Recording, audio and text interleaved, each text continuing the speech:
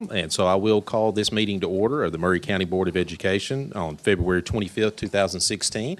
On behalf of the Board of Education, I want to welcome everyone for coming out tonight. We do have a full agenda, so we're going to go ahead and get started. First item I'll ask the Vice Chair to call the roll. Ms. Parker. Mr. Morrison is here. Mr. Martin. Here. Mr. Pennings. Here. Mr. Moore. Here. Mr. Lassiter. Present. Mr. Bates. Here. Mr. Beaver. Here. Ms. Powers. Here. Mr. Lindsay. Here. And Mr. Dudley. Here. 11 present, Mr. Chairman. Thank you, Mr. Vice Chair. Looks like we have a full slate tonight, so good deal. What we will do next, we're going to take the Pledge of Allegiance, and that's going to be led by McDowell Elementary School. And then following our Pledge of Allegiance, we'll have a moment of silence. Thank you.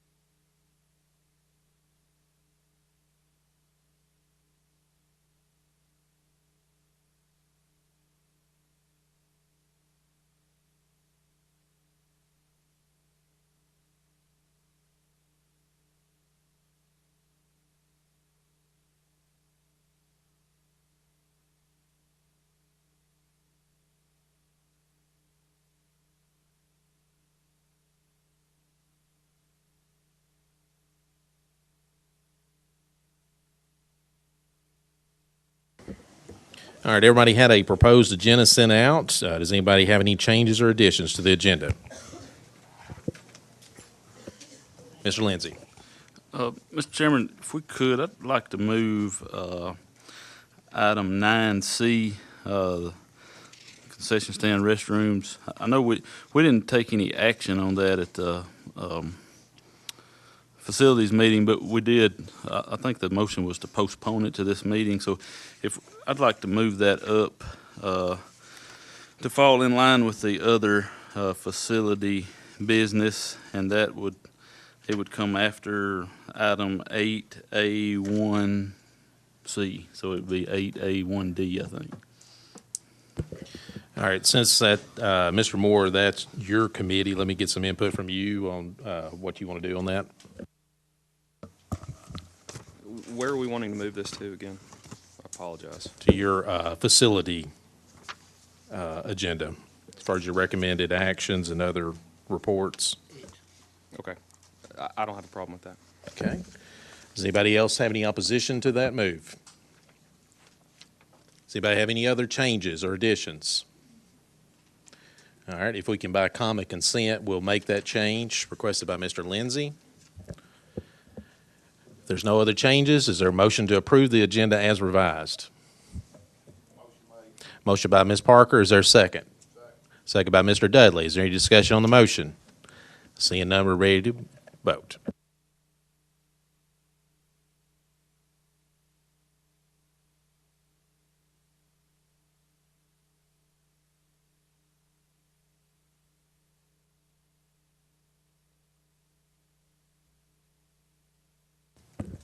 Motion passes.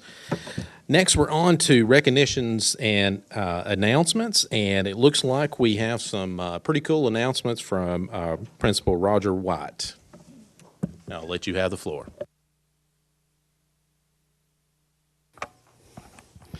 Good evening, Chairman, board members, Dr. Marzak.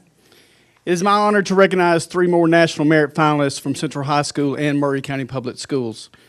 This journey started as a junior when 1.5 million students took the PSAT, which is the pre-ACT. Based on those test scores, they made it to the semifinalist round. To advance to the next round, they had to complete the ACT. Based on those SAT scores, they have made it to the finalist round.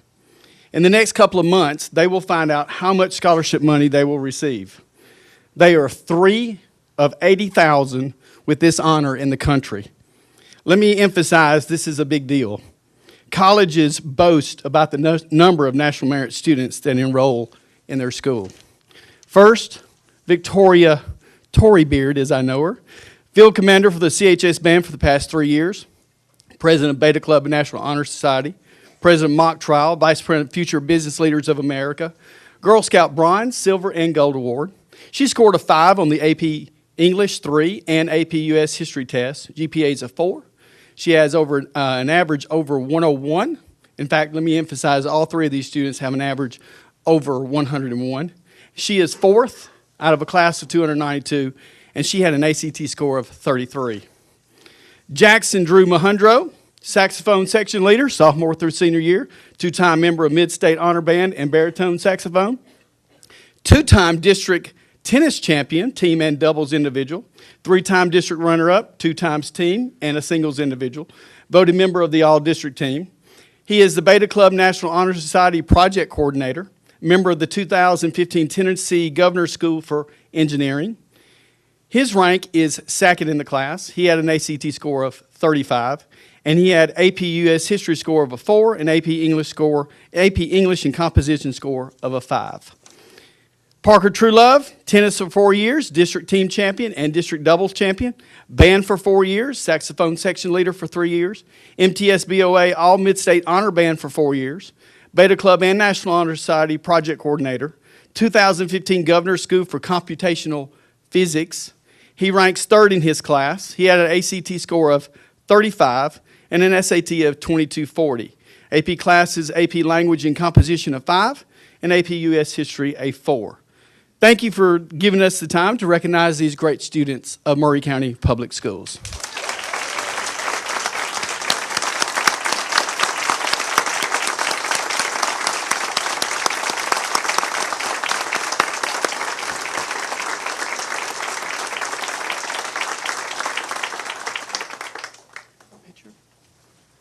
Picture. Somebody's taking it. I think.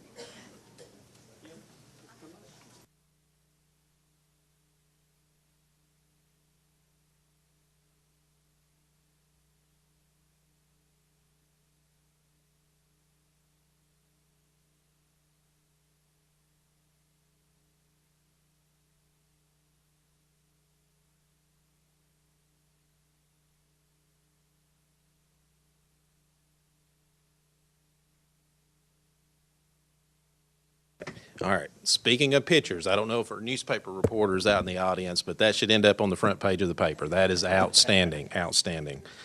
All right. Looks like we have some more recognitions, and looks like we're going to be looking at our Teachers of the Year, Dr. Hanvey, and I believe you're going to be doing the presentation. Okay.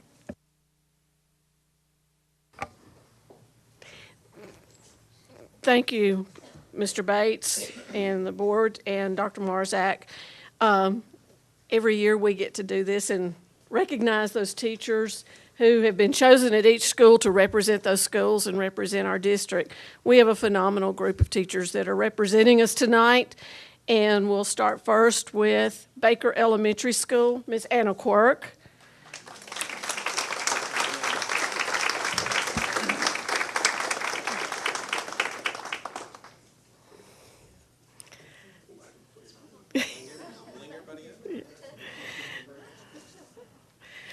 From Joseph Brown Elementary School, Jennifer Anderson.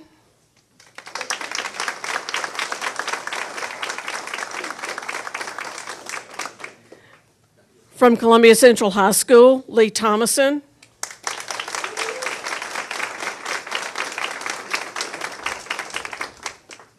From E.A. Cox Middle School, Brandy Hodge.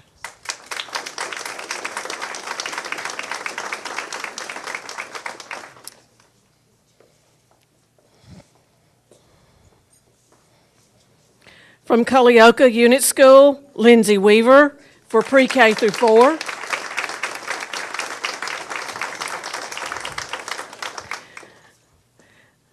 And also from Culleoka, representing grades 5 through 8, Jennifer Baker.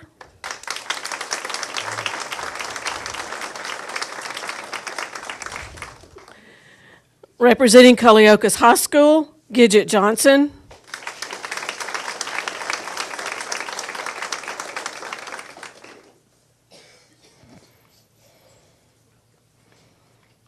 From Hampshire Unit School, pre-K through 4, Jennifer Winchester.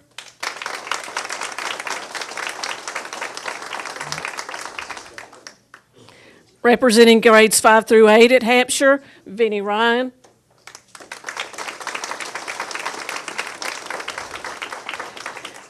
And representing the high school at Hampshire, Enoch Thweet.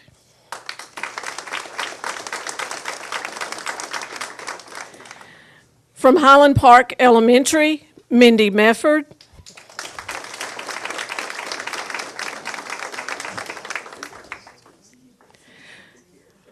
From Randolph Howell Elementary, Laura Hubbard.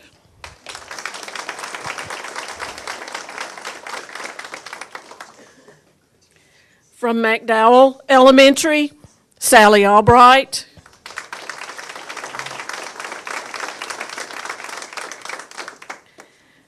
From Mount Pleasant Elementary, Jennifer Jones.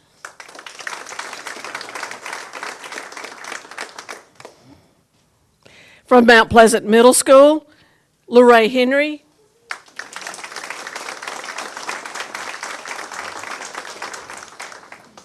From Mount Pleasant High School, Karen Korn.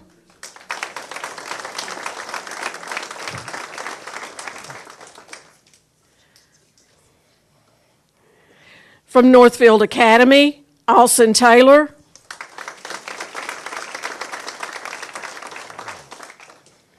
From Riverside Elementary School, Cherie Riley.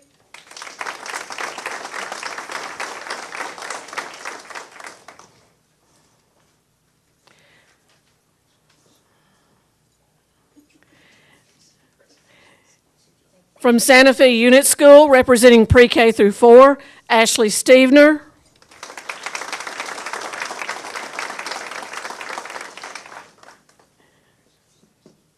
From Santa Fe Unit Schools, grades 5 through 8, Sherry Pogue.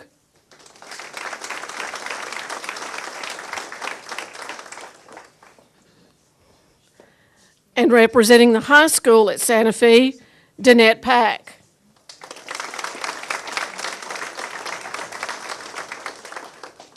From Spring Hill Elementary, Andrea Hobbs.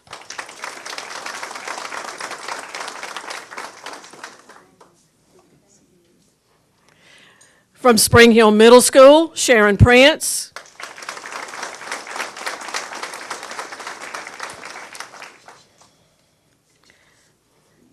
From Spring Hill High School, Pam Thurman.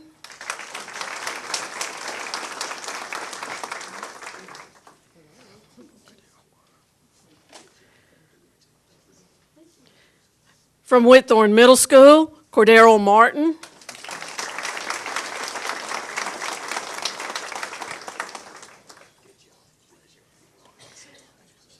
From Woodard Elementary, Wanda Latta.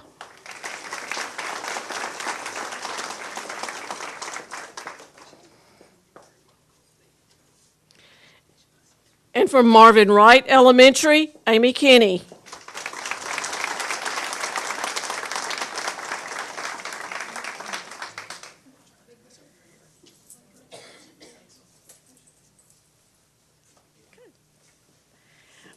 And now we have our system level winners from each level. And representing our elementary schools district-wide, Andrea Hobbs.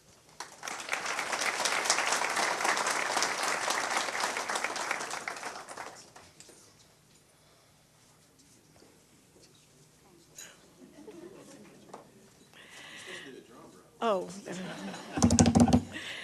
Representing our middle schools, Cordero Martin.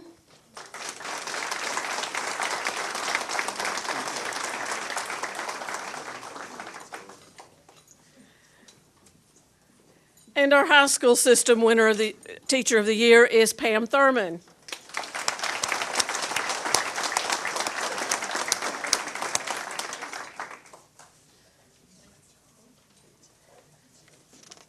And these are our Murray County Teachers of the Year.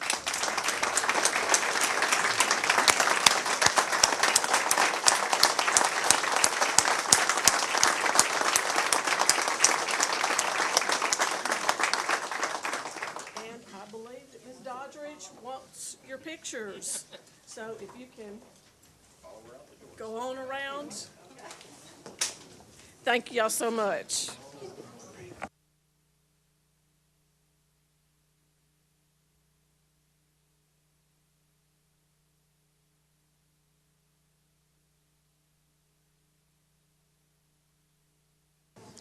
While everybody's getting settled, let's take about a 10-minute recess. We will come back and reconvene at 6:25.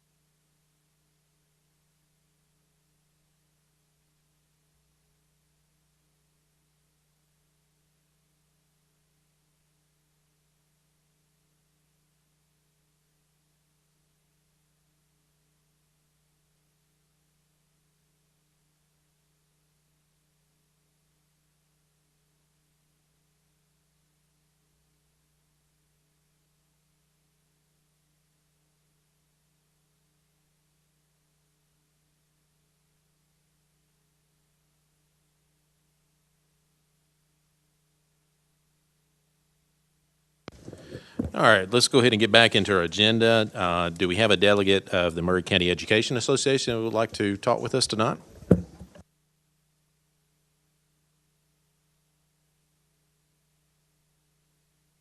How are you doing, sir? Good evening. Good evening to you. To Chairman Bates, Dr. Marzak, my third District Board Commissioner, Ms. Joanna Martin, and the rest of the Maury County Board of Education, it is with great honor that I'm here with you tonight because this is a homecoming to me to come to College Hill Elementary School that has been renamed for the late great Horace O. Porter. This building has fond memories for me because my great-grandmother was a cafeteria worker here. My aunt taught as a third-grade teacher here. And my grandmother, father, and I all were students of College Hill. Tonight, as the chairman of the Minority Affairs Committee for the MCEA, I would like to ask the board to join with us to head off a potential future crisis in the education of this county. Minority teachers in Maury County are now at 7%, with the minority student population at 28. We have the possibility of that number of teachers even dropping further because there are about 10 teachers who could choose to leave tomorrow if they wanted to. This is a cause for alarm because in Maury County in 1969, we had a minority teacher population of about 25%. In 1995, when I was hired in Maury, the number was around 12. Well, there are many factors to why this is occurring. I believe that the solution is very simple, and for that is to start recruiting minority teachers from the 3 teaching schools that are in HBCUs in the area, and to target minorities in our high schools who could possibly would like to work and teach in Maury County. Through our combined efforts, I think we can work together to avoid this crisis and fortify our great teacher base that we already have. I pledge my efforts in this cause. Dr. Hargrove has offered assistance to us, and I'm confident that we can avoid losing more minority teachers and build on the numbers that we already have. Thank you this evening for listening to us. Thank you for working with the MCEA, and I'm always and forever at your service. Thank you.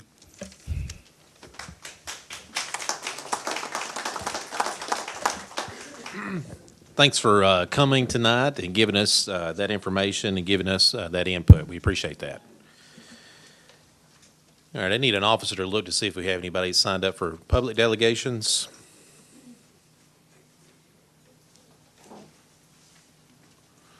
No. All right. Ready to proceed to staff reporting. Mr. Parkhurst, looks like you've got a report regarding food service. I'll let you have the floor.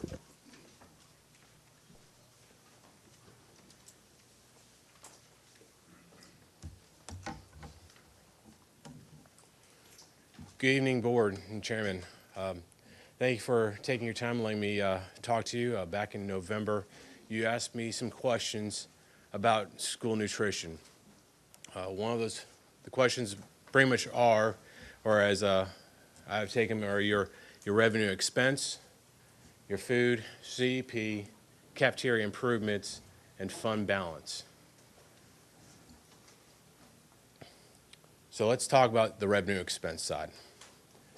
On this first chart, this is something I've shown you in the past. You know, what is our revenues, our expenses, and what did we end up with the year? So you're all used to seeing this. So let's dig a little deeper. You know, it's on the questions that you've asked. So I've changed this to a different look. What is our revenues that we're using, and how is those monies going through? And as you can see, how the breakdown occurs. You know, we have $2.8 million in food spent last year, and this is just food. That's 45% of the money that came in was spent in food. We have 2.4 in labor. 39% of our the money that came in was spent on labor.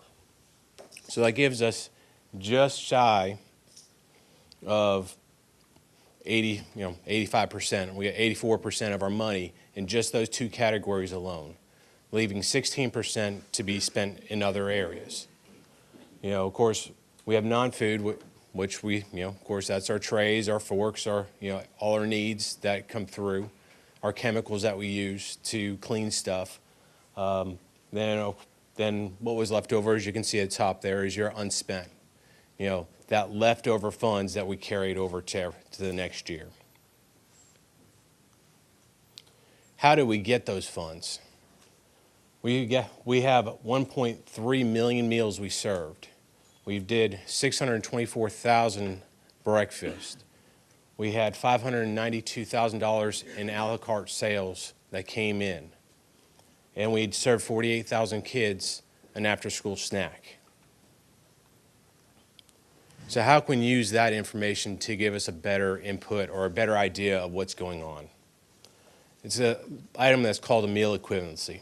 It's taking all this information, your lunches, your breakfast, your a la carte money, and putting it together into one solid number. It's taking this number, is 1,947,611 is meal equivalencies. It's the average altogether of how many kids we served in Maury County last year. Where this number comes from is from the Child Institute, or Institute of Child Nutrition. It is part of the University of Mississippi. It is a federally funded program or department, I guess you'd say. It's child nutrition, it's dietetics students that are going together, there's professors that are overseeing this, what works best in child nutrition. So, and one of the benchmarks, as I said earlier, our food and non-food, is our food needs to be between 80 and 85% food and labor together that actually gives us a program that is sustainable. And I'll come back to that a little bit later. So if we look at our revenue again and our expenses and use that number, that meal equivalency number, it brings our numbers to $3.24 and our revenue or expenses at $3.13. This gives you an idea of how much we're spending for every dollar we're taking in.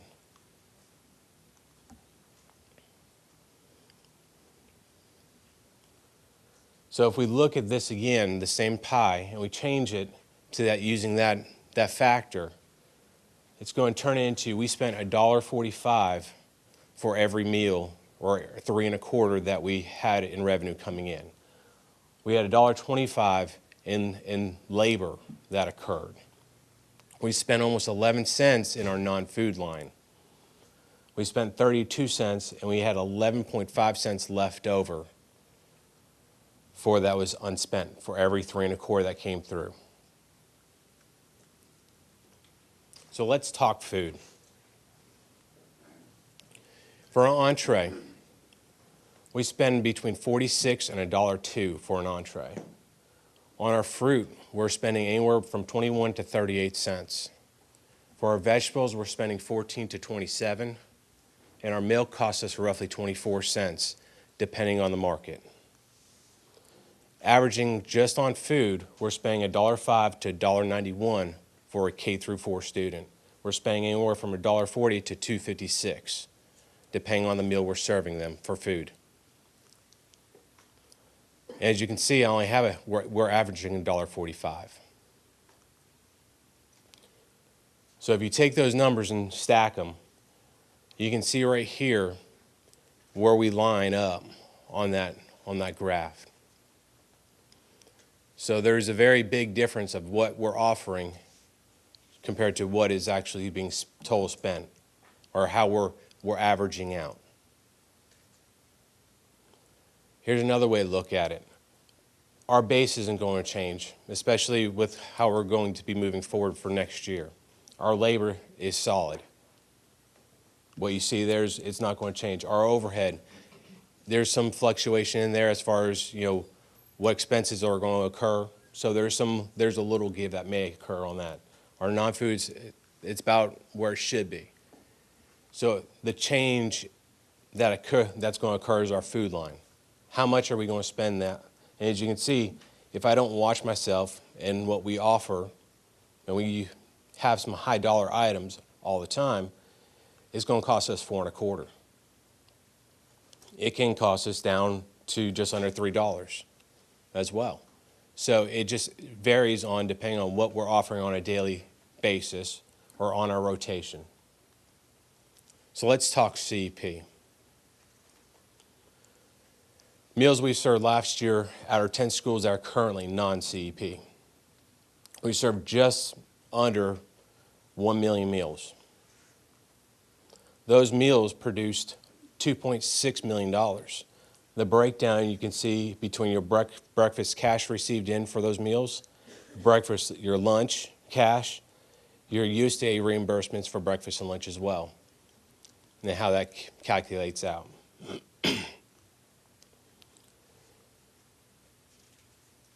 If you put that all this way, here's another way to look at it. On the left, you'll see the 14-15 school year and what we received in. On the right, this is what we received in if we did CEP in those 10 schools. As you can see, we don't have cash coming in. So our breakfast actually, you can look at just off the side, is going to reduce, and so is our lunch. Total cash is $757,000 in cash that we would not receive in, but also the USDA is not going to refund us $328,000 as well. And as I said, it's roughly just over $1 million. That's just on this one piece alone that we'd lose for doing CEP in those 10 schools. That's not the other factors that go with it. So here's another side to it. Cafeteria needs. What does it take to operate our cafeteria? What happens if something breaks down? School nutrition has to cover it. So if we have to replace a reach-in cooler, it's going to cost us $3,000. We have to replace a range, it's $3,500. Double stack oven, $8,000. Combi oven, $14,000 to $20,000. Our serving lines, they're going out of date. We've replaced 2 already. They cost $45 each, actually almost $50. We have others that are cheaper, depends on how long or short they are. So it's going to adjust depending on the need. We have walk-in coolers that have to be replaced. We have one at Withorn Middle that's going to be coming up. I'm hoping to have that out to bid here in the next month, and then in front of the board so we can replace it over the summertime. We also have ones at McDowell and other schools as well that are coming at to that point, as you also will get in your assessment of the buildings, of what it looks like, what's going to need to be replaced. So if we were to replace all our equipment today, it's going to cost roughly $3.2 million to replace that equipment. And that doesn't include the tables and chairs or anything else that breaks in the cafeteria area. Those are other things that have to be looked at. So how does the fund balance work? Well, here's a general idea of how every month when we get a thing from our documentation from the trustee of what it looks like, how our money's spent. Well, you can see 13-14, 14-15, and how we transitioned into this 15-16 school year, of how that's gradually gone up. Well, that's because of how funds are coming in. The money is being used to pay our bills. We actually have to make sure that we have everything covered from food to our labor. So if we don't have those funds there, I actually have to come to you. Well, you'll probably get a call from Alice and asking, or Dr. Perkins, and saying, hey, we need money for school nutrition to cover their bills until they get reimbursed by the federal government. So here's our fund balance. It's $2.3 million.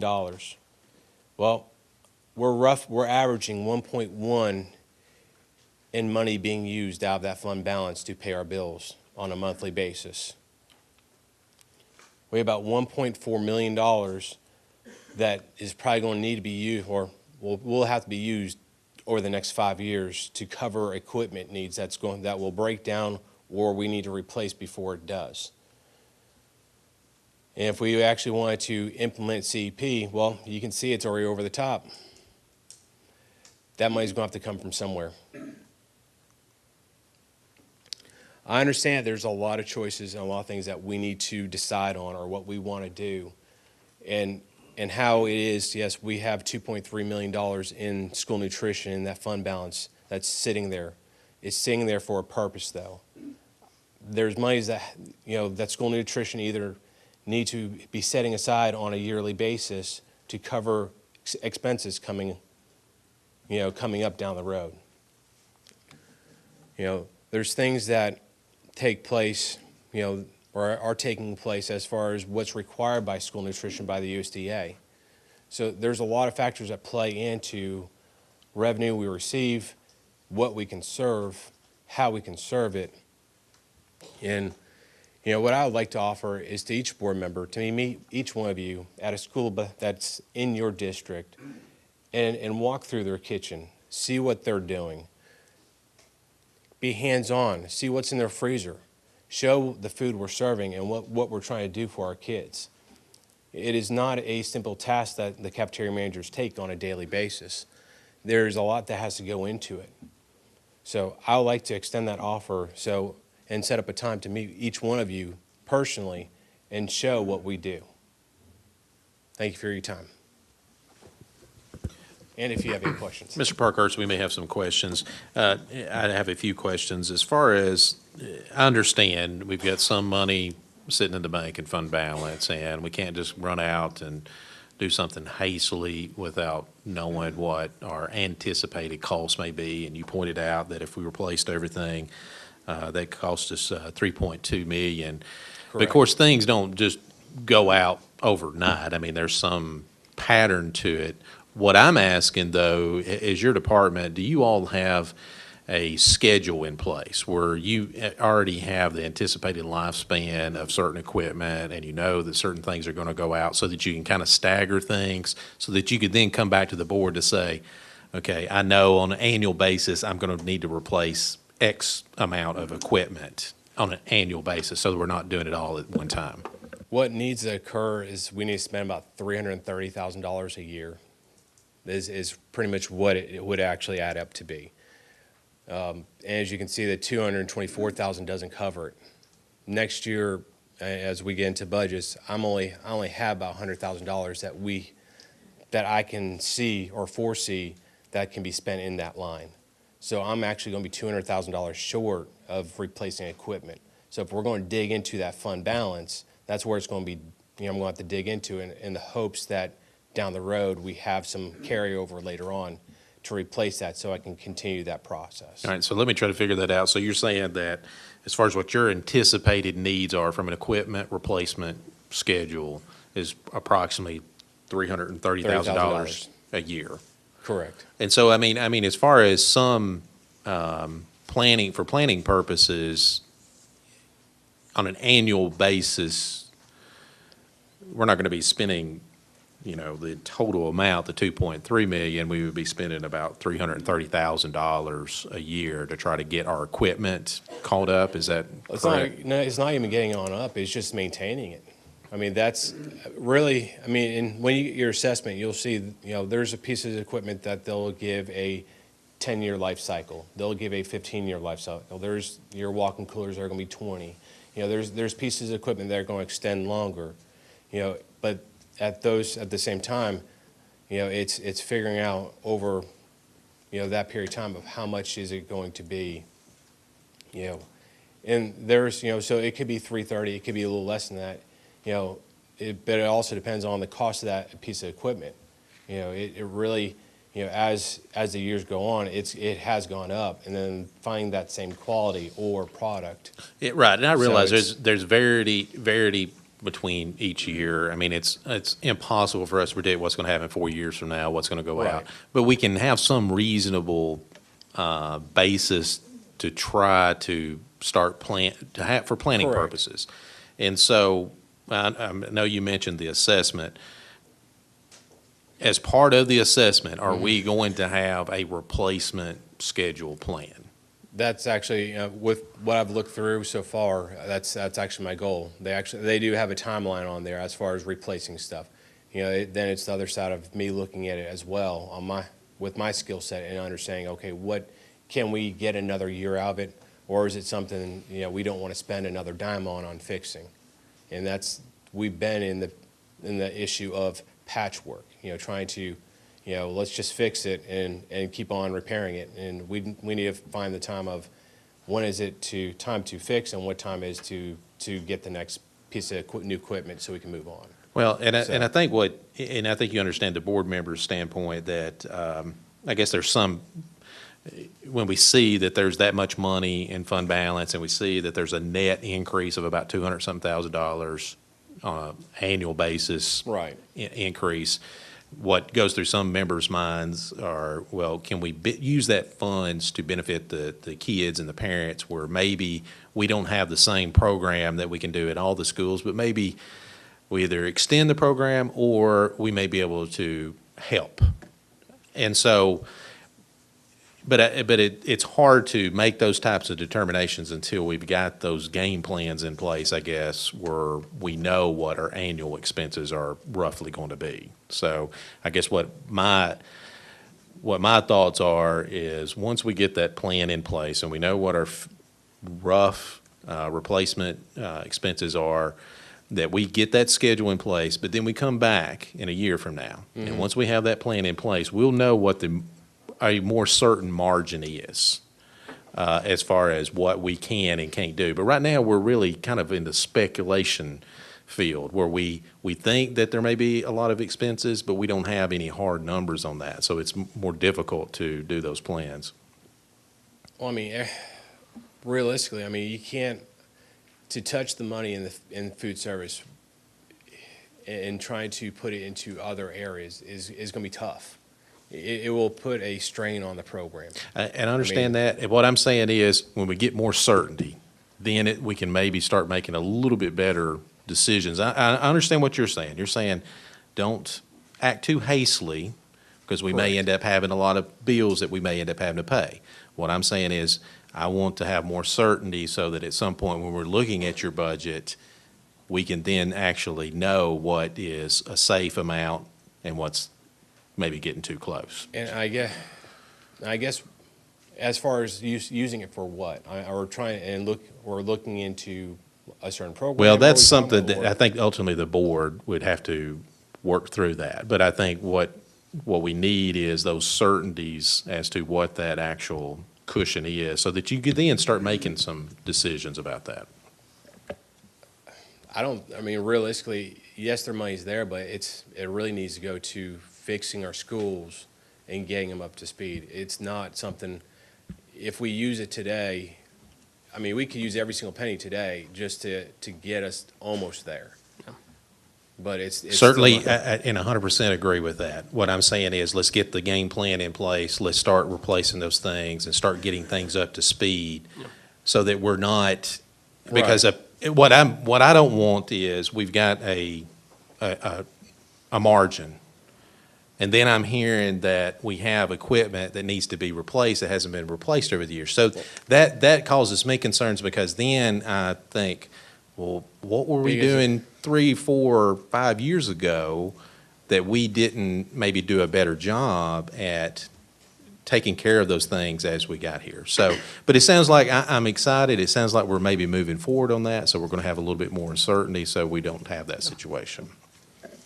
Yeah, thank you, Mr. Chairman. One of the things that I can also attest to that Brian and I have been working on, as well as Mr. Breeden, is how can we take that money and update our current facilities?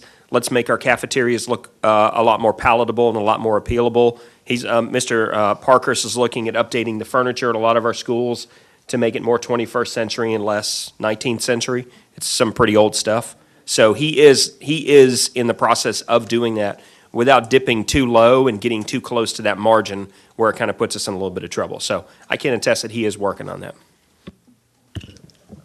Sounds good. Do we have any other questions or discussion? Mr. Bieber. Thank you, Mr. Chairman. Thank you, Mr. Parkhurst. I say you've done a lot of work here. And as you know, I go into Cut Oak School quite a bit.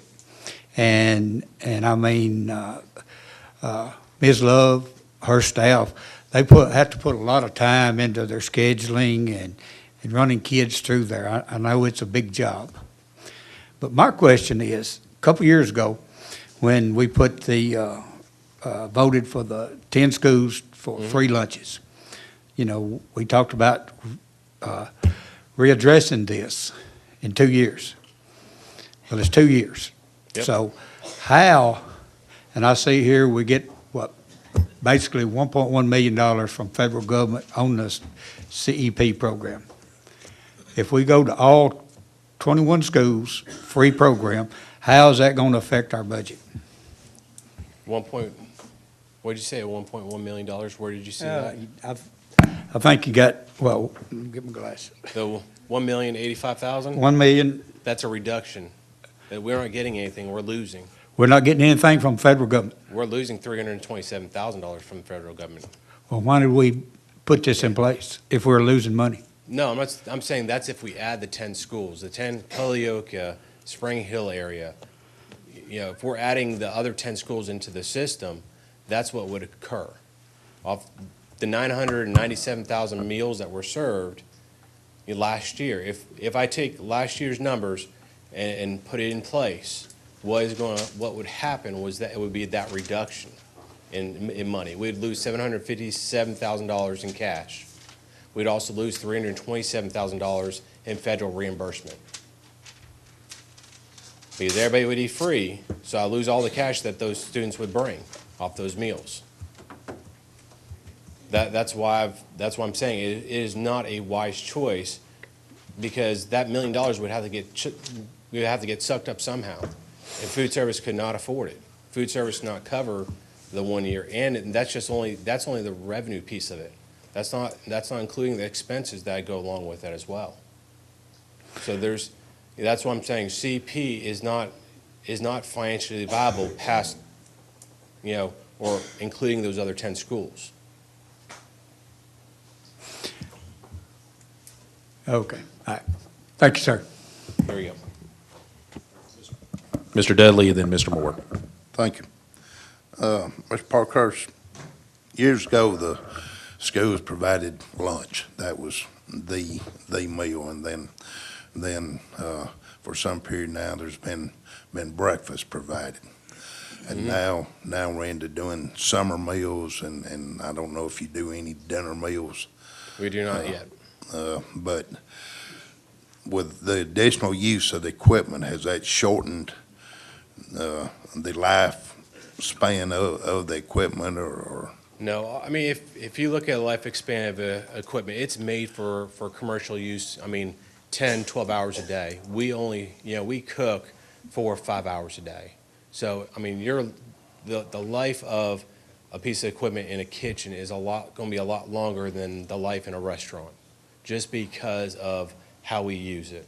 It's not going through the grind it would go through in at a hotel or at a baking shop or anything. It's not doing that. So it lasts longer. We have downtime to where we clean our equipment a lot more compared to any kitchen as well. So that's why when you see, you talk to a health department and they talk about how clean our kitchens are. Well, we're not running 24/7. We're not running 16-hour days. We're running a shorter-hour day, which gives us a chance to clean and maintain. So the equipment we do have, some of it is older. Some of it we've had new stuff going in, but it is lasting though. If we buy good, that's the main thing, is finding a good piece of equipment that we know is going to last. And we don't buy cheap. Okay, you said at this point we're not doing any dinner meals, but what is the national trends towards that? I know through the news media, it seems like more and more states and school districts have decided that the kids are also hungry at dinner. It is. Right now what we're doing is we're offering an after-school snack.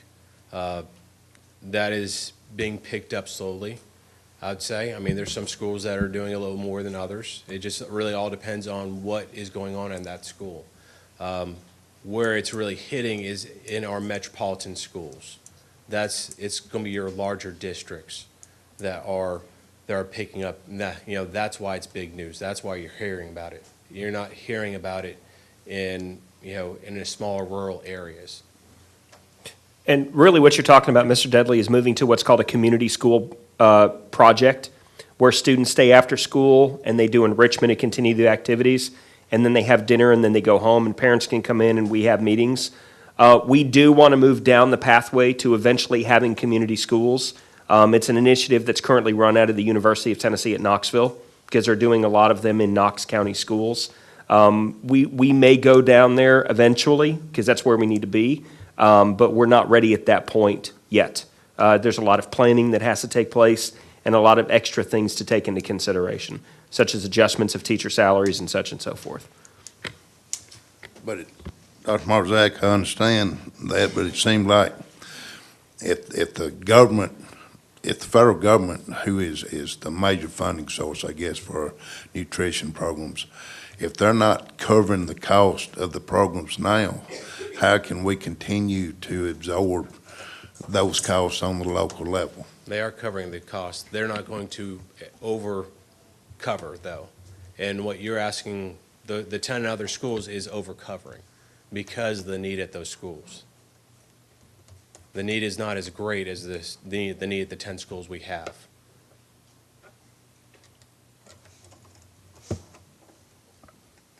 All right, thank you, Mr. Parkhurst.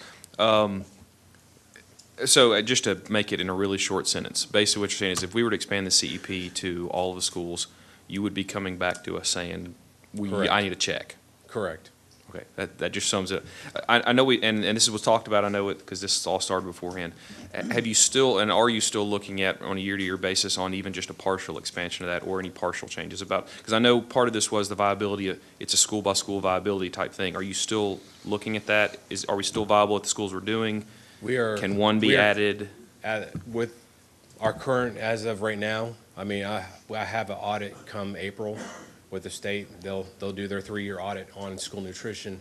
The question is, with our growth and what's going on in Murray County, is that going to affect CEP? And that's, Okay. That's the question I have right Because now. I do believe in some of the early numbers, there were some schools that were, I believe, on the cusp of being, if some things change as far as the demographics, they may not qualify. Was Well, that correct? It's we're pretty much in an umbrella period. That first year covers us right now. Okay. The question is, once we get to the outside of the umbrella, what do we do? Our demographics are changing, or at least the ones I see, because of being on CEP. Because I have to look at identified students by the state, and I have to try to earmark or find each student that's in our system that is in need. And those numbers are reducing compared to our growth of number of students. Okay. So with that reduction, it changes how much we can get reimbursed. When do you think you would come back to us with that kind of information, I guess, once the audit's complete, or is there some other time when we would need to revisit that? That is our April's state audit, or state April end of month, pretty much. We actually we put it into the state, and that is what actually carries on to the next year. So every April is what actually, that's the number I have to use and let them know how many students have I identified that are in need in Murray County, and then how many students do we have at those schools that are, are enrolled, or actually highest day of attendance. So I actually have to pick out the highest day of attendance for each school to figure out what is that percent. And then that percent turns into, okay, how many kids, can they be on the program, or can that school be in the program, and then how is that all figured out? It's a long, tedious process that actually, in the end says, okay, can we dig that deep, or where do we draw the line of what schools can we serve? Right now, if we did it, there's about 8 schools that we could do it still at 100%, or where we're at, and still receive the funding. We can dig down, go a little into that and not receive all of it. It's the fine line of where do we break even to? So there is a lot of moving parts just to get to it. So then, assuming that you'll be coming back to us with if there need to be any adjustments made to that, based on that. Well, we're fine for this year. Okay. It's moving forward to next year and the year after. Chairman, one more question on that. I know there was some talk about some improvements at the schools, and I understand that when we have these dollars, and I know I guess there's several ways to look at improvements that could be, facilities upgrading, making them a nicer facility, nicer chairs or stuff. I still lean towards an improvement that I think most kids would like to see would be an improvement in the food. Not to say that's bad, don't get me wrong, but and there has been, I do have kids in the system, so I get reports daily on what the food's going like. But, And like I said, right now, I have to, when we do our menus, we actually sell meals, our meals cost us up to $4.25 when we do it. So if I'm pushing more meals at $4.25, I need more money. So it's a fine line of, I give you a $4.25 meal, I only make $3.25, I lose $1. sure. And I understand that. I guess so- what I'm saying, again, when you're looking at the big picture of the experience of what we're talking about here, a better equipment improves the experience.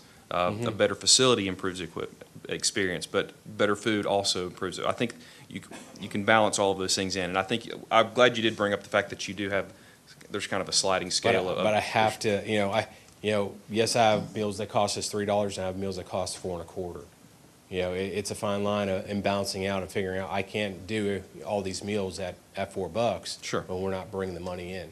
It just, it is a very fine line. I understand, hey, can we, do we want better? Sure we do. But better means more money, and we're not receiving more money. Okay, thank you. Mr. Lindsay and then Mr. Penix. I don't want to make this any harder than it is, so stick with me. But, so basically, for round numbers, if we carried every school and put them on CEP, you would be in the whole $1 million. To start. Okay, to start. Would it be feasible?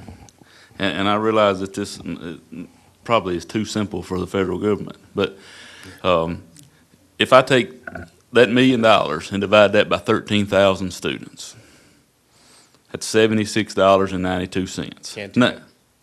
You're asking to do a fee for a student, No, correct? that couldn't be a school fee that, we have other fees throughout the school.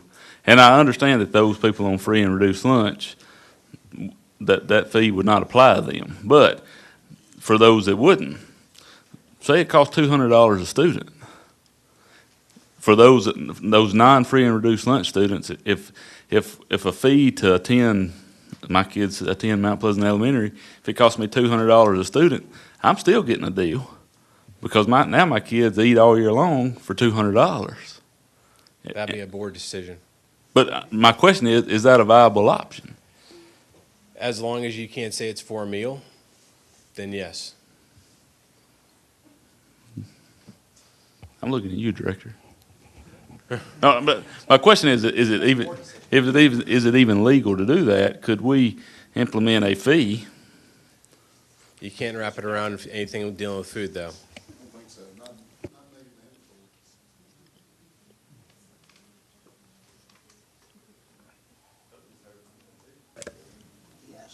Okay.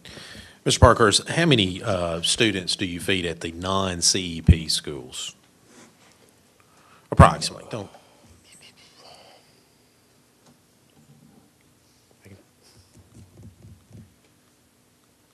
Yeah, nope, other way.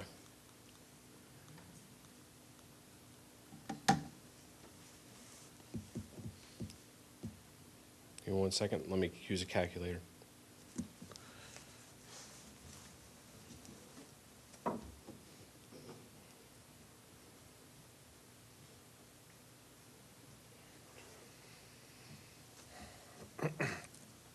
We served 4,568 students last year, a day, at those 10 sites. About 4,500 students? Mm-hmm. Okay. No, we served lunch, that was.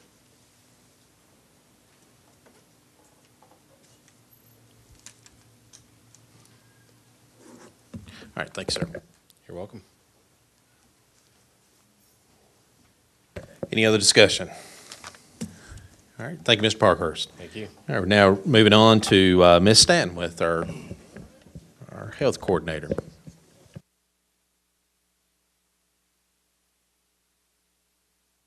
So we've got the good meals, now we're working on the health part. Good evening. I'm here tonight to present back to you all what we had discussed at the policy meeting regarding sex education curriculum in our schools. Since that meeting, instead of just one School Health Advisory Council meeting, I went ahead and held two so that we could get as many folks to review the curriculum as possible. So we did have two meetings. We had a total of 13 folks attend those meetings. I also put out a survey to our schools, every middle school and high school, to get an idea of what they're already currently doing, as you all requested. We only had about a 50% return rate, but I think it gave us some good information for you all to consider. Sex education is currently provided in our schools that return the survey.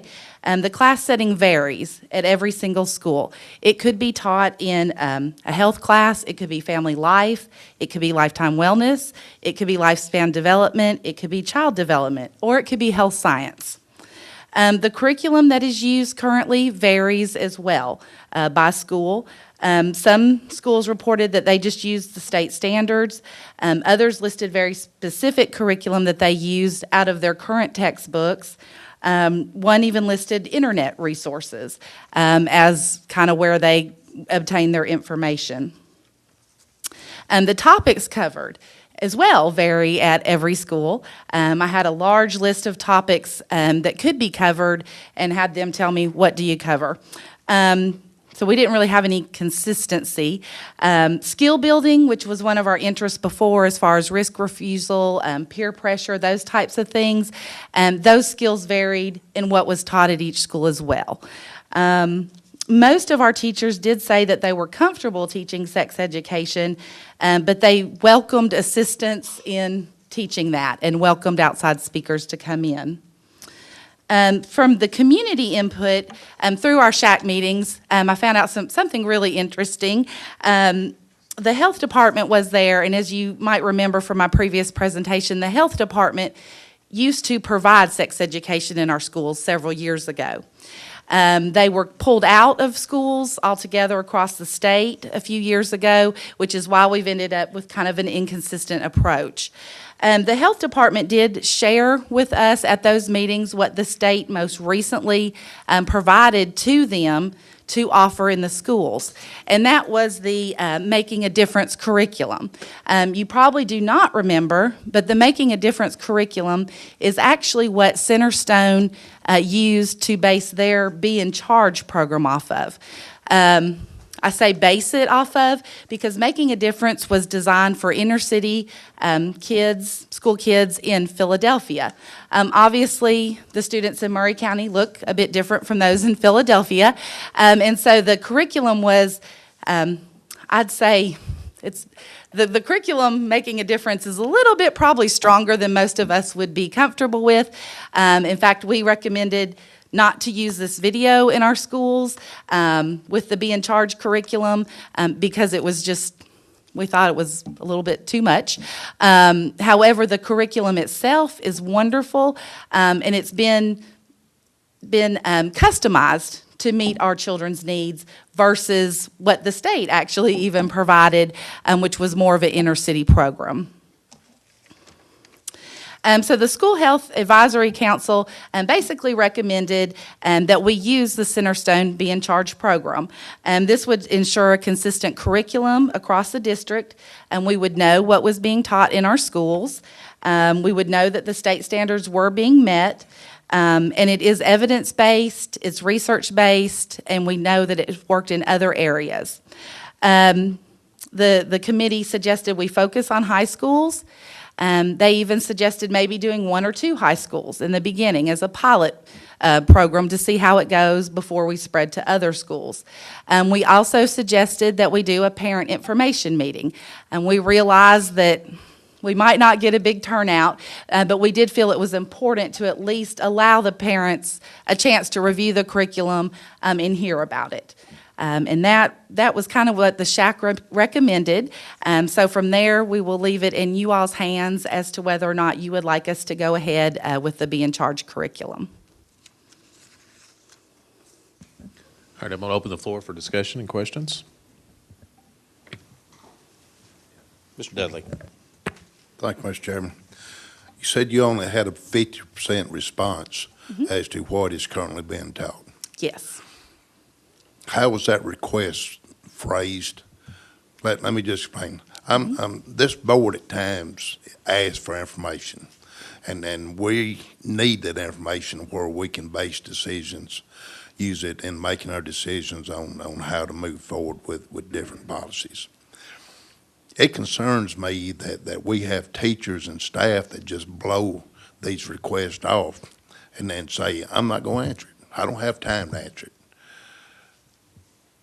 You know, we asked for that information because we needed to know, and we need more than 50% responses. I agree with you. I will say we had a better response rate, I think, this year than I have in the past on this subject. So I think we're moving ahead in the right direction. But I do agree with you, only 50%. And I guess that could be taken two ways. You know, we might have some schools that aren't comfortable with this topic. And perhaps weren't comfortable in answering the survey. So I don't necessarily fault the teacher. I don't know who I fault, but if they haven't had clear guidance in providing this education, you know, it's like me, I'm a dietitian, and so you want me to go in and teach math.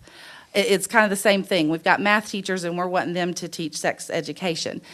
So it is an uncomfortable topic. And I think that showed in the survey where we had some folks that are using the internet as a resource. I mean, we don't want our children going to the internet as a resource for this information, and we definitely don't want our teachers going to the internet for this information. We'd like for them to use the evidence-based, research-based program.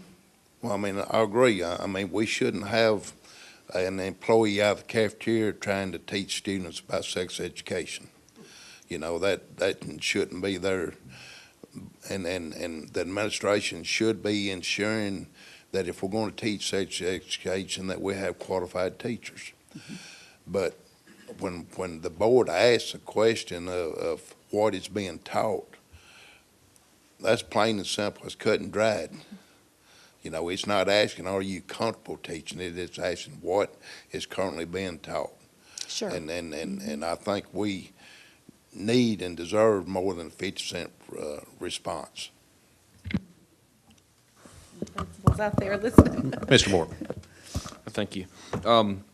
I know this was, I'm going back and I'd seen something in the news about this. Is the funding still okay on this? I know, I thought that there were some funding issues that came up this year at the proposed budget or the federal. The funding could be yanked, but we spoke to our project officer just this week, and funding is available right now. Let me say, though, that one thing that we do pride ourselves on in Centerstone is that we do have toolkits, and so at any time if our funding is cut, then we try to come in and train teachers to take over the curriculum, because, you know, we've already invested the money, and so we leave it in our communities. Okay. Ms. Stanton, to echo some of what Mr. Dudley said, I was a little concerned with the response too, and not just the response, but the fact that it's kind of all over the place, and the fact that nobody knew it was all over the place. I guess what concerns me about moving forward with the program with this, and although I think it's very clear we need to get a better game plan in some way, I'm just not sure if we even know what we want as a board or as a school system when currently we don't know what we're getting.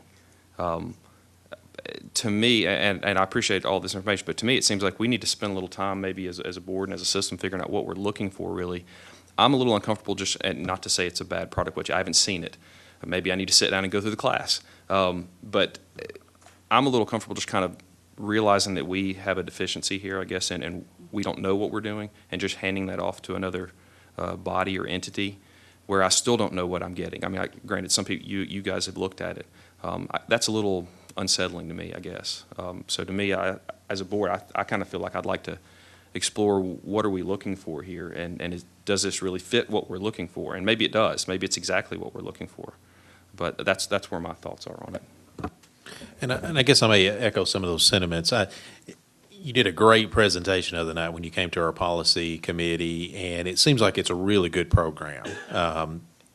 I guess what my concern is we haven't really worked at having a good game plan in place from a policy standpoint as to, and again, from the program you presented, I think it would probably be an appropriate program within our schools. But I think from a board standpoint, I'd kind of like to have some parameters in place from a policy standpoint of saying these are acceptable things to teach in our schools, and maybe these are unacceptable things. And we just don't have those guidelines currently in place. And I appreciate Mr. Beaver bringing that to our attention. One of the policies that Williamson County had kind of, I think, prompted a lot of this discussion. And it looks like, as far as what the statistics are, we don't have to adopt some of those stringent type policies that maybe the state requires whenever your pregnancy rate is a certain point.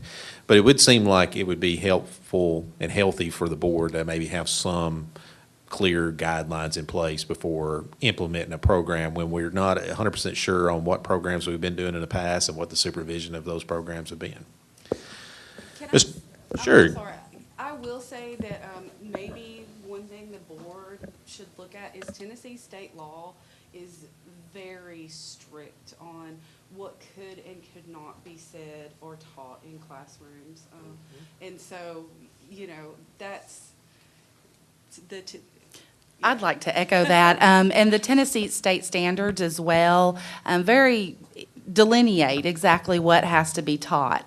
And I find it interesting that those are state standards, and the State Department of Health put out a curriculum that Centerstone wasn't even comfortable with using. To me, that said a lot, because they took the curriculum that the State Department of Health put out to meet those state standards that was a little bit too risque, in our opinion, for students in Middle Tennessee.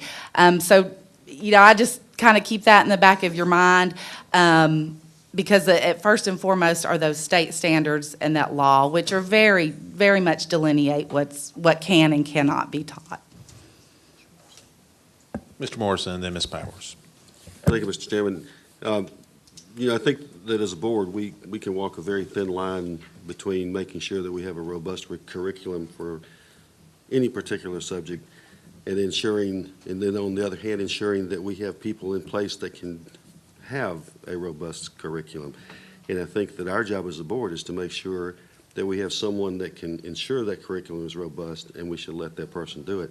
I think that the curriculum should be a decision that the director makes and brings to us for either up and down, or whether we're going to do it or not. But I don't think that as a board we should be in the curriculum decision business. I think that's for the director and him to bring to us for our thoughts there.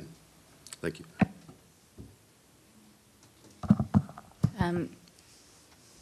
I did attend the last two SHAC meetings, so I have kind of sat down and seen some of the curriculum.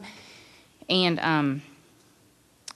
I agree that maybe looking back, we haven't been where we should have been. We don't really know what was going on. It wasn't, you know, school to school is very varied, and that's not where we want to be. But that's kind of the past. So looking forward, I do want to comment that I felt like this program was very objective. I think it's very medically accurate. I think it encourages good skill sets and empowers students to make good decisions. And from what I understood from looking at it, it's maybe some of the skill set was applied in different settings as well. So it's not just at this one topic, but it was quite empowering for kids to make good decisions that they could take control, because the consequences of some of these things are quite impacting.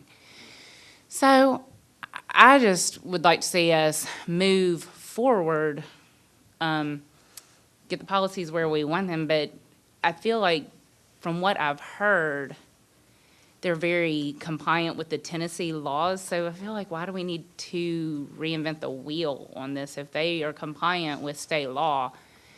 And I would encourage anyone to go look at the program. I mean, I feel like from the graphics to the topics to the language, if we choose to go abstinence plus, it was very medically accurate. I thought it was just enough. Like, they do it in modules, and that's one module, if I understood correctly.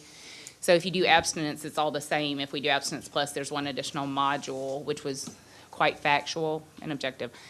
So I'd like to see us explore it to the point that everyone feels good, but I think you're going to walk away feeling pretty good. There's no cost to our system, and it's very formalized so that everyone's teaching the same thing and everyone's on the same page. I'm always quite pro pilot programs.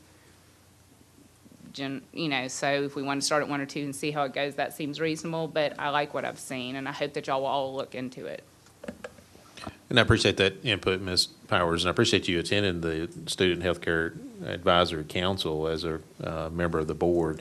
And so I guess at that council, were you able to get a little bit more in-depth information regarding the program? Laurie had different stations set up where you could kind of go around and see the different, I guess, modules. And so were they all there? Okay, well, I mean, I didn't get to everyone in the room, but the things that I saw, if my child were in middle school or high school, I would have been okay with it. And so there's nothing from your view of everything that caused you to be squeamish, that you think that would make board members squeamish? I don't. Some of us are a and little I'm- more squeamish than others, but Fair enough, but I mean, I would like to think I research things that my kids are exposed to, especially on sensitive topics, and I would be okay with this. I definitely appreciate that input. All right, Mr. Lassiter. One thing I can guarantee you is if we do a program like this and we were to bring all the parents and guardians in one location and said, who's for this and who's against it, there, and we had them stand and separate, you're going to get people going both ways. I guarantee you that no matter what program we pick, you're going to have people be unhappy and you're going to have people be very happy. So one thing I would ask is, and I don't have any idea when this happened, but I do remember at one time we ran some kind of programs here that had some people from outside, and there was some kickback on that. So if there's any more higher seniority personnel that remember, they might want to pass that on to the director. But, I'm not against this. It's just be aware that no matter what, you're going to have people that love it and people that hate it. And we're just going to have to put up with that, whatever we choose. Let's try to figure out where we're at, Ms. Stanton. Do you need approval of the board to move forward with the program, or is this something that the director, and maybe I can get input of the director, that you could move forward on from I guess, kind of a pilot type program? I would think it would be a director's decision. I have brought it back to the board because the board requested the information in the beginning, and when that was provided at the policy meeting, and then some feedback was requested by you all. So I was kind of going that route. I think generally curriculum is a director's decision. Mm-hmm. Yeah, so moving forward, knowing the work that I've done with Lori to this point, if she recommends the program, I'm comfortable with it. And then also getting the advice of a medical professional, I'm comfortable with it. So moving forward, I would be comfortable implementing this program in our schools. Ms. Powers.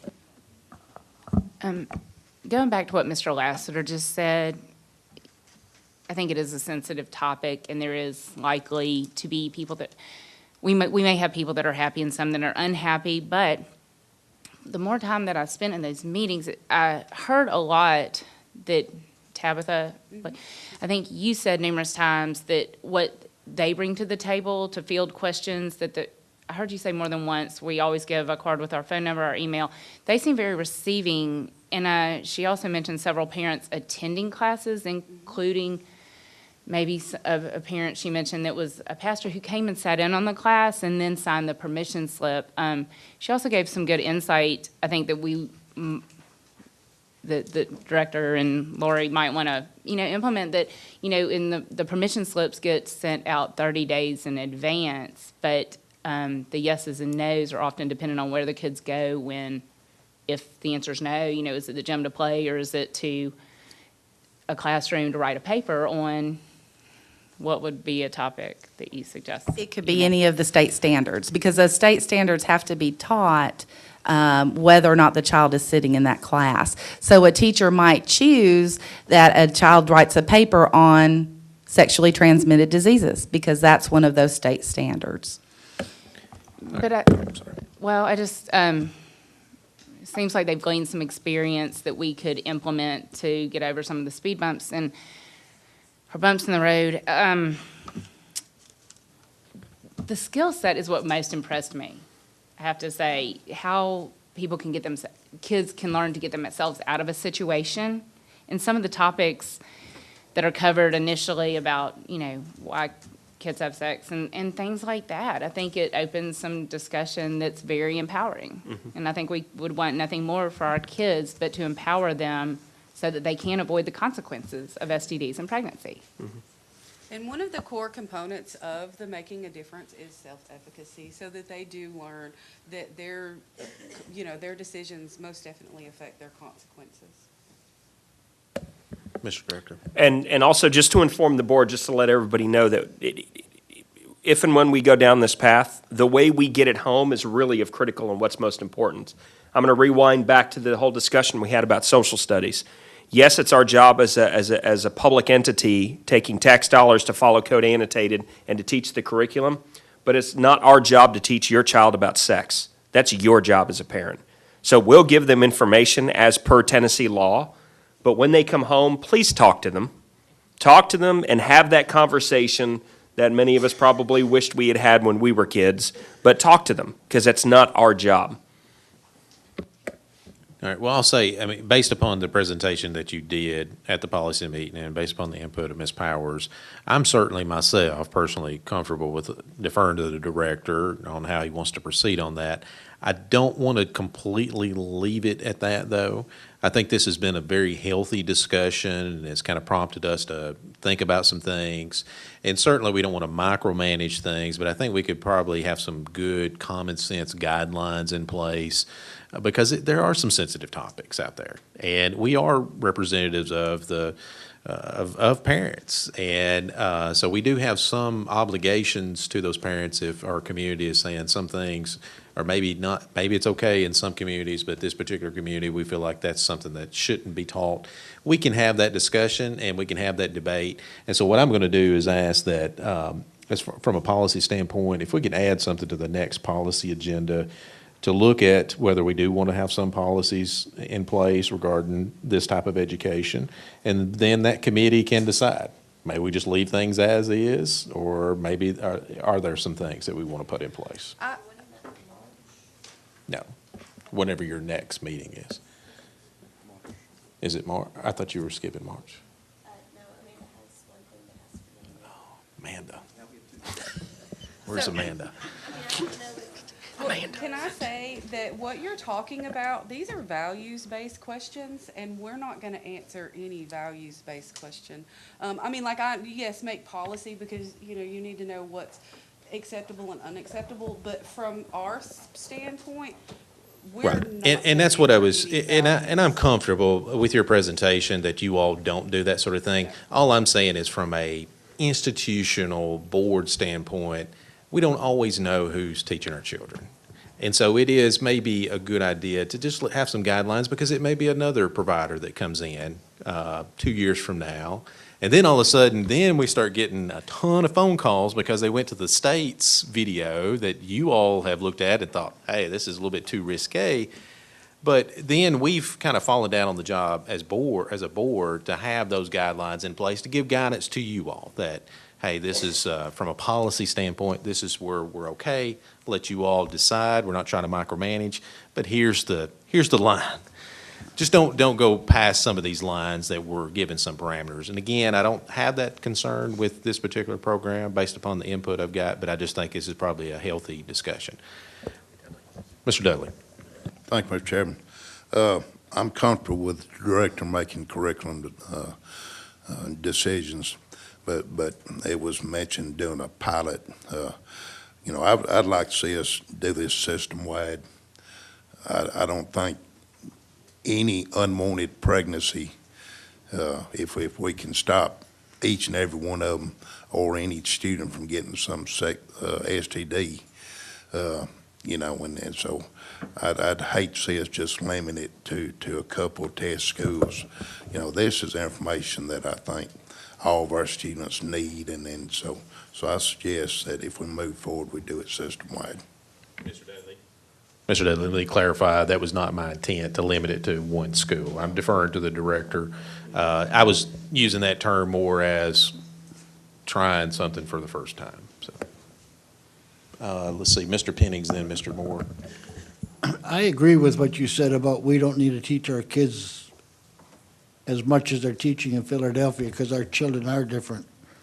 I'm against a pilot program because you do it in Santa Fe and you don't do it in Hampshire. You're going to have some parents say, what, you think our kids are worse in Santa Fe?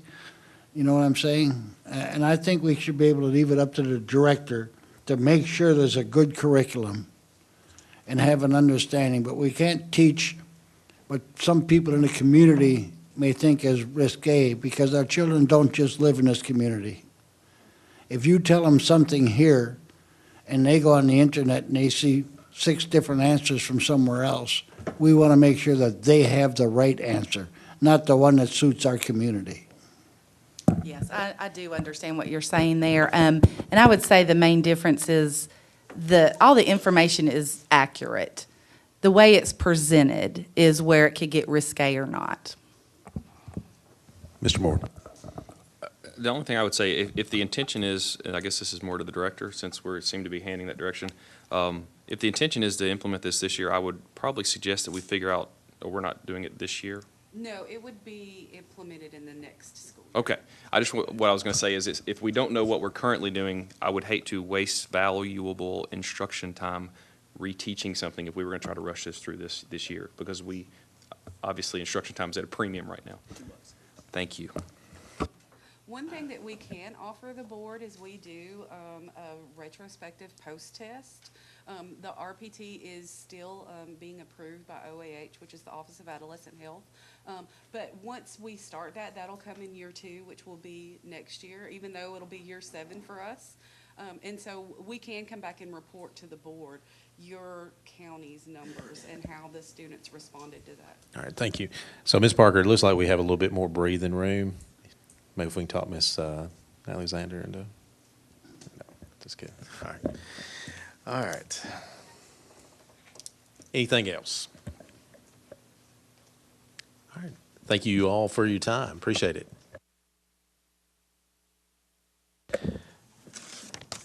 All right, we have a consent agenda. Does anybody want to pull anything off the consent agenda and vote on it separately? Seeing no lights, is there a motion to approve the consent agenda? Motion by Ms. Parker. Second by Mr. Pennings. Any discussion on the motion? Seeing none, we're ready to vote.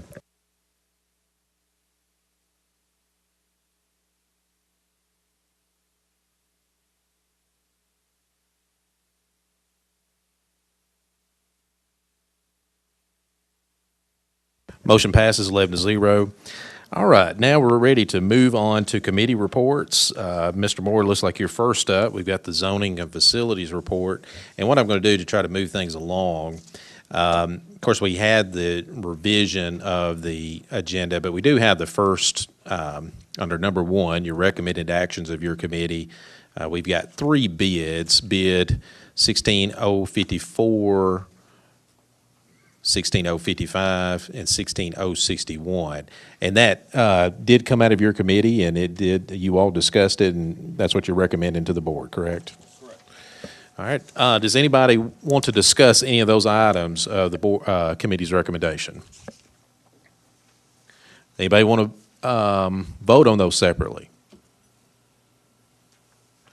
All right, seeing none, we're ready to proceed on the vote to approve and adopt the committee's recommendation regarding those 3 bids.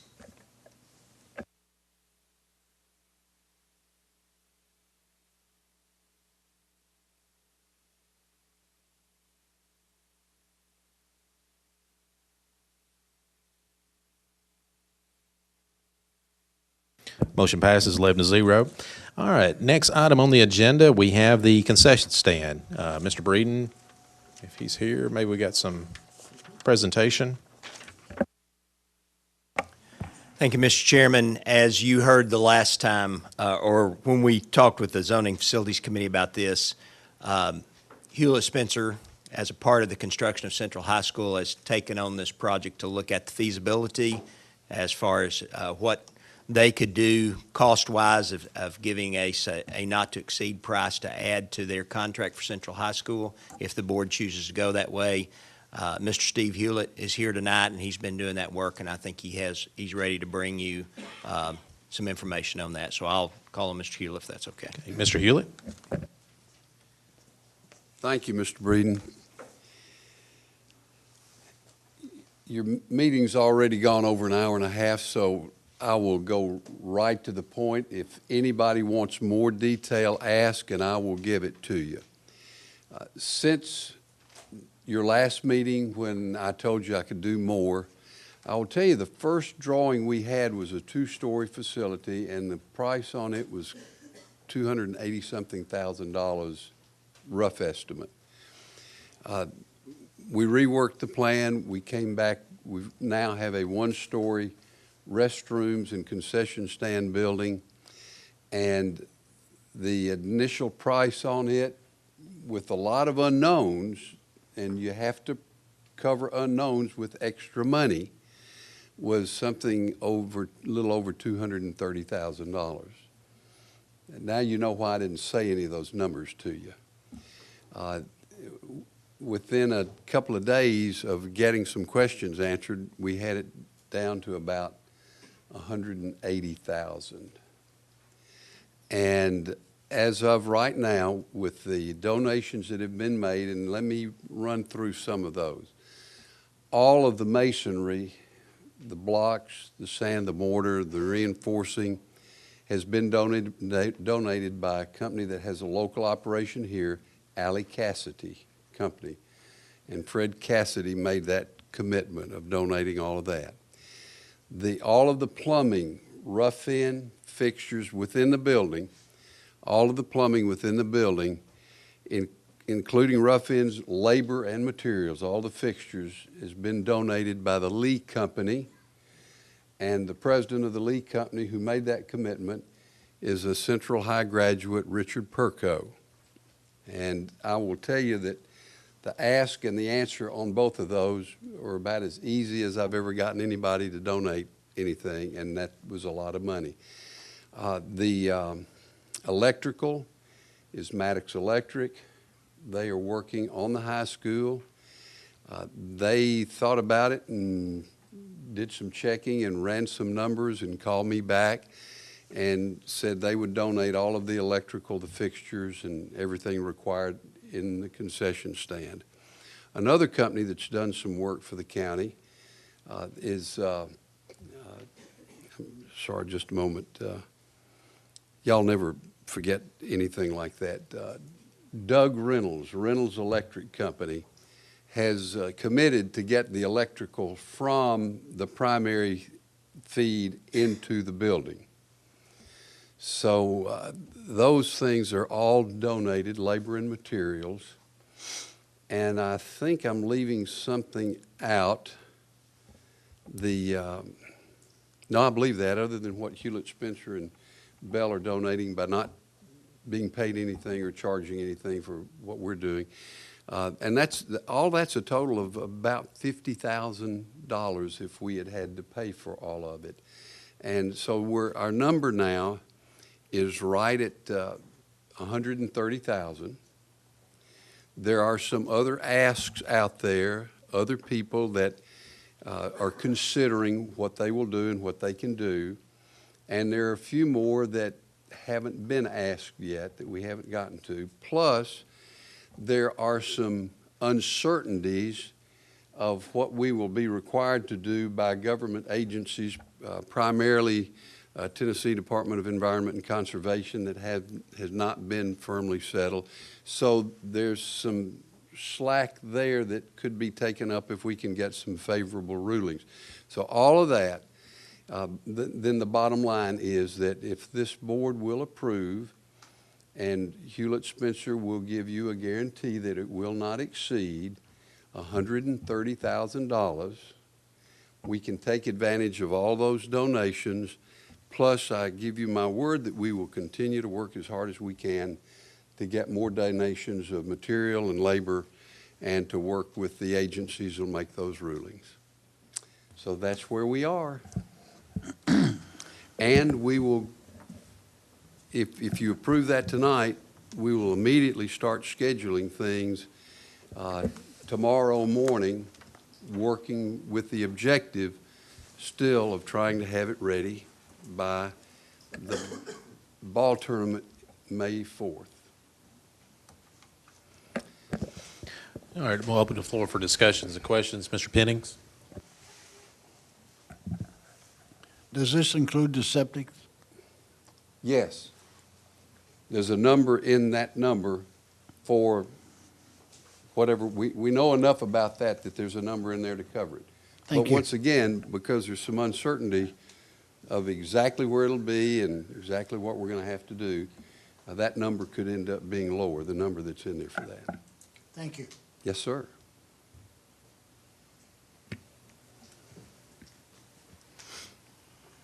Mr. Dudley? Thank you, Mr. Chairman. In some of our other schools, the band boosters and local groups have been asked to fund the restroom construction as well as concession stands and all. Is the central group kicking in any funds towards this construction? Mr. Dudley, we haven't asked them yet, but let me do this to make a public appeal that if there are any people that have things they would like to donate, and I'll be specific about one of them, that we've got somebody who's considering it, but if I can get a better deal, we've done this sort of thing a couple of times before, and we don't have the labor donated yet for the laying of the blocks. So if there's somebody in the booster club or somebody that does that, then that is something that we'd love to have somebody that we could work with on that. But the answer is I haven't asked the booster club yet, Mr. Dudley. Mr. Morrison? Well, if Mr. Dudley's. Sorry, not Mr. through, Dudley, are you not finished? Okay, well, I have Go ahead. one other question. I know SSOE has been involved. What about their fee? I mean, are they getting a typical fee based on the value of this building being $230,000 or what? Well, I thought your understanding with them was that the cost of the building, so anything that's not a cost of the building, there shouldn't be a fee on it, would be my approach to that. So their fee should be no more than, if I understand their contract amount is 5.4% of $130,000, and if we can make it less, it should be less. But that's between y'all and them. Does our personnel agree with that statement?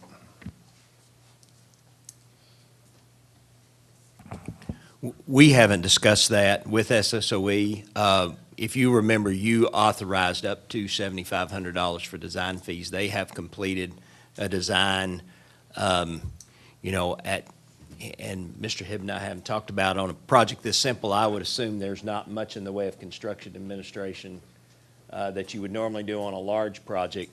But I guess you might see Mr. Hibb and me have a meeting on the floor. Does that sound reasonable to you? What Mr. Hewlett just mentioned? Well, the same degree of review of whatever Bell Construction submits as far as submittals. But like I say, it's a reasonably small project, so I don't think they may be going to. There won't be any submittals. If there's not any submittals, again, we haven't talked about that, but that seems reasonable, but Mr. Hibden's here, so.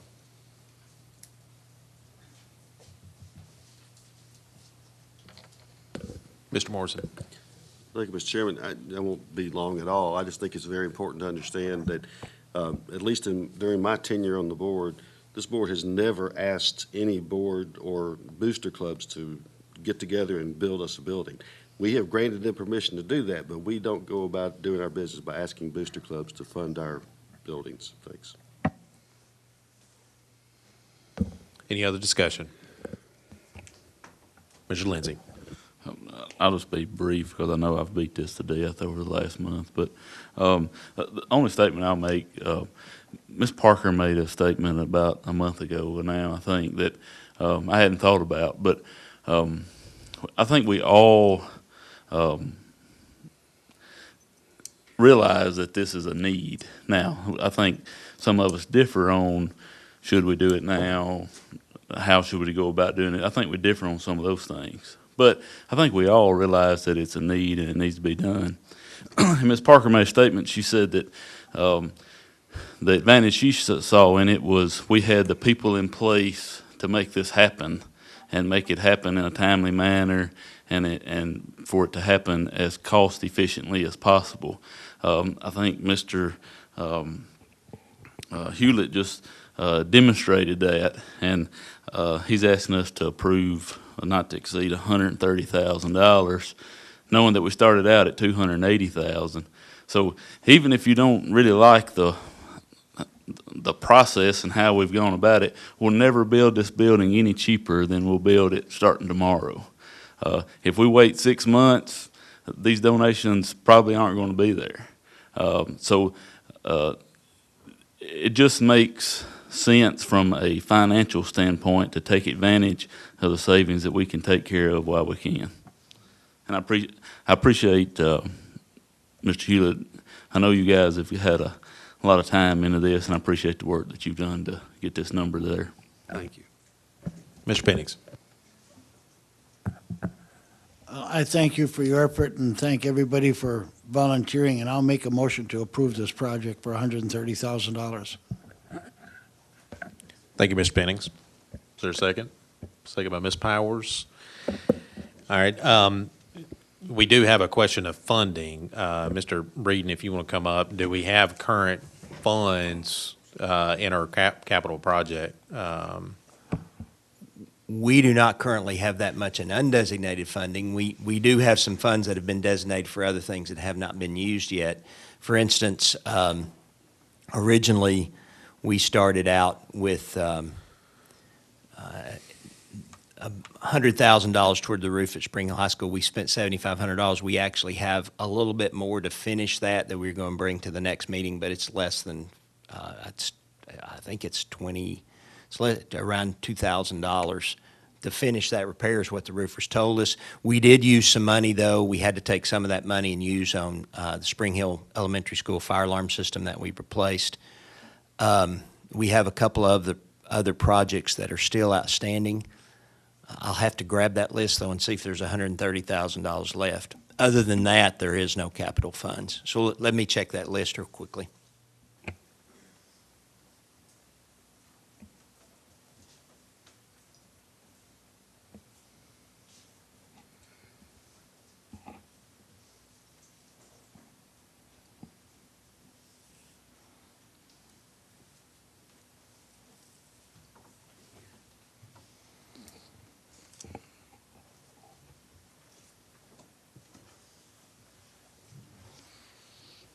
Mr. Lindsay.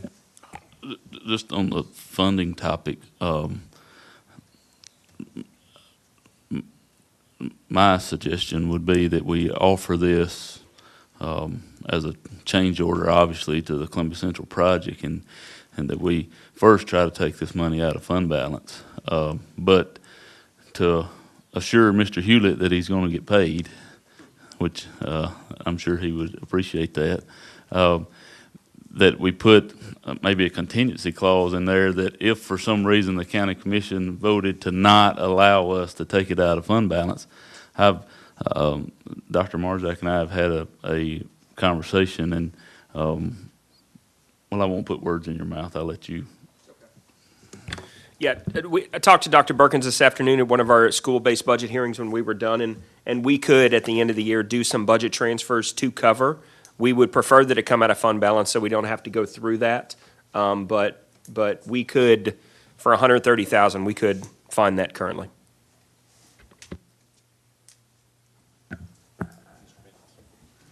If I can, I mean, I'd amend my motion that we ask the county commission to let us take $130,000 out of our fund balance, because I really can't see the county commission turning us down on that, since Mr. Shackelford is here and he was for it.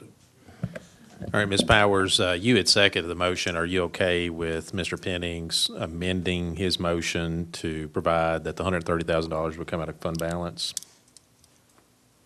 Okay. Is everybody okay with that by common consent, or we don't have to have a motion to amend? Does that give?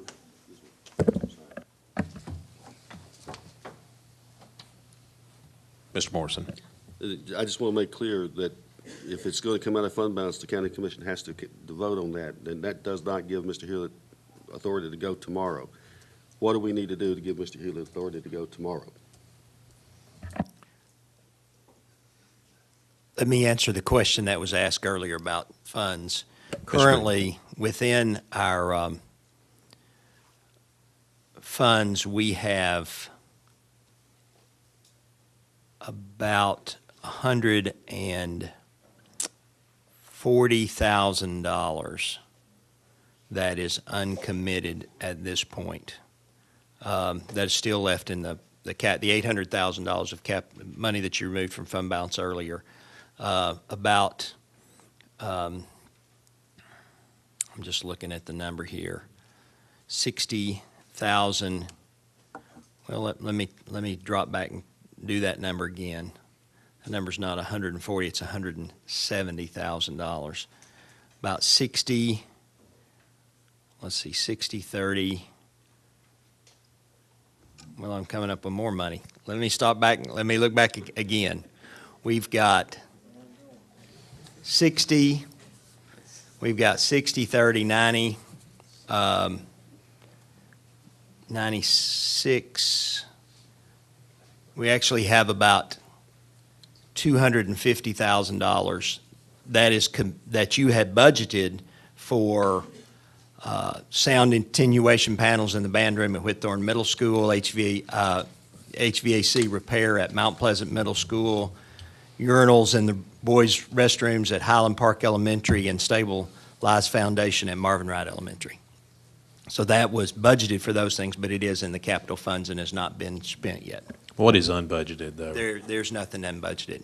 Okay, so, I mean, you're saying then, if you didn't take it out of fund balance, then you're going to be taking it away from projects that we've already given approval to go forward on? Yes, sir, that is correct. Okay. So, all right, so we got a motion on the floor. It's been amended by Mr. Pennings. Ms. Powers has given consent. That's what we currently have on the floor. Mr. Morrison. Thank you, Mr. Chairman. And I would just, I don't want to amend this to death, but I do think we need to amend it to say that we'll take this money out of those capital funds that we had, Mr. Breeden just mentioned, and also ask the county commission to fund this out of our fund balance, give us that opportunity to do that. And I'm confident that they see the value of the repairs that we need to be making, and they also see the value of the field house at the school. So I don't really think there's going to be an issue there, but I do think we need to give him the go for tomorrow. So I'd like to make that one last amendment if we could. All right, so we have a motion to amend, to add to the motion that if there's not sufficient, or if we do not, are you saying if we don't get fund balance approval, we would take it out of existing funds, or we would take it out of existing funds? I think what we need to say is that we're going to take it out of existing funds, and we're going to ask the commission to let us take it out of our fund balance so we replenish that money so that we can do the repairs that we've already voted to do. All right, everybody's heard the motion to amend. Is there a second on the motion to amend? Second by Mr. Lindsay. All right, so the motion to amend would take the $130,000 out of existing funds that have already been budgeted, and coupled with that, we would also request that the county commission replenish those funds from fund balance. Have I stated the motion correctly? Any discussion on the motion to amend? Mr. Lindsay. Just to make it clear, with what Dr. Marzak said, all we're trying to do is make sure that Mr. Hewlett gets started tomorrow. And if for some reason the county commission didn't do it and we took it out of those capital funds, then Dr. Marzak just told us then he'll replenish those capital funds out of operating funds.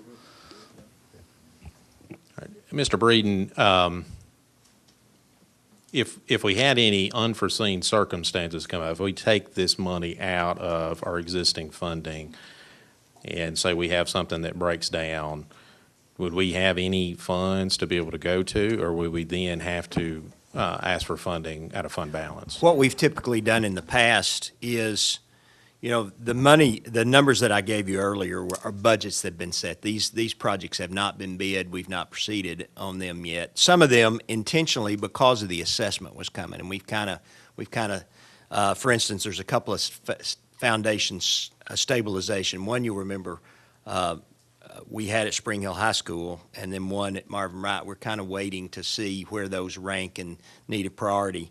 So we haven't moved forward on some of those. Typically in the past, when we've got some projects like that on the books and we've had something come up that was unanticipated, we have delayed projects and done the emergency, like the alarm panel at Spring Hill Elementary, or the alarm system at Spring Hill. That was not in our capital projects list. So we did that, understanding that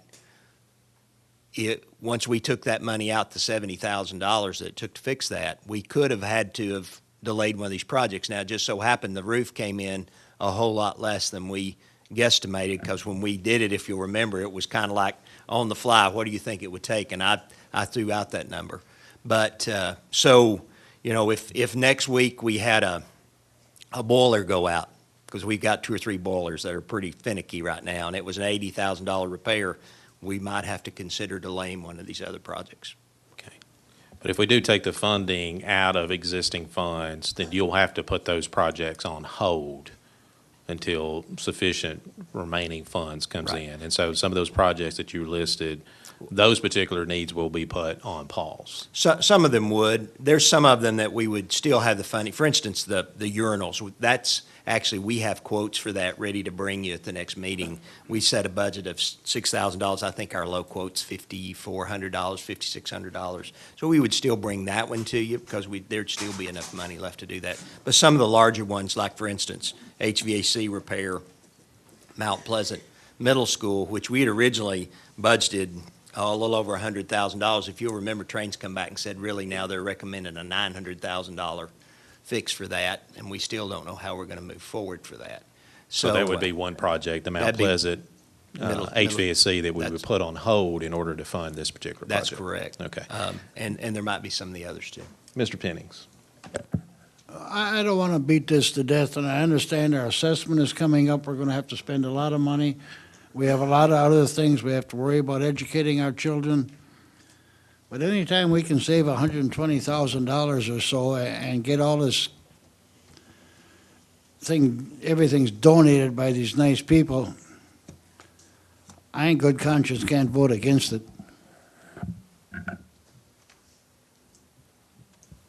Mr. Lassner.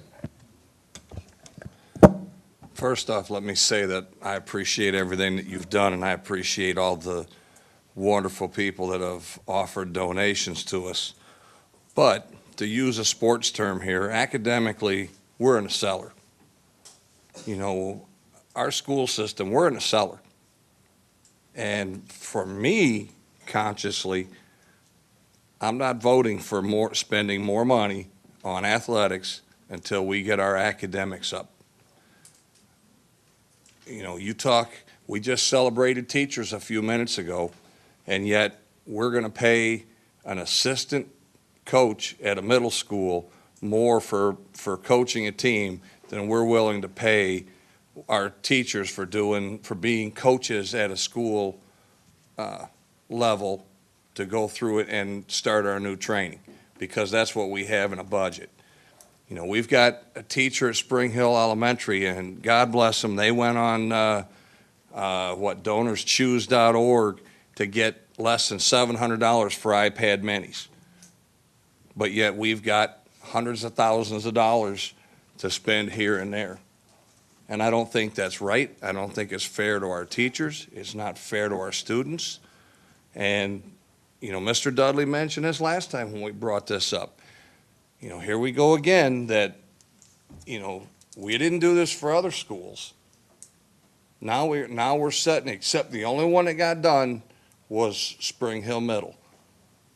And the rest of them all fended for themselves. And should that have to be that way? No.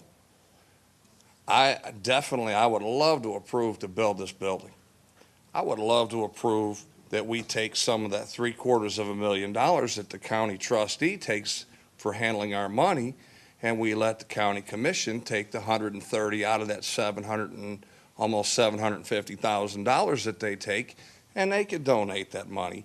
And I'd be happy to say, you know, this is wonderful, because now we're getting some of that money that was the school system's back.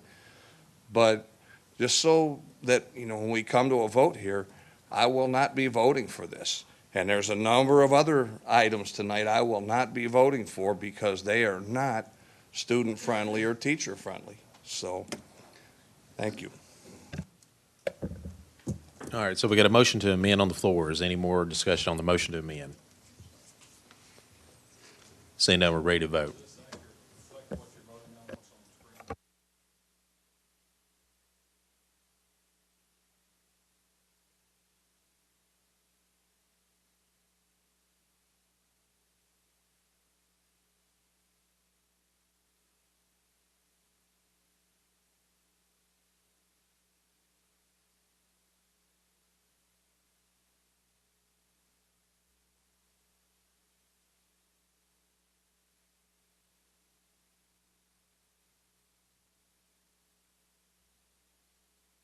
And that motion passes. So now we're back on the floor, the original motion as amended.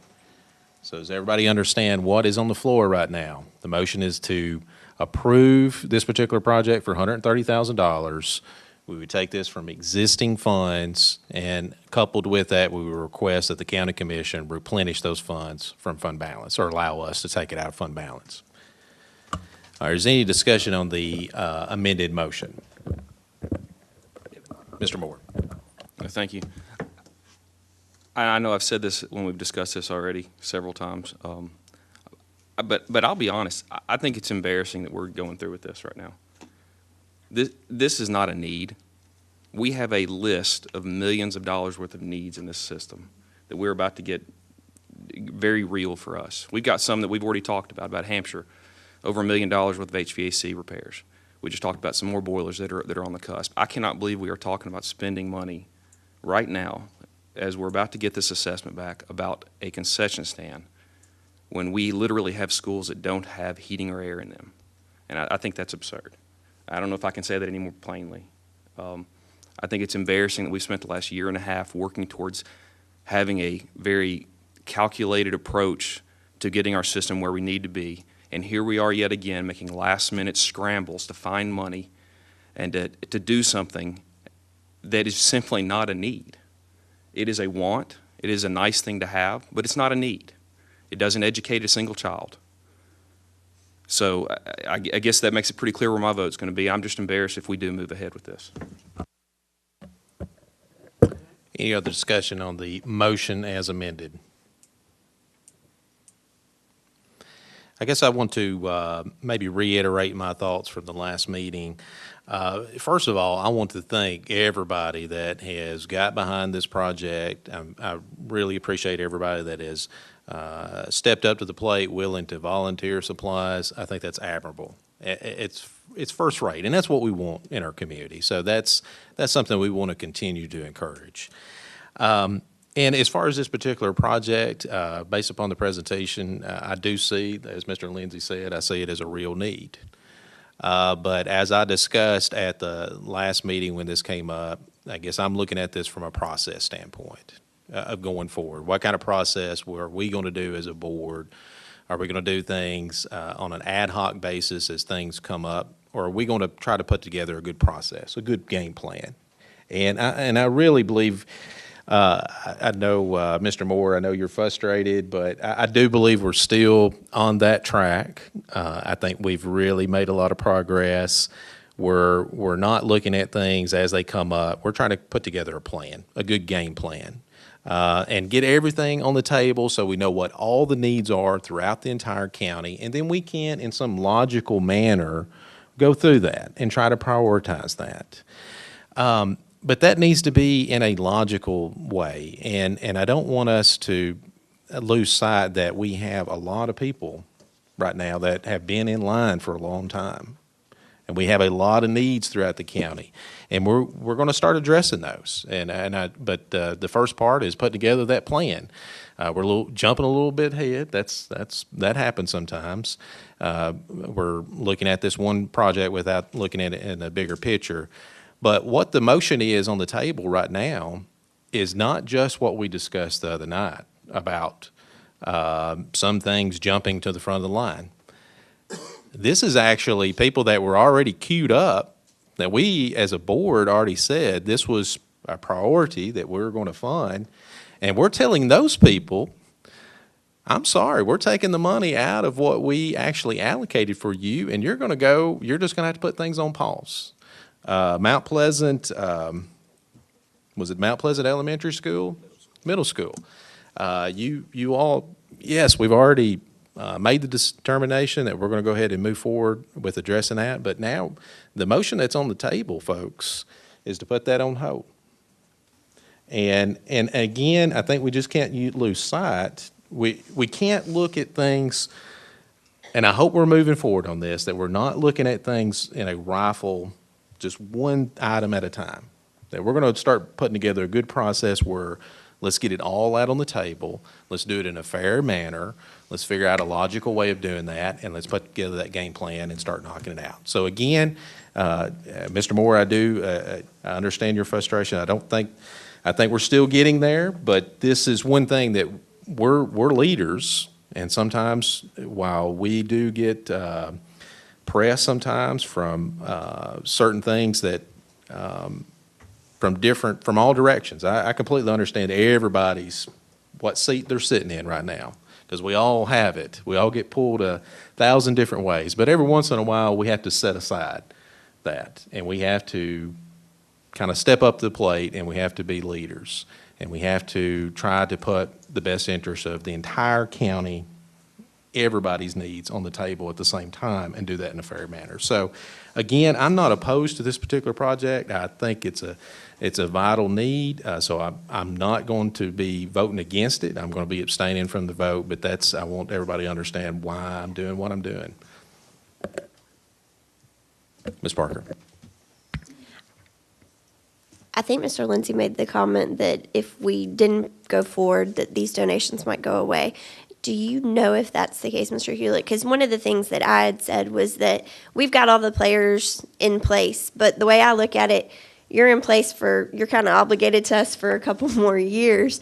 So if we were to delay this, do you think those donations would still be available in year 2 or year 3? It's very observant of you. Hewlett, Spencer, and Bell aren't going away, and we're there for the long run. But I can't speak for the others totally. I can tell you that I got the commitment from Fred Cassidy, the block in materials, last week. And Tuesday morning, I told somebody it was Monday morning, but Tuesday morning, day before yesterday morning, I got a call from the person he told me would call me that worked for him here and wanted to know when I wanted the materials delivered. And I told him, I said, well, I've got a school board meeting on Thursday night. I said, till they vote and tell me what we're doing, I don't need them delivered, but I said, then we've got some other things we've got to get done. And he said, oh, well, I was going to tell you it's going to take me about 5 days before I can get it to you. But in other words, they're people who are ready to perform. They're ready to do it now. I would hope they'd stick with us for longer, but I can't predict that. And once they're off our job, the ones I got, quick and easy, are people who are saying, we appreciate that we were the low bidders, that we got to do the work on the high school, and yes, we're willing to give back. That's a lot of what it is. So, but as far as some of these others, I don't know. Mr. Lindsay. I just got 2 quick comments. You brought up the recommissioning of the HVAC system at Mount Pleasant Middle School, and I think, Mr. Breeden, you said we had originally budgeted budgeted $100,000 for that, and now we found out that it's gonna cost $900,000. Is that correct? Yes, sir, that was based on some original Right. estimates of just reworking equipment. Right. But before we got into it, we asked Train to go and do a thorough analysis, and they did come back with 900. Right. I think And I- 941. My point being, to say that we're setting that project on the side, yeah, we are, because unless somebody pulls $800,000 out of their pocket pretty quick, we can't do it anyways. And so to say that we're setting that project aside to do this one may not be totally fair. The second thing, we'll know in 3 weeks. County Commission's going to vote on this 3 weeks from Monday, I think, is when they always meet the third Monday, so it may be a little bit longer, but the way the calendar falls. But when we're talking about setting projects to the side, we're going to know in 3 weeks. So it's not like it's going to take us 6 months to figure out whether they're going to approve it or not. And Mr. Lindsay, I think you're correct, but I think we also have to recognize that the money comes from somewhere. And once it's spent, it's not available to spend somewhere else. And we're going to end up having this assessment that we paid a company to come in to do a professional assessment. And it's going to be a long list. And we're going to have to look at our checkbook and see what type of funding that we've got and how far down that list that we can go. There's always going to be that bottom line. Somebody's going to get cut. And so just everybody needs to keep that in mind when we start looking at that list. There's going to be somebody at the very bottom that we're going to have to say, I'm sorry, I don't have another $130,000. You're going to have to wait. And there's no way that we can get around that. And that's what concerns me. And that's why I would encourage the board to let's see the process through. We're really making leaps and bounds. We're doing things in a methodical manner. We're really running things like a business, and we're almost there. And we can start looking at all of these needs at the same time, try to be fair to all those needs, but go through things in a methodical manner. And so that's where, and notwithstanding whatever the vote is tonight, I think we're still moving there. But this, it may just not be happening as quickly as what some of us hope. So, Mr. Lassiter, then Mr. Pennings. If I remember correctly, back on February 11th when we had the facilities meeting, and I don't remember who it was, but somebody that sits to my left made the comment when we were discussing money that we had $4 million or something in fund balance that we were going to have that was coming our way this year because we're getting more and more than what we thought. So if we weren't worried about money back on the 11th to do projects, then there should be plenty of money to do Mount Pleasant Middle. And you talk about waiting in a queue. My son left Mount Pleasant Middle in 2010. I think it was the year that we had the flood. And since the school's been built, you've got rooms in there that they just get unbearably hot in the summer. There's just almost no control in the summer and no control in the winter. So they go from way too hot to way too cold.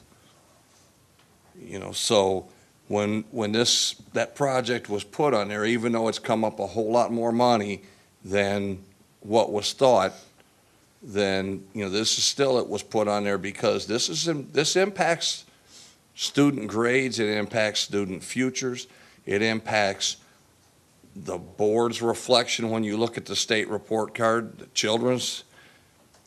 I mean, these are things that need to be done, and I don't understand how we can say we have the money one day and the next day, well, we're going to have to put this off because it was more than what we thought. So, Mr. Phoenix. I hear what you're saying academically and that, and I totally agree. We're going to get the assessment, and it's going to boggle all our minds.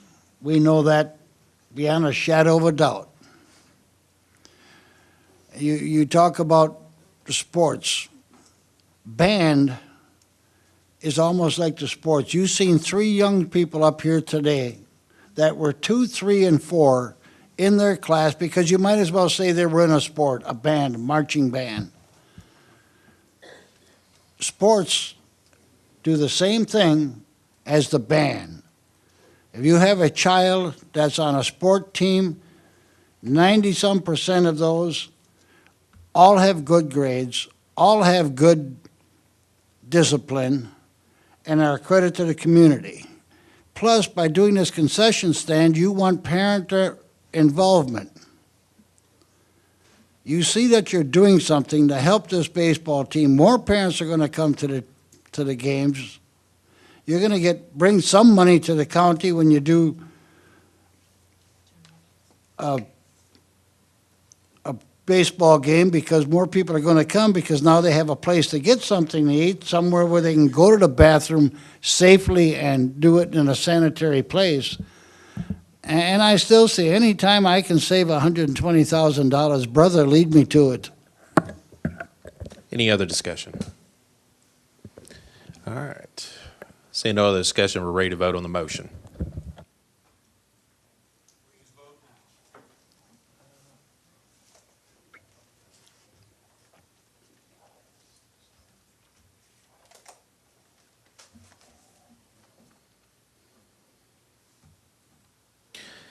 And that motion passes 7 yeses, 3 noes, and 1 abstain.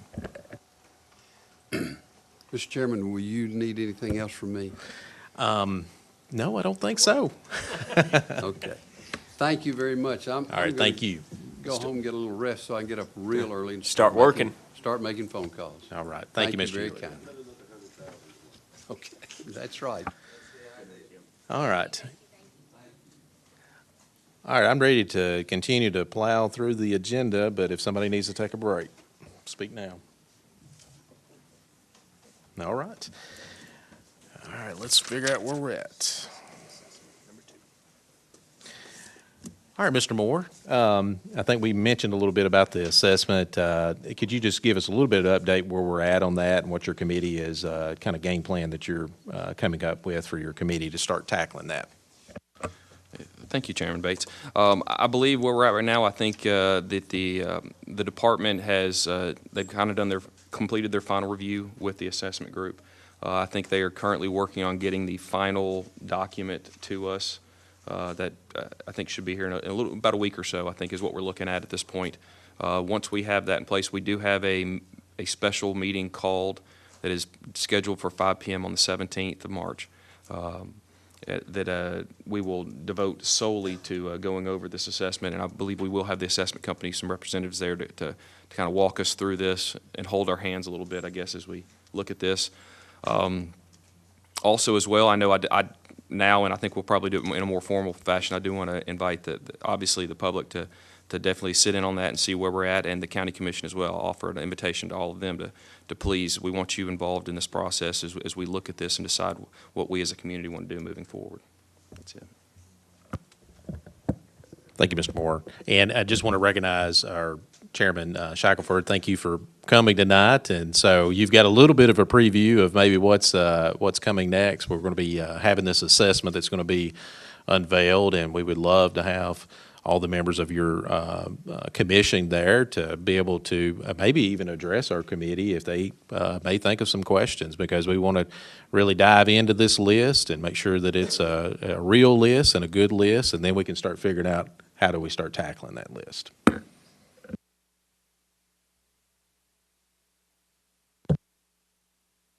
All right, anything else to report, Mr. Moore? No, sir, that's everything. All right, Ms. Parker, it looks like you're reporting out that your committee has made some recommendations to make some changes, and your committee is wanting to go ahead and post those proposed changes. And as listed in our agenda, it looks like you have 4 policies. Do you have anything to add on that? I do not. Okay. Is there any discussion on the committee's recommendation of posting these proposed changes? Seeing none, we're ready to vote.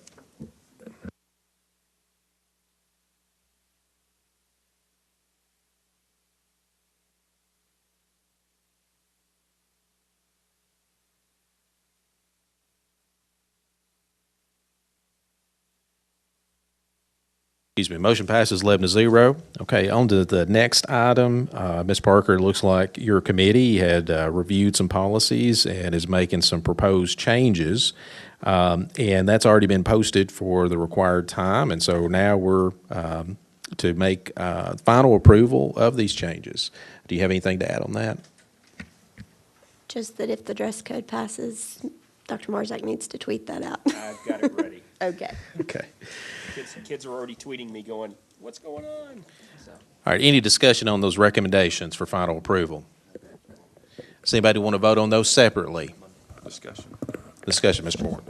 And I heard this, I want to clarify too, that the dress code, I know just from procedural, I think we talked about it going into effect on Monday, just simply to have the weekend break. Is that what we are still working on? Yes. Okay.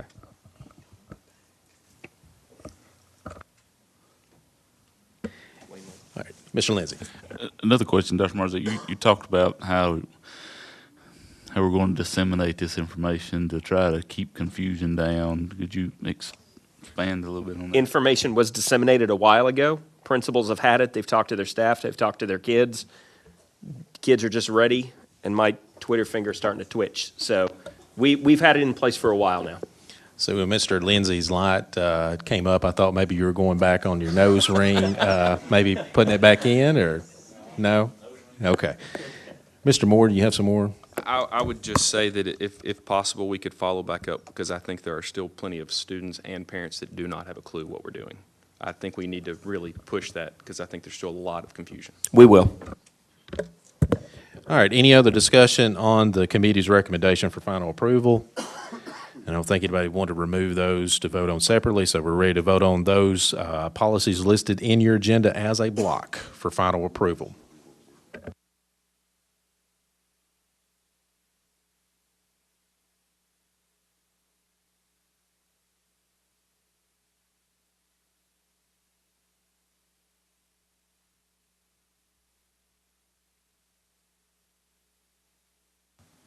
All right, that motion passes, and so now those revisions are official now. Any other reports from your committee, Ms. Parker? No, we are going to have a policy meeting the first Monday in March, but Ms. Alexander and I promise that it will be very brief, like one policy. So Okay. I thought we were everybody's going to enticed to clear come. the deck for Ms. Powers that night, but looks like they're going to hang on, Ms. Powers. All right, Ms. Powers, it looks like we're ready to turn to you. Do you have anything to report out of your committee? Not a lot, just exciting things on the horizon. Mule Day parade float. We're excited about the website, which is moving along every day, and we've got some ideas for relationship building with the county commission. All right, thank you, Ms. Powers. Moving on to new business, it looks like Withorn Middle School has a proposal to maybe change the name of something. And do we have Principal Lester here?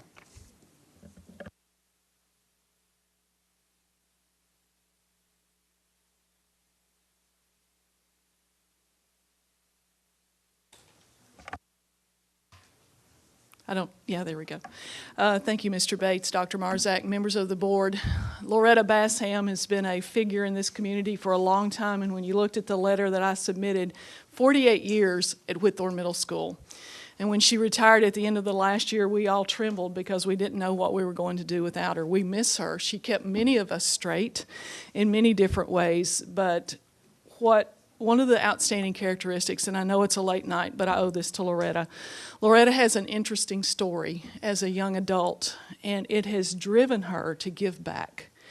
And so when I became principal at Whitthorne and she worked 12 months, I assumed librarians were on a 12-month contract. Librarians are on a 10-month contract, and she had worked it for years as the librarian with no pay. She worked with children. She loved children. She tracked them. She followed their successes in the classroom. She encouraged them, and she particularly encouraged new teachers. And I remember her. I've spent all my career working with Loretta, and so we go a long way back. So it's very fitting. And in the technology center, I need to say specifically, she made sure that Whitthorne was getting on board with getting technology in classrooms for teachers and kids to enjoy. So it's very fitting that if you will allow us to name that portion of our building in her honor. That's great to hear, and appreciate you recognizing her in this fashion. Is there a motion to approve the request? Motion by Mr. Pennings, I think. Is there a second? Second by Mr. Morrison. Any discussion on the motion? Seeing none, we're ready to vote.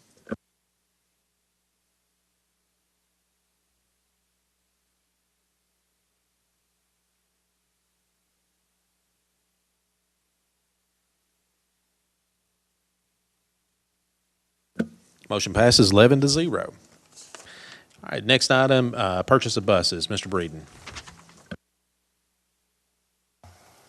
Thank you, Mr. Chairman. At the policy meeting, in discussing the transportation policy, Mr. Perriman made a presentation that shared several bits of information about our buses. Everything from looking at the amount of buses that we have on the road, the miles they travel daily, the number of students that we transport. We did not put that presentation again together to present tonight because we went over that with the policy committee. But two things came to light. One was that we have one of the broadest parent responsibility zones, or walk zones you might call them, of any district that we could find in our area or of our size in the state. Most of them are much shorter distance. Ours is 1.5 miles. He also noted that we have several buses currently that we are overcrowded. And you know, there's a reason for that, obviously. One of those is, over the last several years, the county's been very generous to fund our bus needs annually, and we've been on a replacement schedule, but we have not increased the number of buses that we have for several years. As a matter of fact, I didn't try to go back and look how far back that was, but I know it's been several years since we've increased the number of buses. We have experienced some student population growth.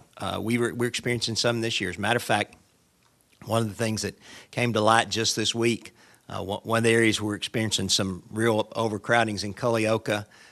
Talking with Ms. Love yesterday, and we were going through budget process. They're up about 50 students in school. That's almost a bus since school began. But also, as population has shifted in our county, it doesn't necessarily alleviate bus needs because we have a time limit that students can be on the bus. So the bus still has to travel the same distance, though it may pick up fewer students. So you can't necessarily remove a bus just because you have fewer students on that bus, because you still have to travel a certain distance to pick up those students in some of those outlying areas in the county. So all of that, it came to light that we really need to immediately, to solve the overcrowding, 5 buses that, if we wanted to address the walk zone issue, that would be 7 additional buses for a total of 12. We felt like it was the feeling out of the committee that you would prefer to us to address the immediate overcrowding need first, and then talk about if we wanted to consider the walk zone decrease and the additional buses as part of the budget process for next year. So what we've done is we've gone and found a way that we could purchase 5 buses immediately.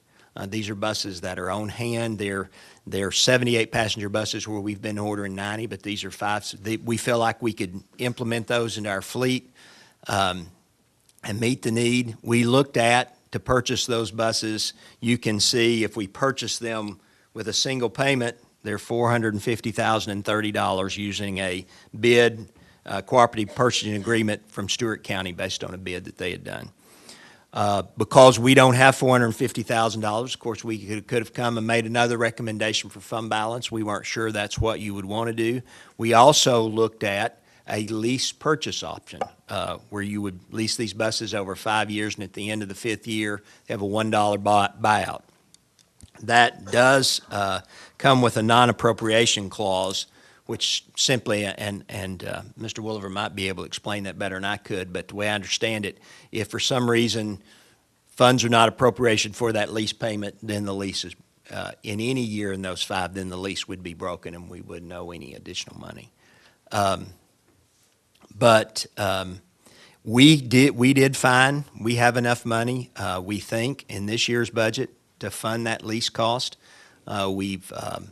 There's some additional funds that we found actually in our health services, and you're going to see Dr. Perkins has an amendment on that, $50,000. The rest of it, we think we could have from fuel savings. Right now, we have a significant, as you can imagine, I don't think it'd be a surprise to anybody based on fuel prices, that we spent quite a bit more than we budgeted. Of course, you never know what they're going to do, but right now we're projected to have about a $235,000 savings in our fuel purchases alone.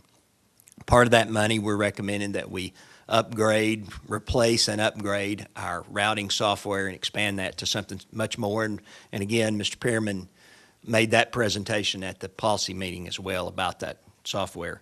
So we've brought this to you, talked with Dr. Marzak. We feel like that, we can commit to the first year's lease payment this year. We'd obviously had become an increased cost in next year's budget. That $94,000 would have to be put in there, but that's a way that we could make that immediate bus purchase. So we've brought that for you in a recommendation. Mr. Pearman's here and can answer questions if you have those for him. That's great, because I am glad Mr. Pearman is here, because I think he did an excellent presentation at our policy meeting to kind of make us aware, kind of bring us up to speed on what our needs are. Mr. Pearman, as far as, so it's kind of a two-part issue that we're trying to address. One, as you've examined things, you've discovered that we just don't have enough buses right now. And did you tell us that there are some buses where kids are having to sit on the floor? I did, and I think I referenced Bus 69 here in Columbia. I gave you that list. I'll kind of add to, I think that was a Monday night that we met, and I referenced to you that Bus 3 in Spring Hill, we had just counted, and it was a 78-passenger bus, and it rolled off the lot at Spring Hill Middle School with 79 students. That Wednesday, we counted again, and it left Spring Hill Middle School with 84 students. We have pulled Bus 3 off of the road and replaced it with a spare 90-passenger bus. That's the biggest bus I can put up there. It is scheduled to get a 90-passenger bus when the new buses arrive next month. However, at the rate that it's growing, it started the year with about 55 kids. The 90-passenger just won't do anything. And as we've talked about, what we look at is this is an immediate purchase, and it's a lot of money that honestly, at the beginning of the year, I wouldn't have said, and I didn't really know, but I wouldn't have said, hey, I think we're going to need this. But I think if we look at Culleoka specifically, the list of buses I gave you, there were 4 overcrowded there in the Spring Hill area. I think if we compare this cost to, if we leave Spring Hill Middle School and we catch that really big ditch on Beechcroft, and we have 79 students on a 78-passenger bus, this pales in comparison to what we could end up paying out. We're looking at safety issues, and I think I mentioned to you that some of the areas that we're seeing the most overcrowding, you kind of look and say, well, can't we just shift the kids to another bus? And when we've looked at that, what happens is, say in Bus 69's case, it becomes not crowded, but the other bus becomes the same situation. And some of it's just been things that have been that way for a while, but specifically Culleoka and Spring Hill are really seeing some big pickup. And I think Mr. Breeden had brought this up. Do you know how long it's been since we've added to the fleet? The best I can figure is we did not add to the fleet when Spring Hill Middle School was built. So it's been before Spring Hill Middle School. And that's what? That's 5 years. And so, and I think that's something that maybe that's a little bit of a blind side where everybody's aware that there's a lot of growth and everybody's thinking, well, we got to start building schools or we got to start expanding classrooms, but it's putting a strain on our fleet, our buses as well, because you've got to put those kids somewhere on a bus. And we do, and coming out of the last meeting, Mr. Moore, we mentioned that some issues in Spring Hill that we were seeing some of the new growth. We've actually met with Spring Hill officials since then and talked about those issues, but part of the fallout of that meeting was they started showing us the developments that are about to happen. And, if you want to drive Port Royal and not be in traffic, you better go drive it tonight because it's about to be just bombarded with tons and tons of growth. that is not projected growth. It's growth that's been applied for and in some cases is laid out, ready to start. And we're just not seeing any backup in those areas as far as what we're dealing with. Mr. Bourne. A couple of questions on this. It looks like what you proposed here, part of what you proposed here was just, I know you're throwing things out here, was this lease. And obviously that's a different model than, how does that fit in with what you're looking at, your long-term plans? I understand you would bring it to us just simply from a cost savings, but really, how does that figure into what your plans are for what you want to do? What we've looked at, and actually I emailed Mr. Breeden today, we took every bus in our fleet, and we looked at the replacement cycle for every bus. This year we replaced 8 buses. Next year we're replacing, I actually told you 6 this morning, but it's actually 7 next year. But in 2 years, we do not have a single bus that's up for replacement. Now, that's not to say something doesn't happen to one, but there's not a bus that will age out in 2 years. So the commission actually gets a break in 2 years where there's not a bus on the docket for them. However, it fluctuates year to year.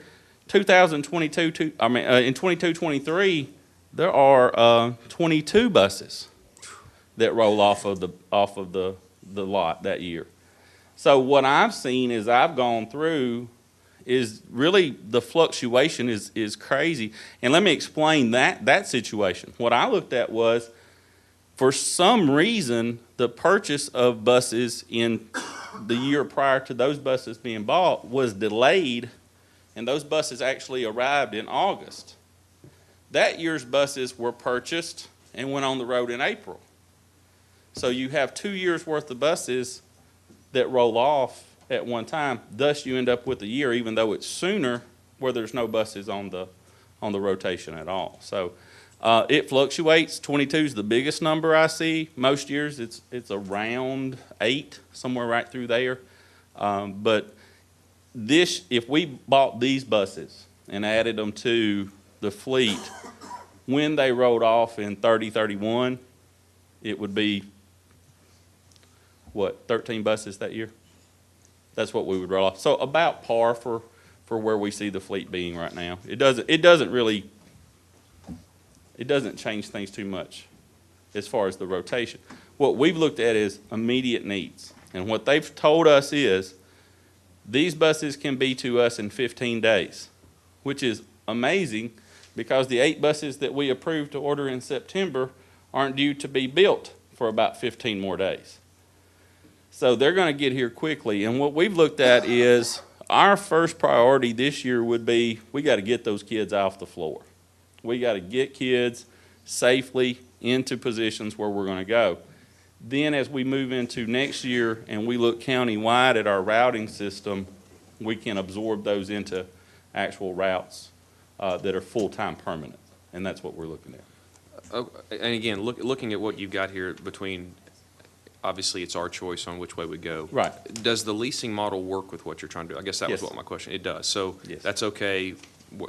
So your preference really is either way, whether we purchase them or lease them, you can work with that. It really doesn't matter, and I think we went through with Mr. Breeden. My fuel cost right now is about $1.40 something. However, we started the year at almost $2. You know, we could finish. That's one of those things that we never know. This time next month, something could have happened, and we could be saying diesel's back at $3.50, and we didn't see that coming. But right now, what we're projecting is a very large savings coming out of that. Obviously, and I had mentioned to you, part of what we're looking at is that Versatrans purchase, which would be not only the routing software, but the GPS software, the new app software, all of that type of thing that would be out there. That eats up the bulk of it, but between us and wellness, then we can cover that first year. Okay. It's just up to you guys how you want to handle it from here on out. Thank you. Mr. Lindsay, then Mr. Lassiter. Thank you, Mr. Chairman. Mr. Breeden and Mr. Perriman took about an hour out of their time today to indulge me. You know, the preacher tells you at church, if you miss something, if you miss church, you're going to miss something. And I missed the policy committee meeting, so I had to spend an hour. They had to spend an hour with me today. But and I was more skeptical than anybody sitting up here, and they'll probably attest to that by the way the conversation started today. But after hearing and seeing where we are, the only thing I want to, I don't want to rehash that whole hour-long conversation, but the new routing software, and I told Mr. Perriman this morning, but if you remember a few months ago, Mr. Perriman said that there was inefficiencies within his department to the point where they were using colored pencils, and he made the statement, he said there's no place for colored pencils in 2016. And I think we all agreed with him. But my hope is with the routing software, and I'm keeping my fingers crossed, is that some of those deficiencies, we find those out. Now, we may or may not. We may find out some information we don't want to find out. But my hope is we find those deficiencies and are able to adjust what we're doing. And I know Mr. Perriman and Mr. Breeden feel the same way. With that being said, that's the reason I think the lease option is our best option, because if we find that there's some deficiencies and we can make some changes, we might can pull some strings and move some money around and get out of that lease option and not be tied to it. But like I said, I'm keeping both hands fingers crossed on that. But it appears that we're going to need those 5 anyways. But I'm just excited to see and we haven't approved it yet. I'm talking like we have. But if we as a board approve the new routing system, I think personally, and from the conversation this morning, I think that Mr. Perriman agrees that we'll see a lot of benefit out of that. So, and I'll just mention to you guys, and I told Mr. Lindsay this morning, my first priority is to keep everyone safe. That's the first and foremost thing. The second thing is to be a good steward of what you give me, whether it's money or equipment.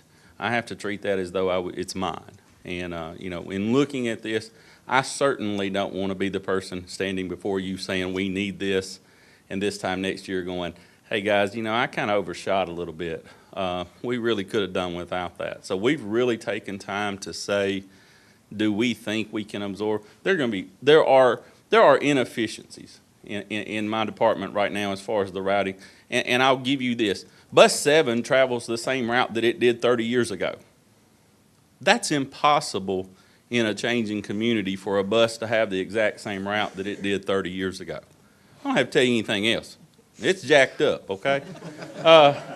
So we're going to look at fixing some things, but at the same time, I don't really see, as Mr. Breeden mentioned, we have some buses that travel super long distances with very few kids because we have the time restraints that we have to have to get them there. So I really see we're going to find things, we're going to fix things, hopefully we're going to level out things, but I don't see this as being a number that's going backwards really at all.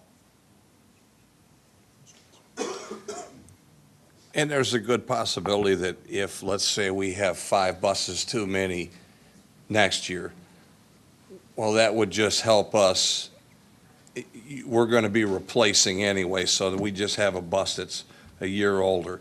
And just an assumption on my part, because I know there's multiple options in this one letter, but I assume by looking at the price, the buses we're going to lease would be brand new, 2016 or newer. They are brand new, Okay. and they meet our specs, the same specs that we put on the 90-passenger buses that we wrote back in the fall. These buses meet those specs. They're going to change out some things as far as the radio, as far as how the cameras are mounted, to change the Stewart County bid to fit what we do, because they do things a little bit differently, but it does not change the price in any way whatsoever. So we've looked at that, and again, they're pretty much, they match our fleet. They match where we are with the fleet that we're running right now. And I knew by doing the numbers, it did, because they mentioned that some in here that were used, and about how we could purchase those or rent those by the day. And I knew the numbers didn't work, but I just wanted to make sure. Yeah. And I mean, I hate the idea that we would have to get these and pay interest on them, but really, when you look at the amount of money we're spending versus the interest we're paying, yeah, it's not really a bad deal. Yeah, it's pretty minimal. But I would hope that as a board, I think we need to, this talk about something that needs to go on to the commission. I think this needs to go to the commission, especially if we lease them and their payments are under $100,000 a year. I mean, I think that this needs to go to the commission, and we need to ask them for help paying for these. Traditionally, a number of years ago, they took that over and they started doing that. And I think that we need to make sure this goes to the commission and ask for help with this. And I don't know if that needs to be made as an amendment or. We don't have a motion on the table yet. Mr. Morrison. Thank you, Mr. Chairman. I'd like to just reiterate what Mr. Laster says. I have to wonder why, after at least 8 years of my time on the board, the commission has funded our buses, they provided our buses. Why are you coming to us now for buses instead of us going to the commission in the first place? Well, I think. And rhetorical. Okay, okay. Yes. But I think that we need to be going to the commission with this problem. You should give them the presentation that you gave us and let them understand what they are doing for us, what they chose to do for us, because they did that for a reason. I think we all know what that is. But if they want to fund more buses for us, that's great. If they want us to fund it, that's great too, but there's consequences either way. And I really think that, we talk about processes. Well, we have a process in place for this, and we're talking about circumventing that.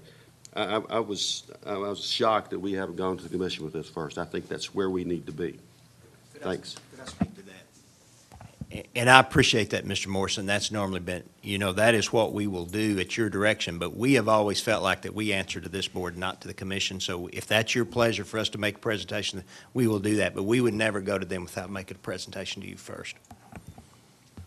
Please understand that that was not directed as a I understand. personal attack. Yeah, I understand. No, sir, but we will do that if that's what you, as a matter of fact, now that you've asked us to do that, that gives us that gives permission to do that. I think you guys do a great job. Okay, thank you. They may ask that Mr. Lindsay doesn't realize that the hour he got out easy compared to what y'all went through with me. So I may have to pare that down and give it to them in a little bit better package than I did you guys. All right, Mr. Lassiter, then Mr. Lindsay. And I'd just like to clarify, I don't want to wait on this and wait for the commission. I have no problem with a safety issue saying we can approve this. If the funds are there, let's tell them, prep the buses and send them. My hope is that with this being a safety issue, I would hope that the community would put enough pressure if need be on the commission, that they would pick this up and run with it.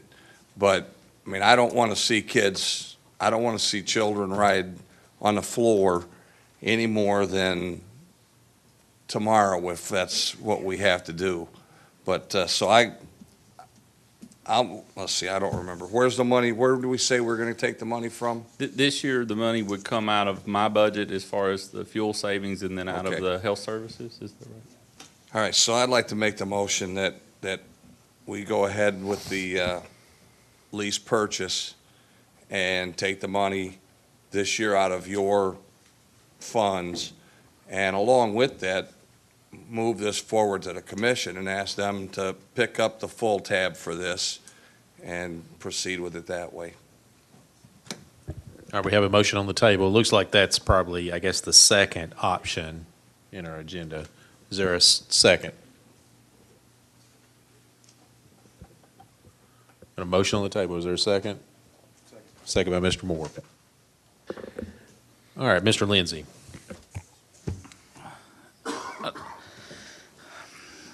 Maybe I'm about to be difficult, but I have to disagree with going to the commission to ask for money when we already have it. I mean, it's in Mr. Perriman, Mr. Breeden, Dr. Marzak were able to find it. Dr. Perkins, I'm sure, relatively easy.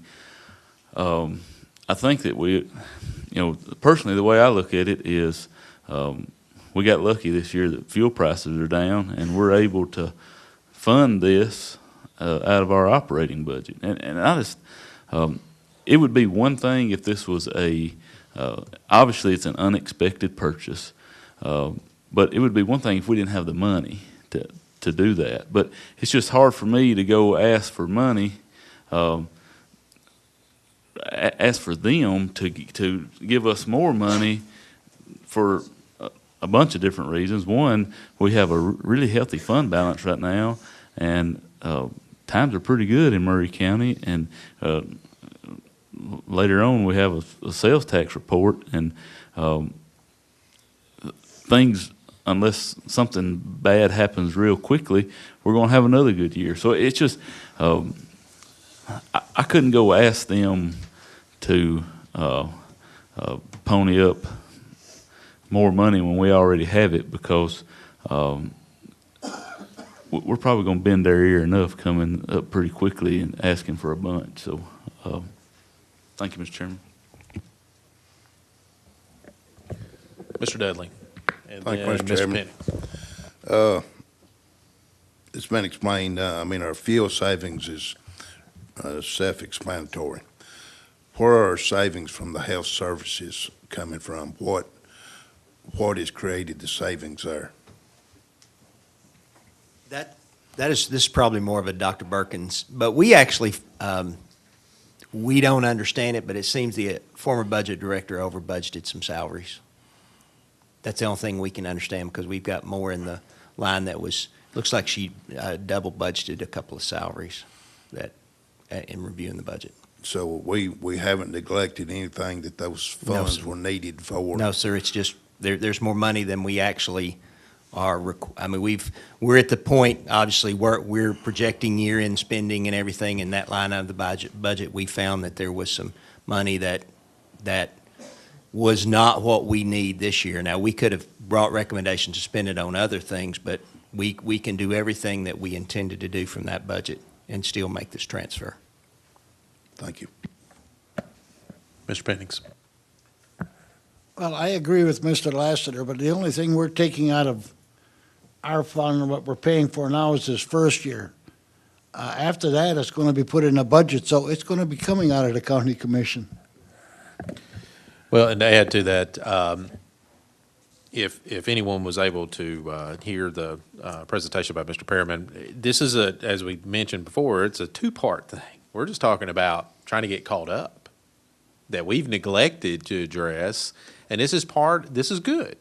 This is part of what the process where we are making progress. We're looking under the hood, and we're taking things in a proactive. We're not looking away. We're just trying to see things as they are, and then trying to deal with things as they are. But the other thing that, as looking under the hood, what Mr. Perriman is reporting to us is that we've got kids that are walking great distances to school that we can't even find another district that even remotely compares to us. And so that's something else that we've been overlooking. And I know, I guess, Mr. Perriman, you're getting the brunt of this, and this board is probably going to get a brunt of this, because we're the ones that are kind of digging into things and finding all these things. But it is what it is. We're just going to have to find these things and just deal with them the best they are. So anyway, I guess what my point was to Mr. Pennings and Mr. Lassiter and everybody else talking about the funding, there's other funding needs that are really right now on the horizon, and that may be something appropriate that we also need to be looking at in this budget year of, are we going to start addressing how far some of our children are having to walk through some, as the presentation was, it's pretty dangerous areas.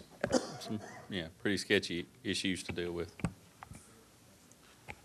Mr. Lindsay. Just a point of clarification, if I may ask Mr. Morrison a question about his motion. The motion is by Mr. Lassiter, seconded by Mr. Moore. Well, by Mr. Lassiter, then. Okay. The question is, are you asking that for this fiscal year 15-16 that we ask the commission to reimburse us this 90, whatever the number is, or was that your intent? Yes, the intent was us to go ahead and pay this with money that we have so we can get the buses here, because it'll take a month, 2 months just to run it through the commission. Ask them to reimburse us for this year, and then next year and the following subsequent years, they would put that on the capital just like they do for our other new bus purchases. Because if we take it out of our budget, you're only going to get so many dollars. It may come from the commission, but if you get 85 million, now you can take 100,000 of that and say, well, now we're gonna buy this bus that traditionally the commission has bought. And the worst they can say is no. Thank you. I just want a clarification on that motion. All right. Mr. Morrison. Thank you, Mr. Chairman. I want to say again that I am not against us purchasing buses. I'm not against us leasing buses. I don't particularly like the idea of settling for a 78 passenger when we're trying for 90s because we're buying extra buses that way. I understand the need and the savings in time by doing that. But I feel strongly that we need to give the commission a chance to do what the commission has chosen to do, and that is to be the provider or purveyor of our buses. And if they choose going forward not to do that, then by all means, let's do it. But we have not given them that opportunity yet to say no, and I think that we need to have that done. I just feel strongly that that's where we need to be. Thanks. Thank you, Mr. Morrison. Any other discussion? Mr. Chairman, just for Yes. my purposes, we're talking about this as a lease. This is actually an installment sales agreement. So I just for clarity and for purposes of the record, since we're going to have to sign some documents later on this, I'd appreciate it if you refer to it that way, that it's an installment sales agreement as opposed to a lease.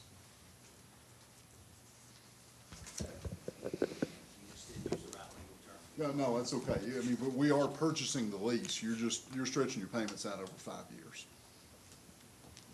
So it's a 5-year lease. No, Five-year installment agreement. repayment plan on an installment sales agreement. Okay. It's not a balloon payment. All right, everybody heard the clarification? Anybody have any questions on that? Any other discussion on the motion that's on the floor? I guess I would add, we just have to deal with reality. We've got children that are on the floor. We've got to deal with that. I mean, whether it's coming out of our pocket or out of the commission's pocket, we can't, do not think that we can delay a single day longer. We need to address this now. It's an immediate need. Our plan is, as soon as they're here, as soon as they're inspected, they're gonna roll. Now, I'm scrambling right now. You may see me driving a bus in about 3 weeks, coming through your neighborhood, because we're really, really tight on drivers. But our plan is they're not gonna get here and sit for a week or two or a month, and you say, why are they sitting? They're gonna roll the day that they're inspected. Now, it may take a week to get them inspected when they get here, but as soon as they're cleared to roll, they're gonna go. So just make sure everybody's clear. We're not asking for something that we're not going to move on as soon as we get it in our possession. Mr. Waller? Okay. Mr. Lassiter? Just a quick question for Mr. Perryman.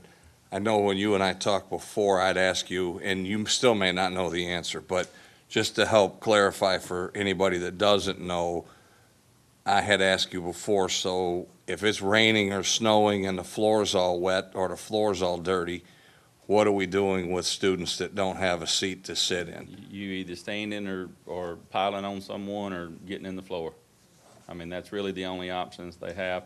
And you know, I think I mentioned to you guys before, especially when they're out on their route, you know, we're not, you get to 78 kids, you know, bus 3 wasn't going to drive by somebody standing in the rain and go, no, I'm not getting you today. I mean, our folks really, really push, and I'm going to tell you that this push came to me from the drivers, and really saying, I've got too many children on my bus, so we're not going to leave anyone standing, but then I'm afraid that puts everyone in this room in a very bad situation if something does happen, and thank goodness that we've made it so far, and we've not had that happen. And I'd just like to add real quick, Mr. Morrison, that if it wasn't for the fact that we literally had children sitting on the floor, I'd be right there with you, that I think we would run it. I'd be more than happy to run it through the commission first. But again, I hate for us to spend another day that more than we have to get kids in a safer position. Any other discussion? See, now we're ready to vote.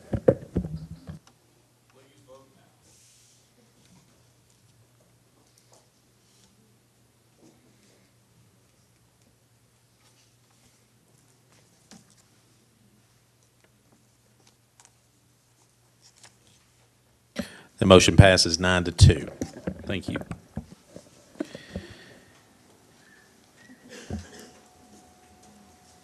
All right, now we're moving on to instruction. We've got some requests. Looks like Hampshire Unit School is requesting some positions. There's also a co-op arrangement that they're requesting.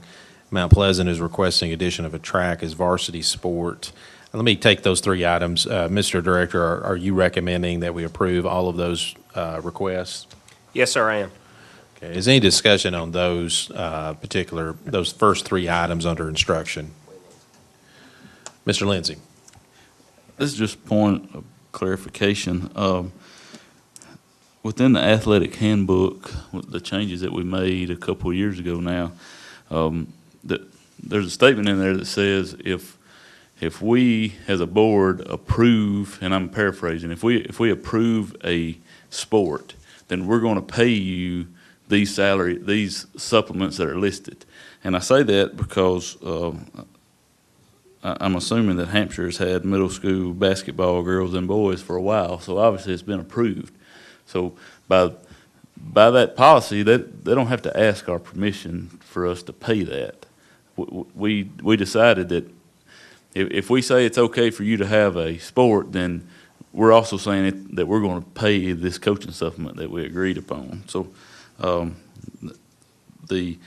only ones that have to be approved by us are if you did not have a sport. And let's say that I'm guessing that Hampshire did not have track and field this current year, so they're asking for next year. So they have to get approval for that, and that's for budgetary reasons.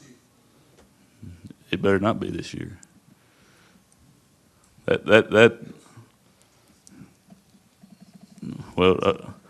According to our policy, that had to be done last February for budgetary reasons. Now, this board can waive that if they want to, but that's the way that handbook reads, so that we didn't run into a crunch. But I just want to make that point. But, all right, thank you, Mr.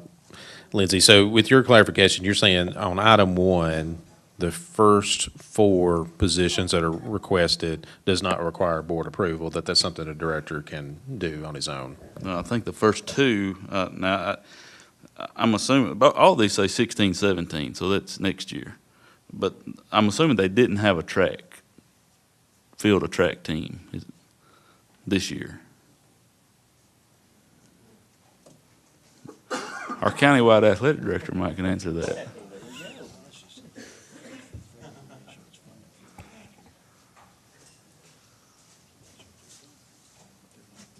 Give me some. Good evening. I'm Larry Brown, the district-wide athletic director. This is day number 9 on the job, so my first chance to stand before y'all. Just a little clarification. First of all, Hampshire's asking for the assistant basketball coaches to the middle school level because they've not had those. The way, unless something has changed that I'm not aware of, the way the supplements have been paid is, and someone here may correct me that's got it, but each school has been assigned a percentage point, and they have those, and you can have as many coaches as you can get, as long as you stay under that certain percentage point on the scale. Am I correct, principals? That's the way. That's not addressed in the handbook. However, I'm in the process of rewriting all that and bringing that before you all to propose a change, because what Hampshire School is proposing here is to allow Hampshire School to have the supplemental pay to have the same positions that every other school in the county has. If we're going to ask for equity for our student athletes and our students, then the students at Hampshire School should be able to have the same amount of coaches coaching any sport that they have an ample amount of athletes and someone on faculty or a coach to coach. That's not been the case through the years. They have been limited in what they can do because they've been boxed in by a percentage point. When I was athletic director at Santa Fe School, we were boxed in by a percentage point. I take issue with that if that's the way it's been being handled, because we spent a ton of time before the last election. We spent a ton of time on coaching supplements, and we tried to clear that up because that's the way it had been being. And in the past, say track, for instance, if Hampshire didn't have track, they would come to the board and say, we'd like to have a track team. We'd say, okay, you can have a track team, but there wouldn't be money there to fund that track coach. So we clarified it to say that if we as a board approve you to have a sport, we're going to pay that coach. And those coaching supplements are laid out. Middle school basketball gets a head coach and an assistant coach. That assistant coach makes 5% of his or her salary, and we said we would pay that. Now, and I understand that that's the way it used to be, and there was coaches that were working for nothing because they didn't fall within that within those percentage points. But we as a board did away with that. Now, where the disconnect is, I don't know, but. And I know I'm stirring a stink maybe over nothing right now, but that was our hope when we did that, is so that you didn't have to come and, that the boys assistant basketball coach for the middle school at Hampshire get a supplement and the girls not, because they didn't fall within that. And this is the reason why we now have a district-wide athletic director. Yeah. So those kind of things can be smoothed out. Yeah. Let me just say, there's a lot of confusion right now because your athletics at the district level has been spread out amongst so many people through the years, one doing one thing, one doing another, and no one really understood who had what, to be honest with you. And that's my job, is to pull all that together. And it's going to take some time. But these are things that I'm sort of coming across as we work through these things that have occurred. And that is, there has been a, I guess, miscommunication on the expectation to what was expected for these things to happen. So I'm in the process of drafting proposals for supplemental pay, changes to the athletic handbook to make it more understandable for all of our schools and school board members, and also visiting each school to determine what their needs are. And I'm talking immediate and long-term needs, because you as a board need to know that, and that's going to take some time. But as we transition between now and to the next school year, we'll have a greater picture of what the needs are in that realm. But right now, I think Miss Booker, Miss Kathy, felt that she had to do this to get these positions because they're not funding now. And let me just say, the reason she's not here tonight because they had a countywide pep rally at Hampshire School because their team's hosting their first ever regional basketball girls tournament tomorrow night. The Cinderella team. Yeah. All right, so I need some guidance here from the director. Mr. Lindsay, you seem to be the sports expert over there.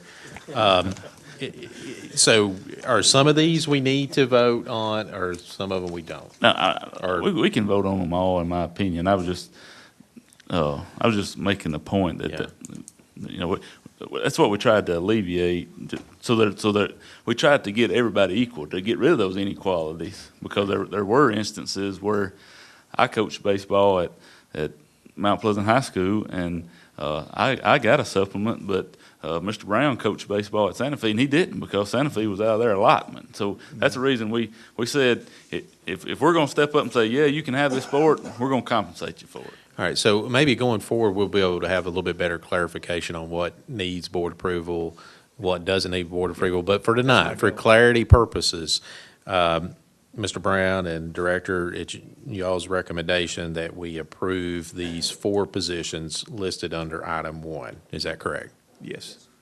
Okay. Is there a motion to approve? Motion to approve. Motion by Mr. Morrison. Is there a second? Second by Mr. Pennings. Is there any discussion on the motion? Mr. Moore. Just something that Mr. Lindsay said.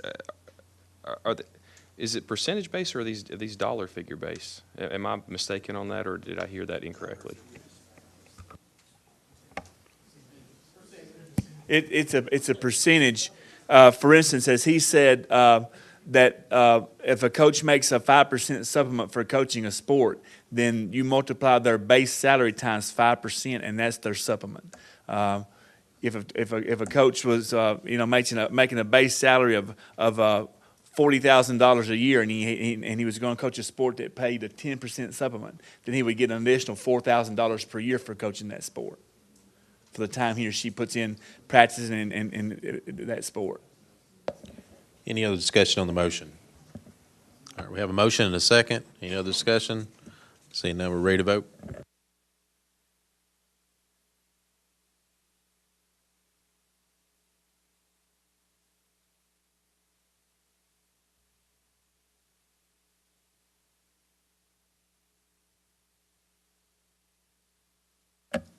Motion passes 8-1. Next item, we have a request of Hamper Unit School to enter into a co-op agreement with Mount Pleasant Middle School, boys and girls track and field. So, Mr. Brown, do you recommend that we approve that? Yes, this is something that has come up out, but Dr. Marzak was approached about implementing middle school track teams. We have a great cross-country program in our elementary schools right now that's really growing and a lot of interest, and so I'll let him speak more to that. Because, Yeah, thank you very much, Mr. Brown. When I first came, I was kind of surprised that we didn't have a middle school track program. As I dug a little bit deeper, Coach Humphreys at Spring Hill Middle School said they've been having this conversation for 20 years. They started talking middle school track in 1995, and nobody had ever pulled the trigger. So I said, what the heck, let's pull the trigger. And that's where we are. And middle school track we're moving. We're up and running. Mr. Lindsay. The only question I have is this agreement for the current year we're in or for next year? Now. Here's the only issue I see with that. Sure. I think because all of our schools are, well, they should be, we enacted a policy at the same time we did this other, that all of our schools would be members of TWSAA or TMSAA. I think according to TWSAA policy, for them to okay a co-op agreement, it has to be done, I want to say it's like a June or July date preceding the current year. So I'm not sure that we can enter into this, and some of y'all former athletic directors back here.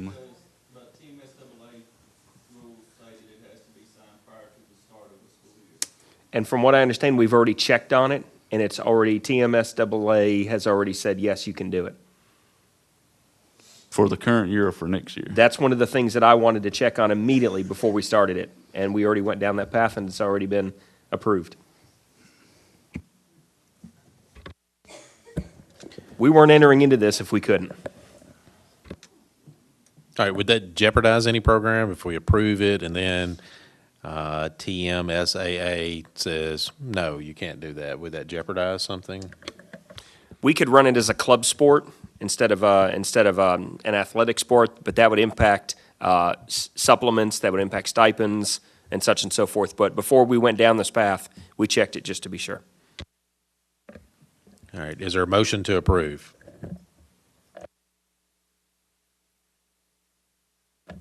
Motion by Mr. Morrison, is there a second? All right, second by Mr. Beavers. Any discussion on the motion? Seeing none, we're ready to vote.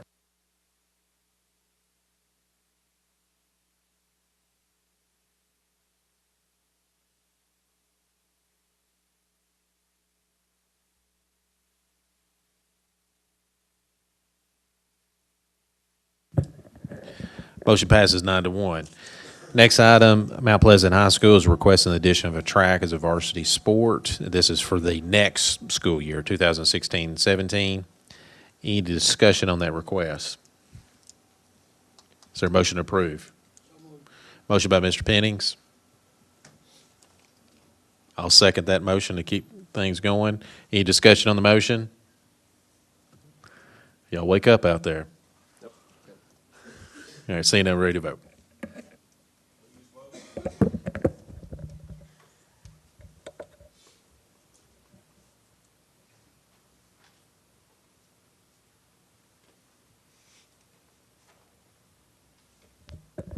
Motion passes 9-1.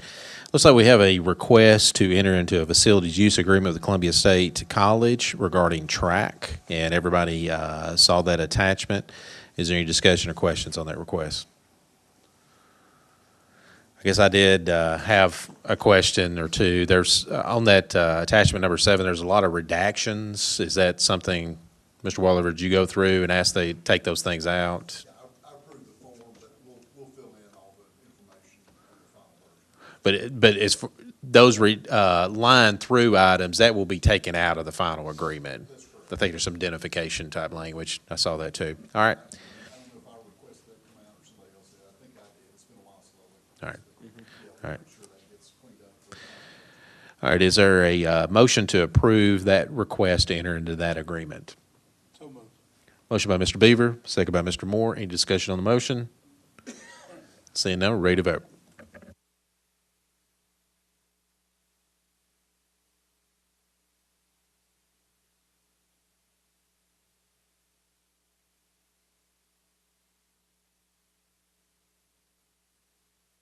Motion passes 10-1. Next item, finance, Dr. Perkins. Dr. Perkins, you've provided us with a report of our revenues and expenditures. All the board members had an opportunity to review that, so I'm going to open the floor, see if anybody has any questions of you regarding those reports.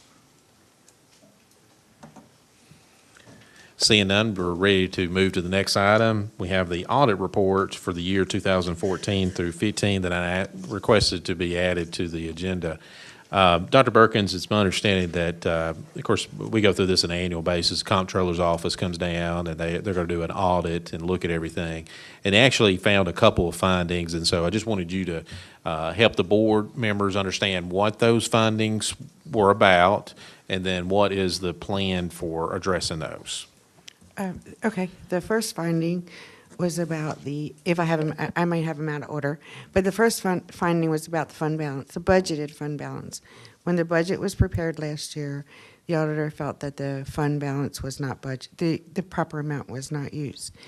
He suggested that it no longer mattered because we couldn't change it now, but he wanted us to use more care when we were preparing our budget next year. The other finding was about our actual bookkeeping and how there was an error in recording a retainage payable and contracts payable. So when I researched it, what I found out was when an invoice is paid through our system, through our software system that we're using right now, if that is not broken down, the system prorates it itself, and that was where the error was made. It should not have been prorated. It should have, the actual expenditures should have been recorded. Thank you, Dr. Perkins. Are there any questions regarding the audit? Mr. Lindsay. Only question I have about fund balance, trying to, I should have went back and looked, but in October or November, somewhere in that time frame, we actually had a budget amendment brought to us to adjust the fund balance number someone realized that the fund balance number that we originally used was inaccurate, and we did a budget amendment to correct that, and I just didn't see that reflected in the audit, and if that didn't serve any purpose or... Well, no, thank you for letting me know that. I'll go back and look. We were audited up to June 30th, so that would not have been seen by the auditor.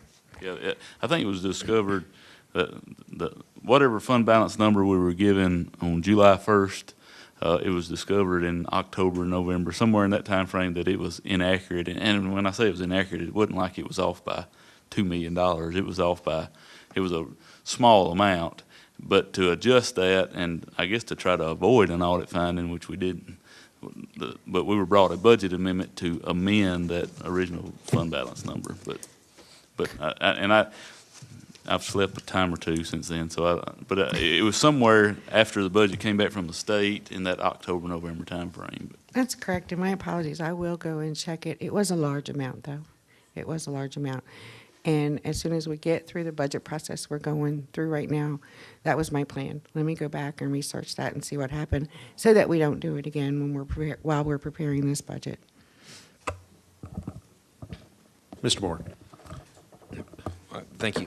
And I guess you kind of answered the question. I just, my concern with any of these obviously is first of all, do we know where we went wrong? And which sounds like you've explained exactly what happened. And two, and we're going to make sure they don't happen again. Like I say. Yes, and it sounds like you've addressed both of those, and I appreciate that. Yes, and I'm looking forward to the new system because I can set in place kind of procedures that will stop this from happening. I can, when a transaction is input into the new system, I can have it stop and say, hey, this is a large transaction. This is a transaction that's normally split. We need to take a look at this. Or, hey, this is not the right PO number or something like that. Our new system will allow us to set things like that in place to stop these kind of things from happening. Okay. And I know to go with the fund balance issue, I know it is a moving target that literally moves every minute of every day, which I think makes it more important that we are as close and accurate with that number, not only for the state audit purposes, but for our own working purposes. As we look at these numbers, it's obviously important to have it as close as we would hate to be off several $1 million one direction or the other when we're trying to make some important decisions as we move forward. So thank you very much. You're welcome. Mr. Lassiter. I just want to say that since I've been on the board, occasionally we've had audit findings come back, and I think it was refreshing to see, instead of us trying to argue our way out of it, that we said, okay, this is what you found, so this is what we're going to do to fix it. And I appreciate that.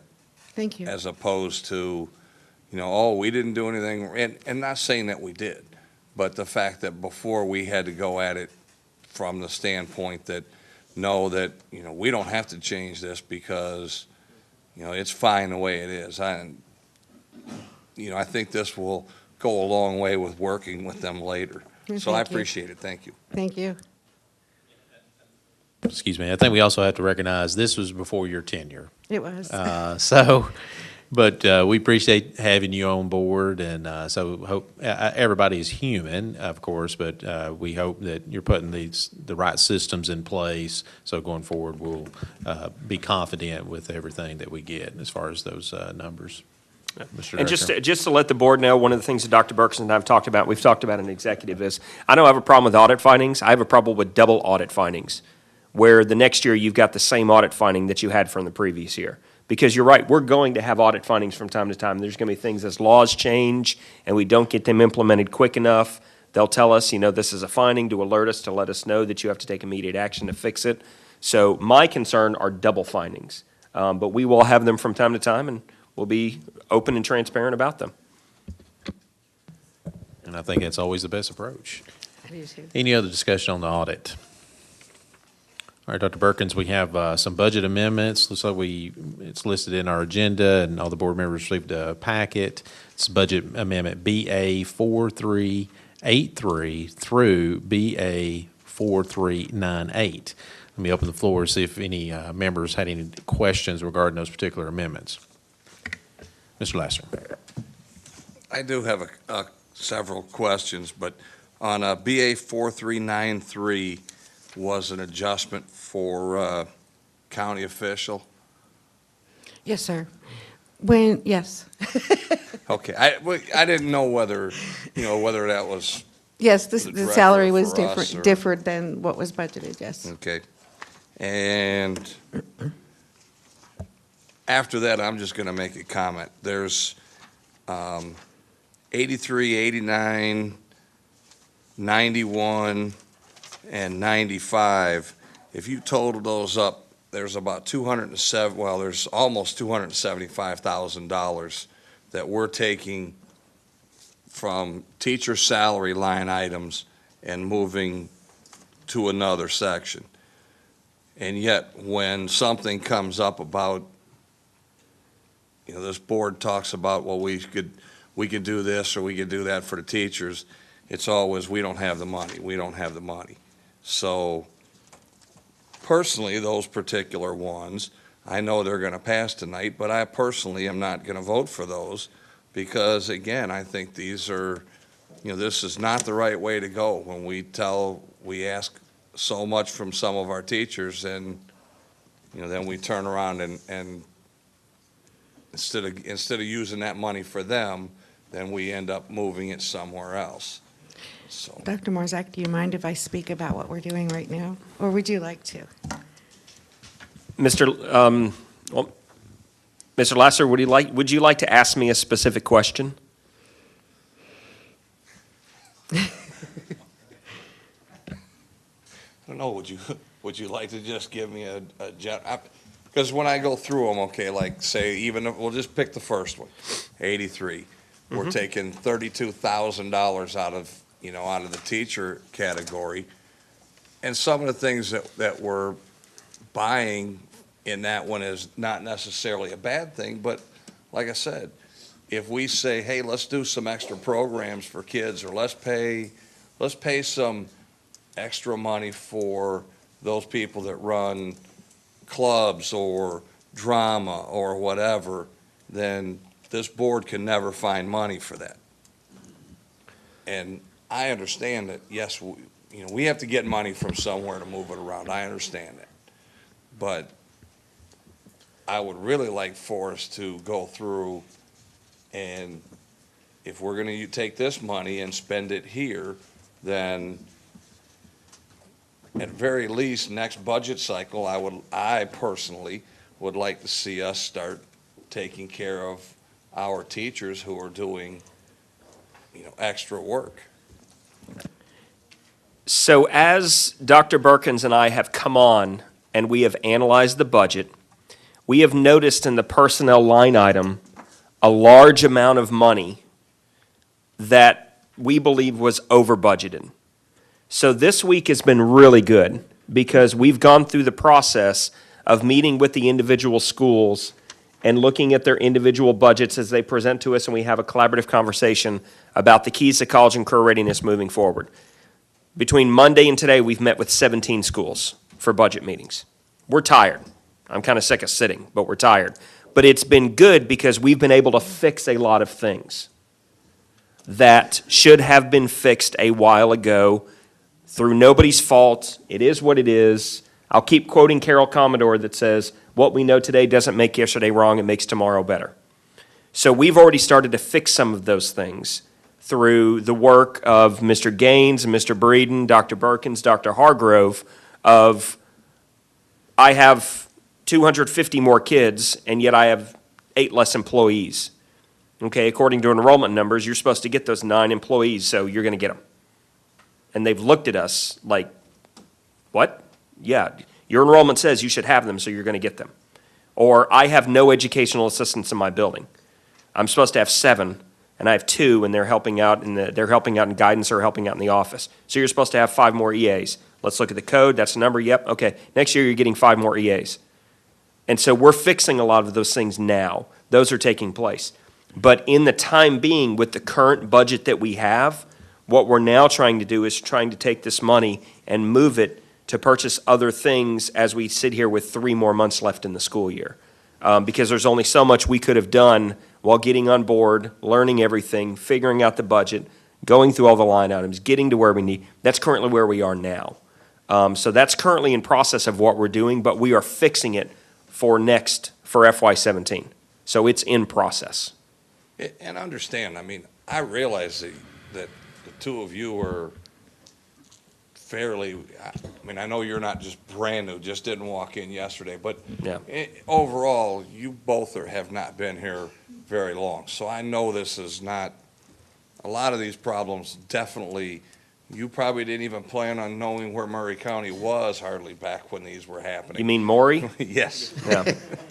So, but here's another example, like 4391, teachers, $200,000. And we're buying maintenance and repair of equipment, other contracted services, transportation equipment. That's the kind of thing that it just bothers me when we turn around and say, let's do some more things for the students. Let's do more things, do things for the teachers we sit here and say, well, we have to give coaching supplements because it's not fair to ask coaches to come and give away their time and their family's time for free, but we'll look at a teacher and educator and say, it's fair for you to come do it for free. Or principals, and I know we have salary people, so I understand they're a little bit different, but, we've got, look what we had to go through to get extra tech people to come and video our committee meetings, things like that. We need to start we could do things immediately with them. We could do things immediately with our maintenance crew to help do more maintenance work.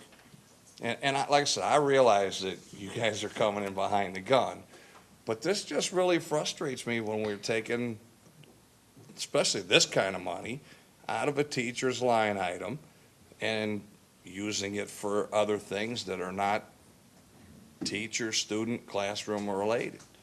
So, it's just tonight you get to hear my frustration. Sorry. Here's what I'll promise you, next February, you won't see these budget amendments. Because we're gonna fix it. And are we gonna work on after-school activities and? We'll do the best we can with the monies we have.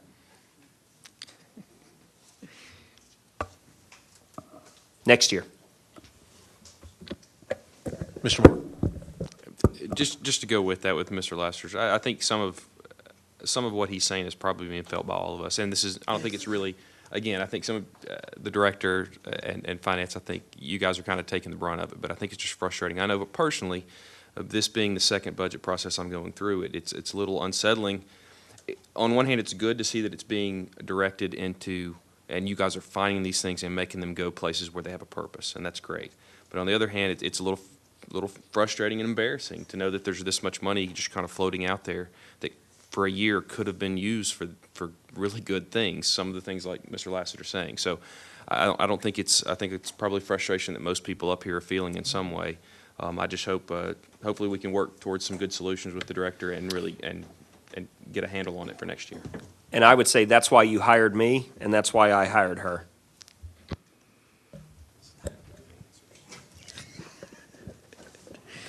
Well, and I think that's true, that this is a new day. It's very unfortunate that I think as we have used the open to the hood analogy, again, one of the things I think that we're finding in finances is that maybe there was some resources and maybe we were getting the information that we were getting was that, well, we can't do this or we can't do that.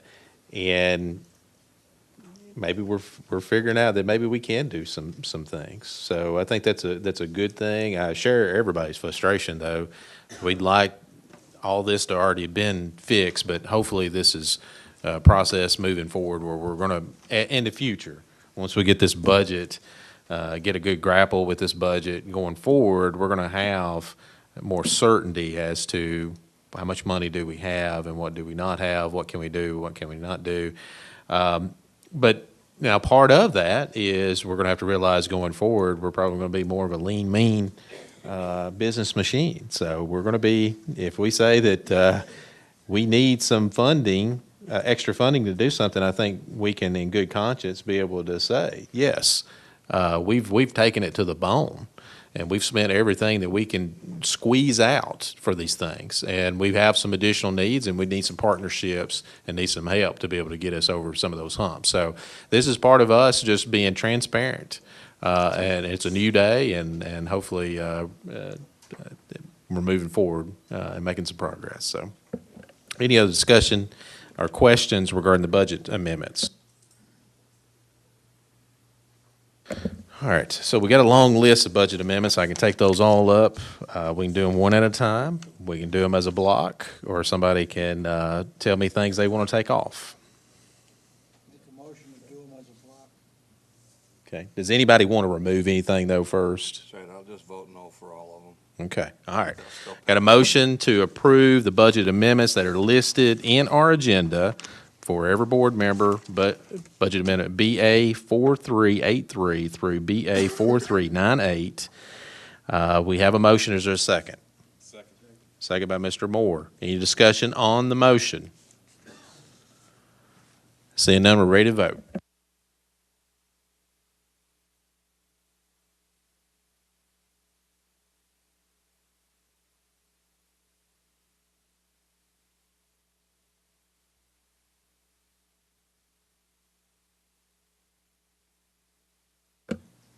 All right, that motion passes 9-2. All right, so Mr. Breeden, we've got some low bids to go over. I think this may be a good time for just a short 5-minute break. So we're going to stand in recess until 9:40.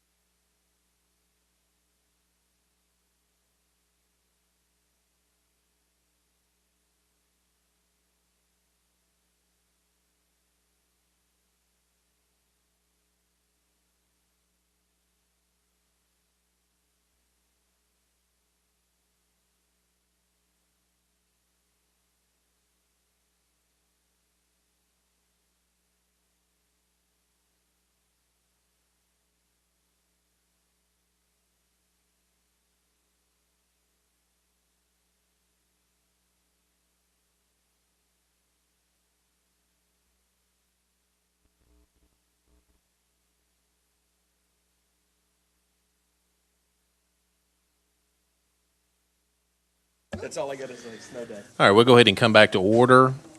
Before we took a break, we were going to go over low bid, so Mr. Breeden.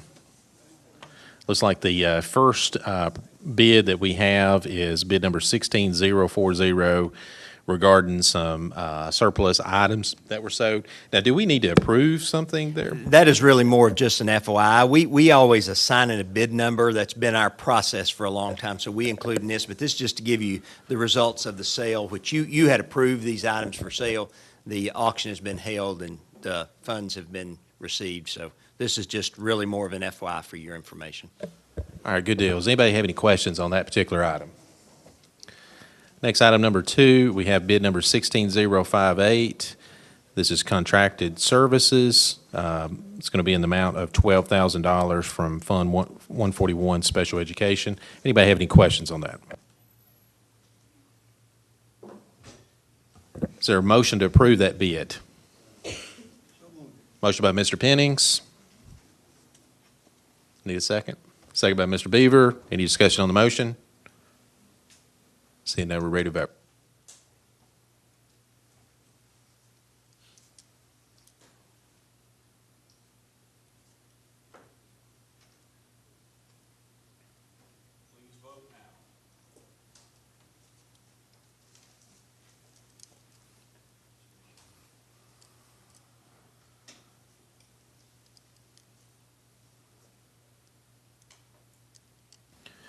Motion passes 10-1.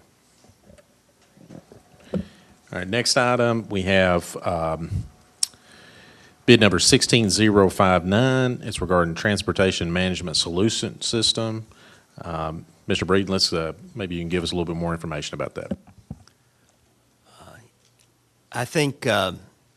Perriman shared the need for this at the when we talked about buses, but this would actually be a new, and he can come and speak to it probably better than me if you have any questions, but this is a new management system for our transportation equipment.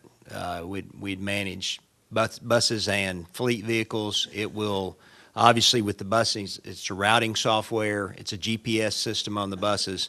It tracks, drivers log in. We'll use it with payroll solutions. We will, also it tracks the maintenance on the buses. I don't know. You can probably explain that better, but he can. But it would be a completely replacing the system we have now, which is just routing software, going to a full fleet management system. And pretty much he's hit most of it. It does have the capability, you do know by law, we have to convert to electronic time keeping. And I think I mentioned to you earlier, one of the big challenges I face is that I have 67 buses that park off-site. They're at someone's home or in a parking lot where there can't be a time clock put in. This system will actually give us real lifetime as to when they clock in. There'll be a system on there where they scan in and scan out. They can scan in for their normal routes. They can scan in for activity routes, for ball games and things, all on the same system. The only thing that I did mention to you that we've backed up on, I mentioned to you about putting a tablet on the bus. We backed up on that simply because the technology is so new. And in the last month, as we went in and researched things and talk to them, we're going to give that time. It's something that could be added on. It does not take any of our data collection solutions away from us. But the great thing about this system, beyond the things it does, it routes, it talks to iNow every night. So if you register today, by in the morning, my office will know that you're registered, you're at this address, and the bus is we're going to have to address you getting on a bus. It also gives me daily real-life numbers on how many kids are signed up and can ride that bus. So the numbers that I brought to you to show that buses were overcrowding took all 155 of us many, many days to collect that information individually by bus and by route, gather it and compile it by hand. This system's going to tell us pretty much all the time. We can set a limit and say at 70 kids, we want it to notify us that the bus is full. And we can adjust routes and things from there. But it does the routing. It does have an app feature where parents can download an app and then they can find out when the bus is coming. So if the bus breaks down and we're 35 minutes late, we don't have to scramble to try to do a phone call that by the time we get the call out, the bus is already there. Parents will be able to see that the bus is running late, and we can communicate with them through there. But it'll have that. It'll still have the parent portal where you can log on, find out at your school where you are. It will put GPSs on all the buses, and it does run diagnostics on the buses and eventually on all of the fleet vehicles too. So we'll be able to track maintenance on everybody as we move forward. Anybody have any questions? Mr. Lindsay? Will there be one person in your office that this will be their baby? There's actually going to be two, both of my routers. I have a gen ed router and a special ed router because we do run 26 special ed buses, which is, in all honesty, a lot harder to route than the 84 big buses that we've been running so far. But there'll be two that'll be in-depth training. All four ladies in there will have the other two will have probably just a surface level knowledge of how to make the system work and find things that they need. Mr. Moore. I just want to say again, this is what I consider really getting ahead of an issue and moving in the right direction. I mean, this to me, this is great, and I love seeing us do things like this. So thank you.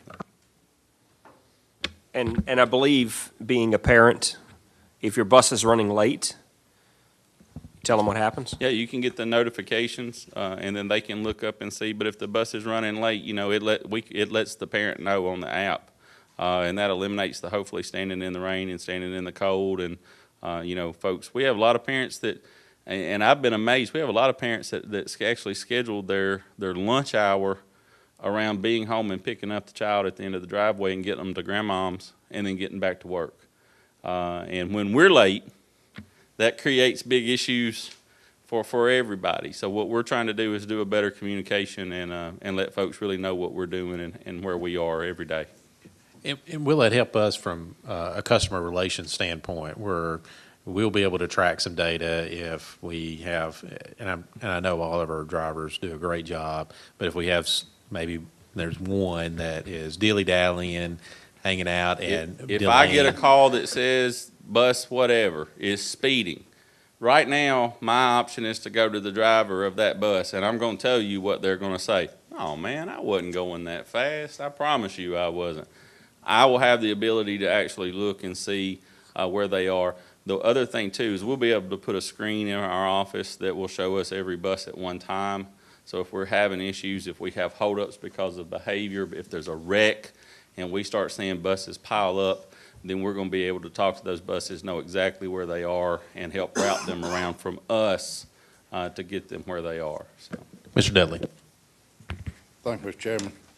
What do we do about the parents or grandparents that still have just a single line phone to the house? They don't have all these apps and stuff. We can still, there's features in there where we still call. We can make the calls and things like we've done in the past. And, you know, hopefully what I'll see from the technology end of this is that we can become more efficient in how we're running to where even those folks that don't have a way for us to contact through apps, they're not going to worry about the big window of time that they've maybe looked at in the past, because we're going to change efficiency and become a little bit more predictable for them. Because we still got families on both ends of the technology. We do. And I'll tell you guys, I have drivers, you know. I have, like I said, I have 155 people in my department. I have 67 people over the age of 60 in my department. And when I started talking about GPS on the bus, man, some of them, man, I don't know what to do with that thing, you know. And so we face the same thing. We have folks that aren't technologically where we think of some folks being, but we're going to make it work. We're going to work with them, and I think it's going to be a good thing for everybody. Mr. Perriman, what can you tell me about this particular product and this vendor? Did you all kind of shop around, do a little research to see whether this is a good product? We did. We shopped not only routing systems, we also shopped the GPS systems. And there are several vendors that only do routing, and there are vendors that only do GPS, and then there's vendors that do everything. What we found is that in talking to, in Tennessee, specifically in Middle Tennessee, Wilson County, Sumner County, and Davidson County are all customers of Versatrans. Sumner and Davidson, by the way, fall within the top 100 largest government-owned school district fleets in the nation. You would have thought that of Davidson, but not necessarily Sumner, but they fall within there as well. they had nothing but great things to say. One about the company, and it's a company based out of New York, but the company itself and then also the product that they've been able to see. And I'll just tell you, if you look at our current EdgeLog system, it's a map that looks like you scanned it in off of a map that was on paper, and the lines kind of go everywhere. This product actually works with Google Earth. And so when we look at it from a mapping standpoint, we can look at Google Earth and actually see what the roads look like if we choose to, or actually look at them on that kind of map feature where we only see the roads. So it's kind of like going from an Atari probably up to a PlayStation 4 or whatever they play now, as far as how it looks, as far as what we're going to be able to deal with in our office ourselves. Mr. Lindsay. One last question, and this may be in our packet, but my iPad's dead, but the $185,000, is that the first year cost, and then we'll see a reduced cost every year? The cost reduces greatly, and mainly the cost, the cost going forward is mainly two things. One, every bus has, with this GPS, it's going to run through a Verizon signal, so we have to have a contract basically for every bus that we put it on to uplink through. So the main thing that we see is the update cost of keeping our maps up to date, of supporting any updates that we see software-wise, and then that phone line or that cell line that actually runs off of those GPSs for the buses. But yes, it drops considerably. And I actually do my budget presentation next Wednesday, and that's in my budget presentation for next year. So is it comparable to what you were paying Yes. EdgeLog? From this point out, yes, it is. And Mr. Walliver, have you had an opportunity to review this from a legal standpoint? I'm sure it's going to be a great product, but just in case it's not what they sold us, that we're protected. Yes, and if you decide to go forward, I'll make sure that whatever goes in is compliant. But yeah, it's fine. Sounds good. Any other questions or discussion? Is there a motion to approve bid number 16059? Motion by Mr. Moore, second by Mr. Pennings. Any discussion on the motion? Seeing none, ready to vote.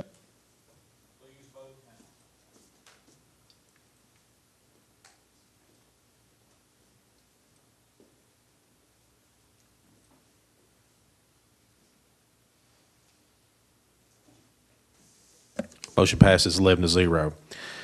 All right, Mr. Breeden, looks like we have two bids. I don't know if they're maybe related, if you just want to take them up together, or actually, excuse me, it's separate, 16062. So that's Yeah. the only bid we're looking at. Okay. This is for the purchase of two additional fleet vehicles. Actually, we've got one that technically could be retired because it still runs even though the heat doesn't work. And as Dave Hall says, you can't use the phone because the wind's too loud coming through the windows. We'd probably want to keep it just sitting on the lot for backup purposes until it dies, you know. But this would be actually, and I'll have to pull out the information to give you the exactly amount on those two vehicles, but it's adding two vehicles to our fleet. One is a 2016 Ford Expedition, which would be assigned to the Director of Schools for use. The other one is a 2016 Ford Explorer, which would be assigned to the Assistant Director of Instruction and Curriculum. And then the vehicle that's currently used by the Director of Schools would be assigned to the Assistant Director of Operations, and the car that the Assistant Director of Operations and the Assistant Director of Curriculum Instruction have been sharing will be assigned to the construction manager, and the car that the construction manager is the one that's got 170-something thousand miles. And like I say, you can't use the phone because the wind's so loud blowing through the windows. I'll get my hands on this in just a second, this file, and can tell you more particulars if you need that. The total of those two purchases is $61,593 from Golden Circle Ford using statewide contract number 209. All right, I'm going to open the floor for questions and discussion. Mr. Lindsay. I'm not advocating for this, I'm just asking. Have you guys ever looked at, I know a lot of companies in the private sector are getting away from buying company and owning company vehicles and going toward a vehicle allowance and working it from that angle. Was that something that you guys looked at, and is that even, I know probably per your contract, we'll provide you one, but I'm not questioning the need at all, because I understand fully that you guys are probably out and about more than you're in your office, but I don't, is that something that is a viable option or not really, or?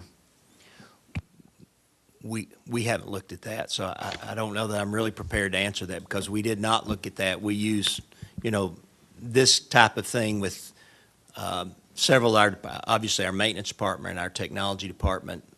We do have other fleet vehicles that we use. The Director of Transportation and School Safety, there's a vehicle he uses, so we're doing that, but we haven't considered the other.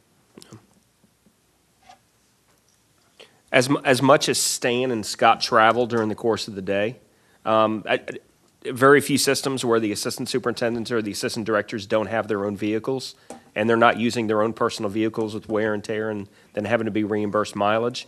There's very few systems that don't have this. So when we were originally discussing this is something that came up that I supported, that I thought was beneficial. Like I said, considering how much these guys are out and about doing district business every single day.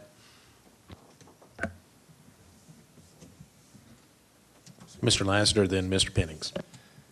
I had talked to Mr. Breeden before the meeting started about this, and I'm disappointed. I know why you guys did it, but I'm really disappointed that we're looking at purchasing a vehicle out of Jackson, Tennessee on a fleet purchase that, from what I understand from talking to somebody at our local Ford dealership year before last, they can get the same fleet price, right here. But most of our local dealers are not going to take the time to fill out a ton of paperwork to get on the state bid price, so they're not going to show up as being on the state bid to sell one or two vehicles a year. But, we have local vendors that do a lot for our county.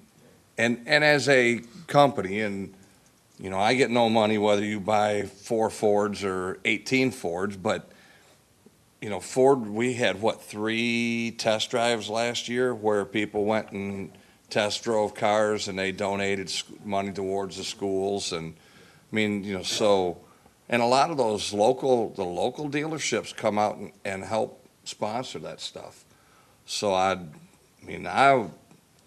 we really needed to, and this is public information. You're bidding, this state bid stuff. I looked it up one day on the internet and found here's the state bids.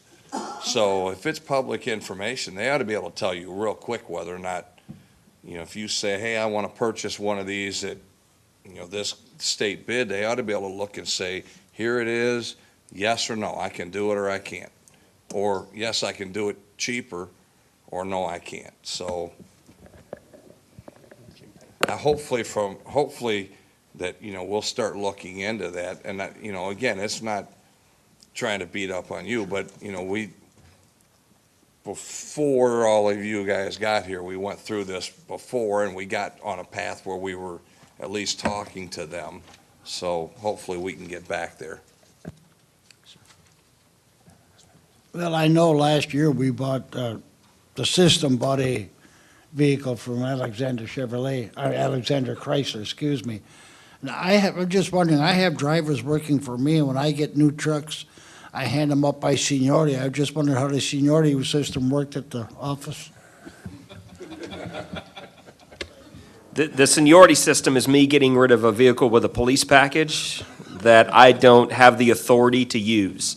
And I'm going to miss it, because on the highway, people move over because they think I'm a cop. So, but other than that, I'm more than happy to give that over to Stan, who has the certification in order to run the police package on that Ford Explorer. I've seen you drive. You don't need a police package. I must tell one thing on Dr. Marzak. His very first day on the job, I don't know if you remember, we had an incident at one of our schools which we responded to, and he came to a little early, but later,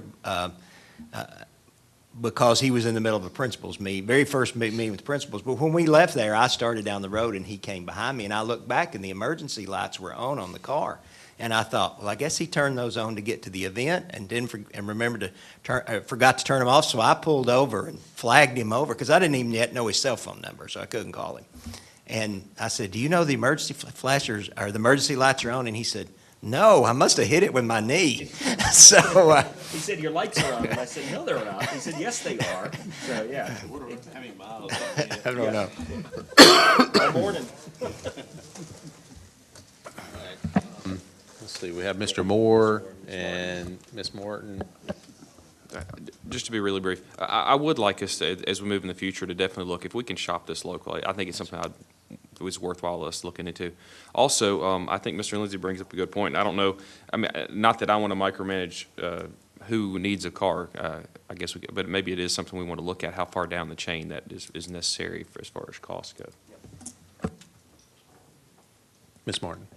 Is there a way, Mr. Lassiter, if you have that connection where that conversation took place, that you might want to encourage them to be receptive to fill out that paperwork, if that's the process that it takes for us to support them locally? I'm all about buying local. I have a local something, and I want people to, support me. But if that is the case, I will do what it needs to be done so that I could be a part of that process. Because I don't think you would, you don't have a whole lot of time to solicit. I think we should support those people. But I think they need to do what they need to do so that we can. Mr. Morrison. I have to ask this because it's my personality, but if memory serves, we did offer a bid or a quote to one of our local agencies, and they no quoted. Is that correct? Yes, that's what happened the last time. Yeah, That's what so, we looked at. we've gone down this road multiple times, and we give them the opportunities. And yes, we'd like for them to take advantage, but we can't twist their arms. Any other discussion? All right, is there a motion to approve bid number 16062? Motion by Mr. Pennings, there's a second. Second by Mr. Beaver. Any discussion on the motion? Seeing none, we're ready to vote.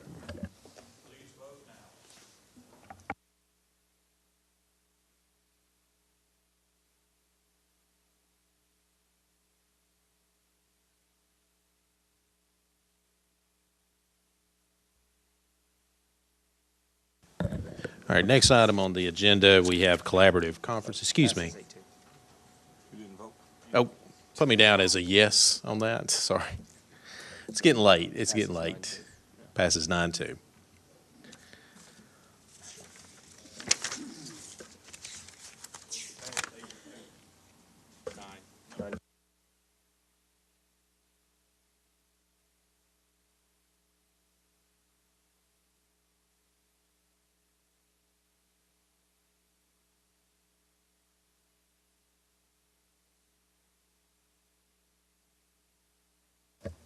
All right, so we good? Squared away now? That's okay. All right, so now we're ready to move to review of the status of collaborative conference. As everyone may recall, as far as the board members, our board has previously expressed that we do want to do collaborative conference. In fact, in December, we went ahead and selected our representatives to collaborative conference. So, but unfortunately, we're at the table to do collaborative conference, but we do not have representatives from our employees yet, so we're at a standstill. So that's what we're going to go over. How do we get here? And to figure that out, we just need to start from the beginning. And so back in November 2015, November 11, 2015, Mr. Director, I think you received an email from Murray County Education Association. They requested us to do collaborative conference. Is that correct? Yes, sir. Okay. And in fact, I think, do you have that particular email so we can look at that and we can kind of go over it and where everybody can kind of get up to speed on things? Yes. Dave, can you give me access, lane control to the projector, please?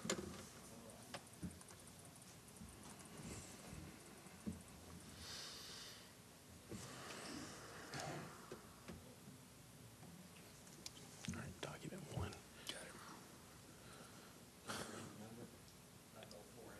Thank you.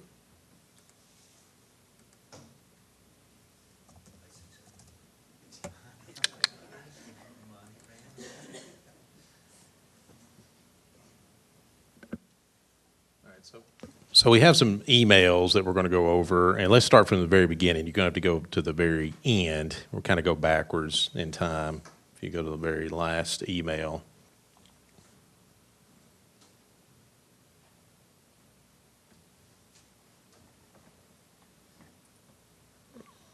One more. Yeah, that's it. Oh, oh, oh. There we go. All right, so you'll see that we got a request to do collaborative conference, and we were requested to do a vote whether we're going to collaborative conference. And in that request that we received from Maury County Education Association, Mr. Hubner and also Mr. Mark Orman, on that day requested that we consider using our Maury County email system in order to conduct this vote. Now, if you'll scroll on down, you'll also see, before you leave that email, if you'll go back. Okay, sure.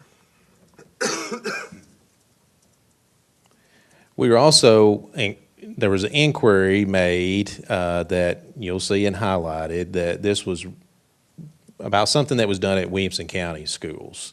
The central office there actually wrote a special program that accomplished an easy form of email voting. So we see there that as far as this electronic voting, this was not this board, this was not the director that come up with this particular idea to vote by email or to do something electronically using a special program. We were asked to possibly do that. As part of that request, we'll see that, not yet.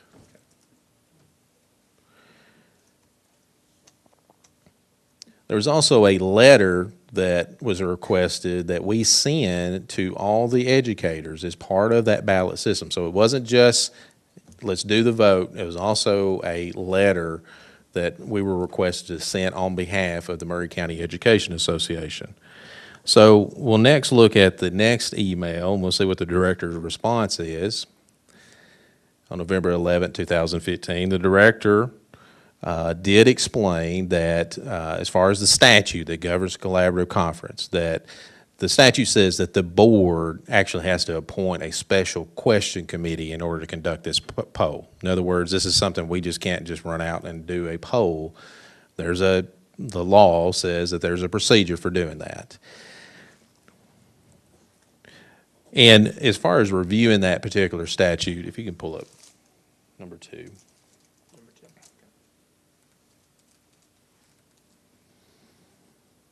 I think board members may have seen this particular statute, but you'll see that as far as, and this is something that underwent a change, you'll see at the top it says Collaborative Conferencing Act of 2011. So there was one way of doing collaborative collective bargaining in the past, and then the legislature changed that in 2011. When they changed the statute in B1, it says, you'll see in highlighted form, the Board of Education shall appoint an equal number of professional employees and board members to serve on the special question committee. And it's this special question committee that conducts the confidential poll.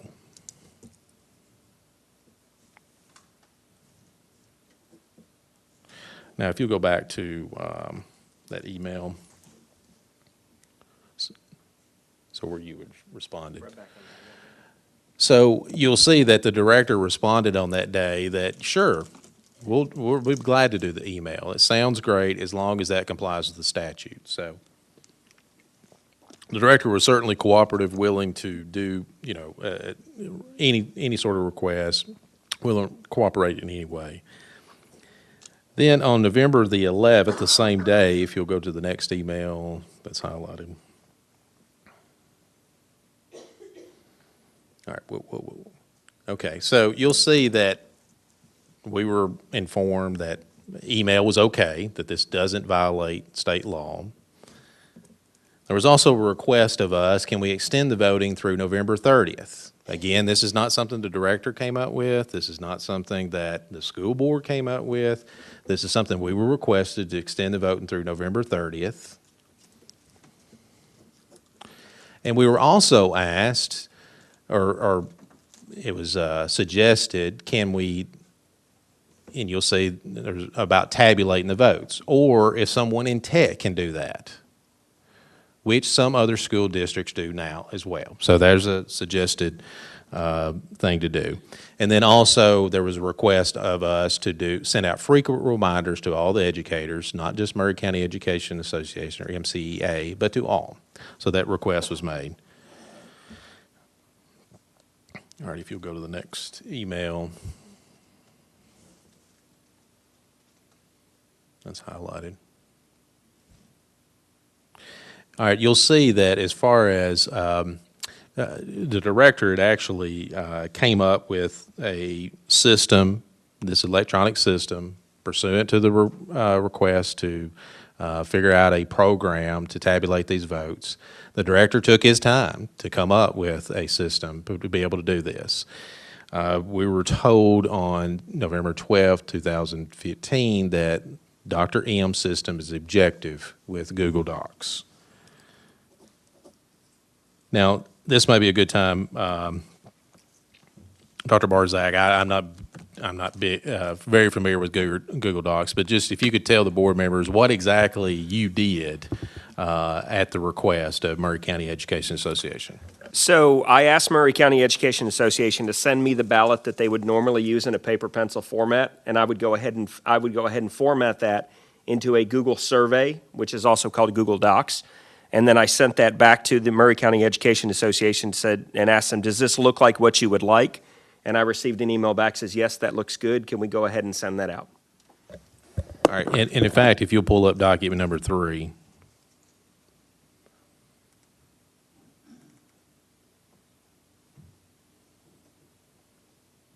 All right, if you'll go down just a little bit, and you'll see where the director actually sent this Google form that he prepared, sent it to the representative of Maury County Education Association for approval. So then let's go up. The form is perfect. That form is perfect. Okay, and then if you go on up, that is fantastic. Gentlemen, let's proceed.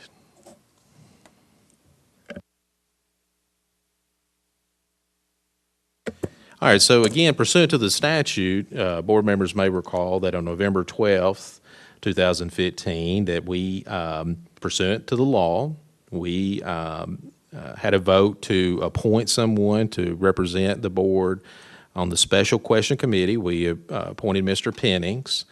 The professional employees informed me that they were appointing Mr. Mark Orman to be the other representative, and if you want to go back to the statute, you'll see that the special question committee, it's an equal number. So if there's one board member, then there's going to be one member of the professional employees.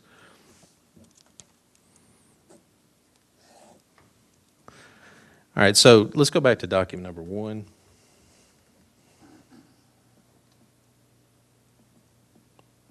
All right, so you'll see that if you'll go up to about November 24th,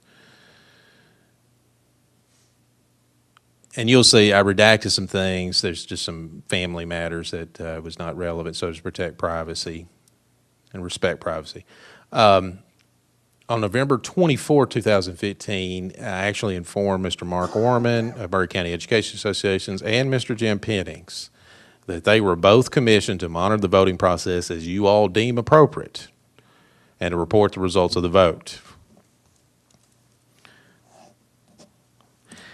All right, so then on November 20th is actually when the vote had actually started, and you'll see, if you can go to document number 4, that the director sent out, as requested, an email on behalf of the Maury County Education Association regarding the vote, and also this is actually directly from, and you'll see at the top, sent on behalf of Mark Orman and Dave Hubner, actually says and highlighted that this vote will take place using Google Forms for instant results. So that was actually sent out on behalf of Maury County Education Association, and part of that email, if you'll look,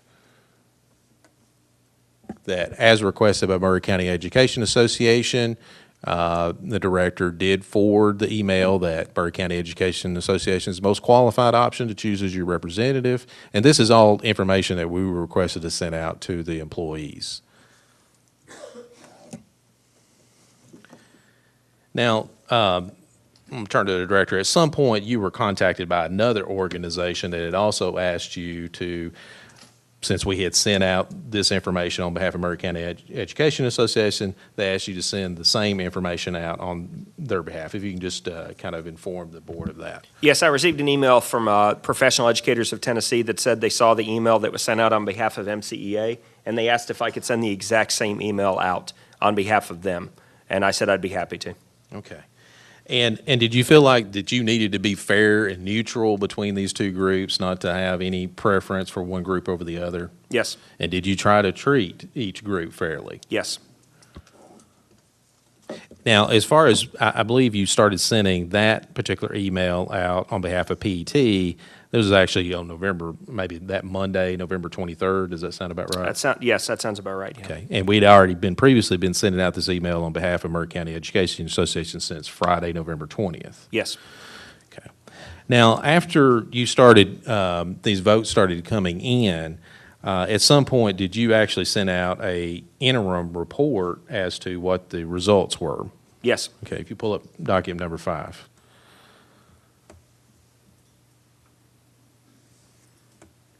All right, and is this the email that you sent out to Mr. Hubner as well as the representative of PET and Mr. Pennings, and you carbon copied myself, is that correct? Yes. On November 24th. Now, the vote was going to stay open between November 20th through the 30th, correct? Yes. Mm-hmm. And so at that point, and if you'll scroll on down, it actually has the current results thus far, correct? Yes. Okay.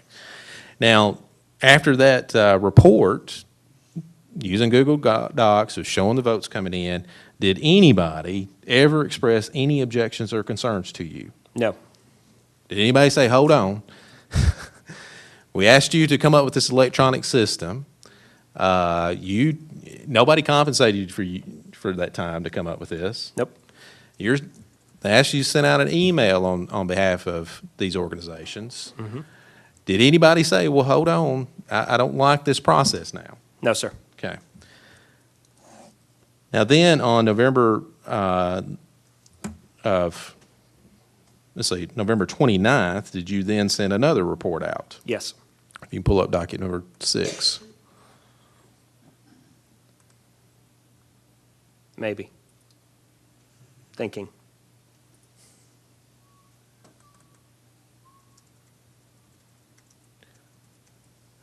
All right, maybe you can rely upon your memory. Do you recall that particular report, did it reflect that? Here we go. Got it. Excuse me. All right, so if you want to scroll down. Sure. All right, and so this is the preliminary results that came in, correct? Yes. All right, and so if you want to scroll back up, we can see that, first page. Oh, sorry. Okay. All right, so we see that, yes, our educators do want a collaborative conference, and then there's a question of who do you want to represent you in a collaborative conference. Looks like about 63.8% chose Maury County Education Association, correct? Mm-hmm. And about 31.7% actually chose PET, correct? Yes. And actually, there's a no question. If you don't want a collaborative conference, then you still get to select which group you want to represent you, even if you vote no.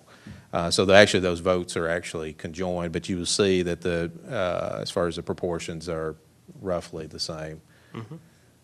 Well, no, they're not. They're not roughly the same. But Maury County Education Association got 32.7, and then PET got around 26% of that vote. Yes. All right. Now, on that day, after you sent that out, were you contacted by a representative of Maury County Education Association? No. Were you contacted by Mr. Hubner is this the one after close this? to the end? Yes, and this is the one that was close to the end where Mr. Hubner did contact me, yes. Okay. And was there a request made to ignore or invalidate the vote? Yes. Now, as far as any reason to invalidate the vote, what was the reason? The reason that was given to invalidate the vote is that they looked at some of the percentages and some of the numbers and felt that they were incorrect. And was there an allegation about the ability of someone to vote more than once? Yes. And as far as any evidence of any individual that voted more than once, was there any evidence of anybody? There was only evidence of one person, and Mr. Hubner admitted that he had voted more than once in the poll to prove that you could vote more than once. Okay. Now, since then, has anybody come forward with any additional evidence of anybody voting more than once? No, sir. Okay. Has Maury County Education Association submitted any such evidence? No, sir. Okay. Now, we can go back to the statute that we looked at earlier, and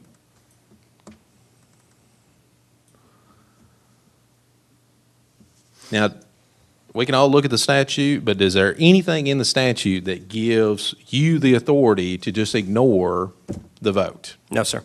Is there anything that you've been able to see in the statute that gives me as the chair the authority to just ignore the vote? No, sir. Is there anything that you've been able to see in the statute that gives this board the authority to ignore the vote? No, sir. Okay. Now, as far as being a neutral, we talked about that, about some teachers, it looks like, did vote for PET to be their authorized representative, correct? Yes, sir. And so are we at a liberty to just simply ignore those teachers that told us that they want PET to represent them? No, sir, I do not believe so. And so I guess we're in that class between a rock and a hard place. Yes, sir. Yes, we are. Let's look at the big picture. Now, we can go back and look at that tally, but I had done some math that, based upon the preliminary results that came in on that tally, the proportions would be, because we've already nominated 7 representatives.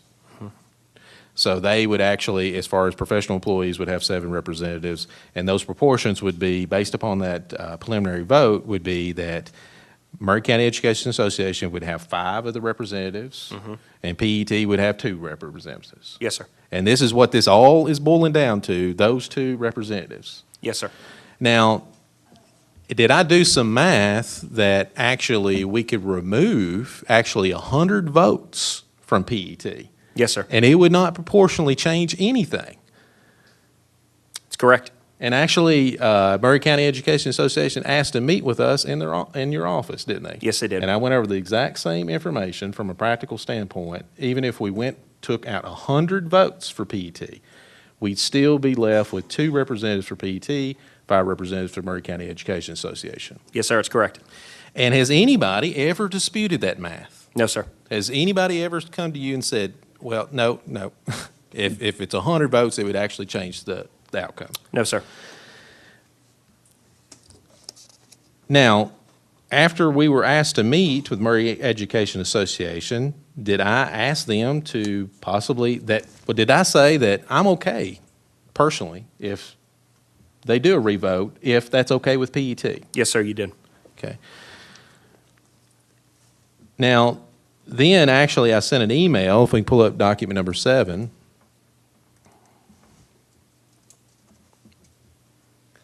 If you'll go to December 9th.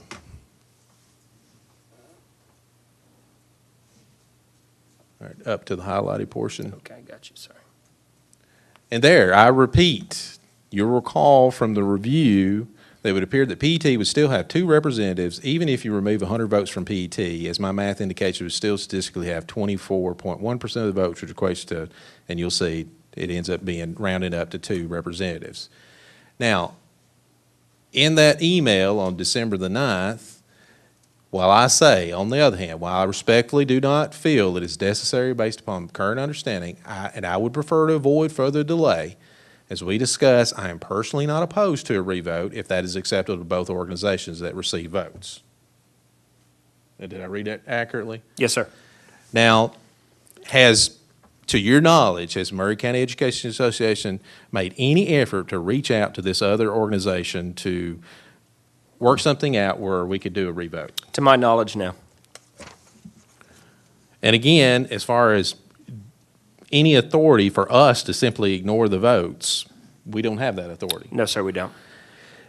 All right, and so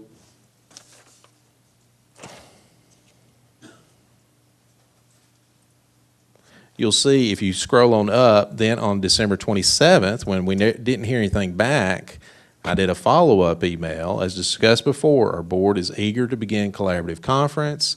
I wanted to see if we could move forward, and what's the response? They're contesting the vote, correct? Yes, sir. All right. So, again, with us not having the authority, going back to the statute, it appears the only body that has the authority to conduct a vote or to report a vote, to do anything related to the vote, is the Special Question Committee. So on December 31st, if you'll pull up back docket number 1,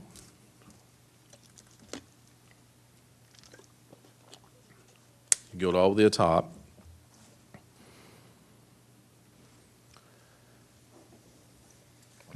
I informed Mr. Pennings and Mr. Mark Orman that based upon my reading of the statute, and I attached a copy, I believe you all ultimately have to decide this question, since your committee is entrusted with the statutory authority related to conduction and reporting of the poll. So, very clear, I told the Special Question Committee that this was they could do whatever they wanted to do. It was up to them. Yes, sir. All right, Mr. Pennings, you're our rep on that committee, of the Special Question Committee. Has your committee voted to revote? No. Has your committee voted to report the vote? No. Are we at an impasse? Yes.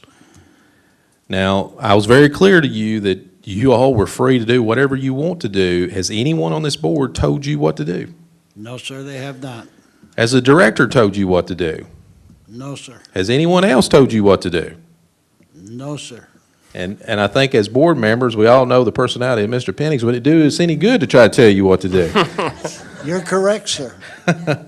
Has your decision changed? No, it has not. And what is your decision? My decision, after advice from council, was not to have a revote. I met with Mr. Orman after work one night and spoke to him at length for an hour and a half. And he told me that the only way we could stop litigation is if we had a paper ballot and revoted. And I told him just what you said, that I was personally not opposed to a revote. But I believe we would have to have the permission of PET also. And after talking with Mr. Williver the next morning, or talking with the director the next morning, who called Mr. Williver, who was on vacation in Utah, Mr. Williver advised me that we should not have a revote, and that's the information I gave to MCEA. All right. Now, I understand that you got some advice, but did you end up making your own decision? I made my own decision. Yes, I did. And was this based upon, you made your decision based upon information, but did Mr. Walliver tell you what to do? No, he didn't tell me what to do. He just advised me that we had no obligation under the law to hold a revote. Okay. And did Mr. Walliver, I guess, discuss with you that classic rock between a hard place, that if we just ignore the vote, that we may have another organization that is just as angry as the next one? Yes, Mr. Williver and I believe yourself and the director, we had that conversation several times, that if we do what MCEA wants us to do, PET would probably sue us or take us to court, whatever, because they didn't want to revote. Okay. All right, and so, Mr. Pennings, I'll ask you here today, and again, just like I told you in the email, ultimately, at the end of the day, it's your decision. And you can change your decision right now if you want to. What is your decision? Do you want to revote? Or do you want to leave things and try to report the vote? I think that the schools did everything they were supposed to do legally and above the law to try and settle this situation. And it has not been settled, and as far as I know, MCEA has not reached out to PET. So as far as I'm concerned, no, I will not change my decision. I don't think we should hold a revote. All right, and the thing is, I mean, looking at the big picture, we want to collaborate. We want to have that meeting with teachers, correct? I want everybody to play nice. And if we could simply move forward with the vote that it's already taken, we'd be able to have that, would we not? Yes, we would, and like I told them in our conversation, if they would get me a letter from PET saying that, yes, they'll go along with a revote, I have no problem with it. All right, and so here we are today to try to figure out what to do. Now, I haven't seen any basis in the statute that allows us to simply override what the committee does. But I will tell you, this is a new statute. It's not as clear as it should be, and that's part of the problem, is that we're not given a lot of guidance. But at the end of the day, it's up to the board. The board can either do nothing and leave as is, then we're at an impasse. The board could vote to require the committee to report out the vote. Now, I don't know what basis we have for that, and I'm not sure what the ramifications would be for that, but that's something that the board could do. Or the board could vote to require the committee to revote.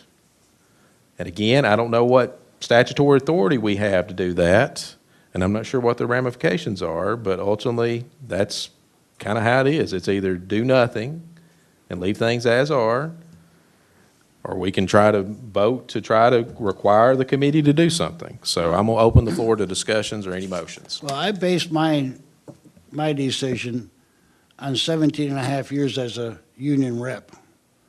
And I have been in fights between two labor organizations, and you don't want to be there. At least I don't want to be there again.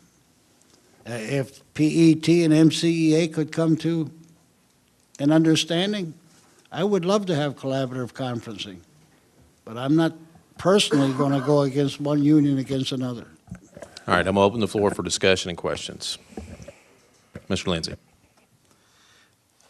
I'm assuming that the issue is, in the past, the votes, well, we can only go back 1 year. I mean, one term is what I'll call it. But the first time that we collaboratively conferenced, the votes for MCEA were at a far greater number than they were today. I'm assuming that's wherein the issue lies, that, but now, because it's a lot closer vote, they're taking issue with that. Is that your understanding? The director may be able to shed some light on that, I guess, as far as the cooperative nature of that. I mean, we've been cooperative to this point. Mr. Hubener and Mr. Orman and I are actually scheduling monthly meetings for us to talk. So I would say we are collaborative, but this has caused an issue. And the way I see it, it's an issue over the number of seats at the table. We're no longer in collective bargaining. We're now in collaborative conferencing. This is an opportunity for us to sit down and for us to discuss and talk about what we can do to impact the overall health of our system. And that's what we've been wanting to do, and what I've been wanting to do all along, is to just sit and talk and figure out where we can come to. No, my question is, I think that the law was enacted in 2011. So Yes. I think the first time that Murray County participated in this was 2013, in spring of 2013. Yeah. At that time, and somebody can correct me, I want to say that MCA had 7 representatives on that committee. Is that what, I think we all sit on it. So I guess the reason that the vote is being questioned is because now they won't hold 7 seats on that committee. Well, all I can say is based upon the current preliminary results, which again, the committee has not reported out, so it's not official. But based upon the current preliminary votes, it looks like Murray County Education Association would have 5 representatives, and this other organization, PET, would have 2. Now, the big picture, I don't know what practical difference it would make, because I don't think that the committee can actually do the collaborative, once you have the collaborative conference committee, can do anything that would ultimately bind the school board. It's basically more to make suggestions and to make recommendations to the school board that we would then take a look at. It's a good process. And that's the frustrating, I'll say, this is the frustrating thing for me, and that's why I said I'm personally not against a revote, because I want to do collaborative conference, and I think this board wants to do collaborative conference. we already have our people at the table ready to go. We just want to be able to move forward, whether, and at the end of the day, we want to be able to have collaborative conference with teachers. I mean, that's the end result, is we want to be able to have those discussions, to get those viewpoints. And so that's why it's frustrating to me that this mountain out of a molehill is holding us back, and we're not having collaborative conference right now. Right, and I asked that question to make this point. I personally know of teachers that have told me that within the last 2 years, they have dropped their membership with MCEA because the dues were more expensive and for various other reasons, and are now members of PET. So, and I have no substantial evidence to prove that, but just from talking, and I don't know how many people have, but I have been told by some that they have swapped to PET. So with that being in mind, it would only make sense to me that the more members PET has, the more members would vote to have PET represent them. That's the only point I wanted to make. And for me personally, I don't care. I mean, at the end of the day, I just want to be able to have those discussions with whoever the teachers choose to be their representatives. I would just want to have those discussions, whether it's all Murray County Education Association, whether it's 2 groups, whether it's 3 groups. I don't really care. I just want to be able to collaborative conference. Now, what we're in a bind as a board is that some of our teachers have, it looks like on a preliminary basis, have indicated to us that we would like this particular organization to represent us. And that's not, I don't have a dog in that fight, but that's what they've indicated. So we have to, in some ways, as a board, and we're going to get to the Murray County Education Association complaint in a moment, but the essence of the laws is this board needs to remain neutral. We don't need to be picking and choosing. And we've had a vote where teachers have told us something, so I don't know how we can get away with just ignoring that. But here's the thing, a collaborative conference, it's all about collaboration. Why not reach out to PET and they may say, yeah, let's do that. And I agree with you, and I cannot demonstrate my frustrations as eloquently as you can, so I won't try, because I'll say something I don't need to. But it would be of my opinion that we, as a board, suggest to, I guess that's the way to put it, to Mr. Pennings, that we accept this vote and move forward. Mr. Pennings. Well, in talking with Mr. Ubner, they do not like PET. They don't want to have anything to do with them. They said they haven't earned their right to have 2 members on the board. They doubted if they were 50 members of PET, much less the number that came up on the survey. They believe that PET is strictly for the individual teacher. They're not interested in helping the masses. They want every teacher to negotiate their own contract. Now, this is the words from MCA's mouth, not from mine. And they just don't like PET, and they will not have anything to do with them, period. Well, and look, I don't want to get into, I guess, all that history, because, here's the thing. We want to have a positive experience, and and I know this has been frustrating for the director. It's been frustrating for me, because I'm excited to do collaborative conference. I'm excited about positivity. I'm excited about working with folks. It's been very, I guess, frustrating that something like this is holding things up where we can just have those discussions and just have those meetings, and we can work with MCEA, we can work with any group, and we really want to do that. Any other discussion? Is there any other discussion? Yes, sir. Mr. Dudley. Mr. Dudley. Thank you, Mr. Chairman. As you stated, we as a board said we wanted to collaborative conference. But did the legislature state that we don't have to, that that's strictly up to this board as to whether we wanted to or not? Well, and if you want to look at some of my emails more closely, you'll see that that was one of my concerns, that we're jeopardizing everything by this, dragging things out unnecessarily. The statute actually says that the special question committee, I believe, was supposed to report out by January 1st. Is that right, Mr. Waller? And that date has passed. And so I'm not sure, it's a gray zone, and this is part, again, this is the statute is not the clearest, but there's some indication that, but you're right, the statute is very clear that if we go through the right process, we're required a collaborative conference, but we're not required to enter in a collaborative agreement. I mean, it's pretty well almost a very voluntary thing. And then, so what I'm saying, it seemed to me like it's a dispute between the two organizations, that this board was willing to participate. The two organizations need to settle their differences. But if they can't settle their differences, we need to just, say that we're going to stand by the vote that was issued. And if one of them wants to, go to court, they have the right to file suit. Well, see, it's more of a compound problem because the special question committee, the other member of the special question committee, is refusing to report out the vote. So that's why we're in this limbo, because they won't report to us because they're at one-to-one vote, and so they won't report the vote out to us, which then keys in the other things. So that's the difficulty that we're in right now. Mr. Morrison. Mr. Chairman, does our council have any recommendations or thoughts about what we should or shouldn't do?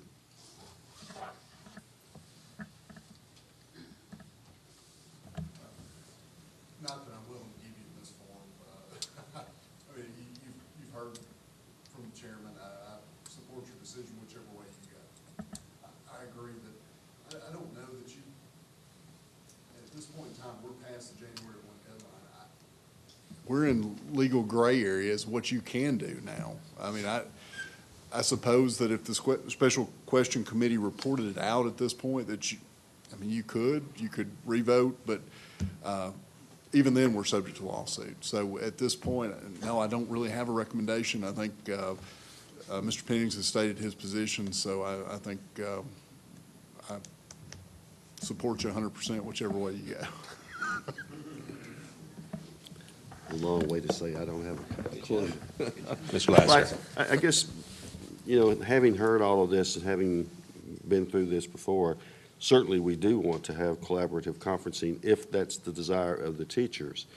But I don't think that we can, as you mentioned, I don't think we could disregard the voices of the teachers that voted. I don't think we have any evidence that the vote was tampered with or somehow made not I think it was verified. I don't think there was any way that people could do what they did. I guess my feeling is that if we have a way to report the vote, then we'd do our part. And that way we've done what we're supposed to do, and then we go forward. If they choose to participate, then fine. If they don't, that's fine too. Thank you. And for clarification, I think, Mr. Pennings, you want to report the vote out so we can move forward, correct? Yes. Yes, I want to report the vote out. I want collaborative conferencing. I mean, that would be a good thing for the whole school system to have. But you're only one of two votes, and so that's not a majority. That's exactly right. Okay, Mr. Lassner. All right, and I'm sorry that I probably missed this in one of the meetings, but when you say that we have somebody that won't report out their vote, explain that to me, I guess. Well, again, I mean, if we go back to the statute, if you want to pull up the statute. Yes, sir. And I'll take the short version. Okay. Well, the statute says that it's the special question committee that conducts the poll, and they're the ones that actually report back to the board what the results are. Report. Well, they're going to have to, as a committee, I mean, it's Robert's Rules of Order. If it's a 1-1 vote, it's a tie. There's no. So it'll be Jim's vote plus whoever other. The Murray County Education Association representative so they're not is reporting out the membership vote. They're just reporting out to us. So if you'll go down to the next page. See, it's not until we receive the results of the poll that we actually then appoint. And technically, I guess we were a little bit too hasty that we've already appointed our representatives. But the committee has not voted to report the results of the poll to us. Mr. Pennings wants to report the results so that we can go ahead and the professional organization can go ahead and appoint their members, but instead, that's not happening. So, any other discussion? All right, I will open the floor for if anybody wants to make a motion to override the special question committee and go ahead and proceed with a revote. Is there a motion?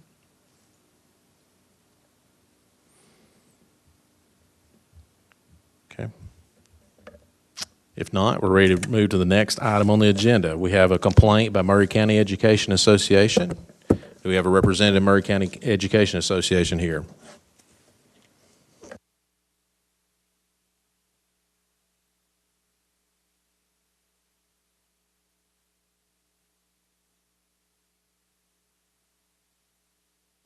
All right, Mr. Huebner, you have submitted a written complaint to us on behalf of the Maury That is County correct. Education Association.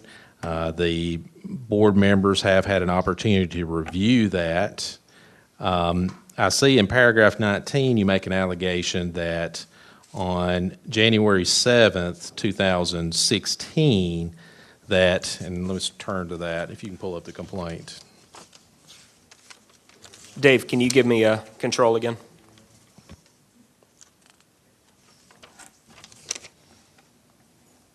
All right, so you state in the complaint that on or about January 7, 2016, Jim Pennings, the Board of Education's member on the Special Question Committee, agreed with the teacher's representative on the committee that a new poll should be conducted using paper ballots. What basis do you have for that allegation? The word of Mr. Mark Orman, who met with him for about, I think, an hour and a half. Okay, is Mr. Orman here? No, he's not. He's Okay, homesick. so we do not have that information here today. All right, the next item is on January 8, 2016, you all make the allegation that the Board of Education effectively overruled the decision of the Special Question Committee and reiterated its refusal to conduct a new poll without the agreement of PET. What allegation or basis do you have for that allegation that the Board of Education overruled the decision of the Special Question Committee? I spoke with Mr. Pennings about 3 o'clock that afternoon, that next day, and he said he spoke with Mr. Oliver. And Mr. Oliver, as I wrote down the sentence, Mr. Oliver said, we've done all we can for MCA, there will not be a revote. That's pretty much what you told me. That's what Mr. Pennings Yes. told you? Yes. Okay. He never indicated to me that he was against it. Okay, well, but... Nor to Mr. Orman. All right, but now, as far as the particular committee, you're not part of the committee, are you? No. All right, and were you there for the committee when they made their final deliberations was and not. decision? Okay, I think it's a question of word against word, isn't it? okay.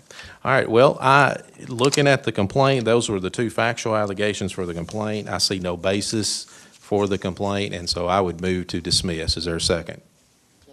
Second by Mr. Pennings. Is there any discussion on the motion?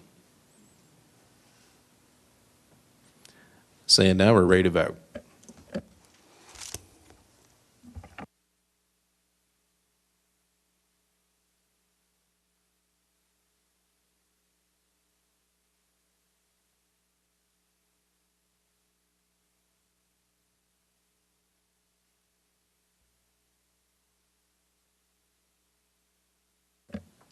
Motion passes on 10 to 0.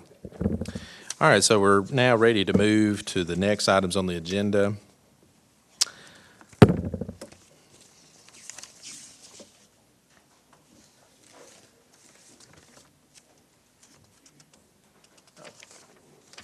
Dave?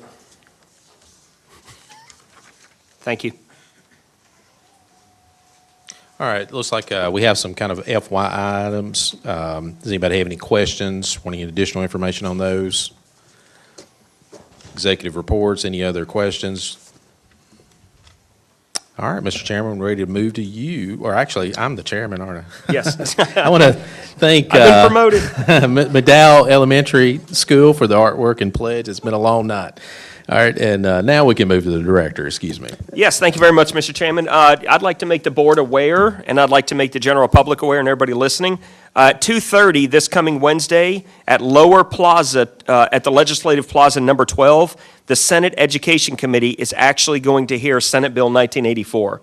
And if you know what Senate Bill 1984 is, that gives school systems the flexibility to choose TN Ready or the ACT suite of assessments as their final summative assessment at the end of the year.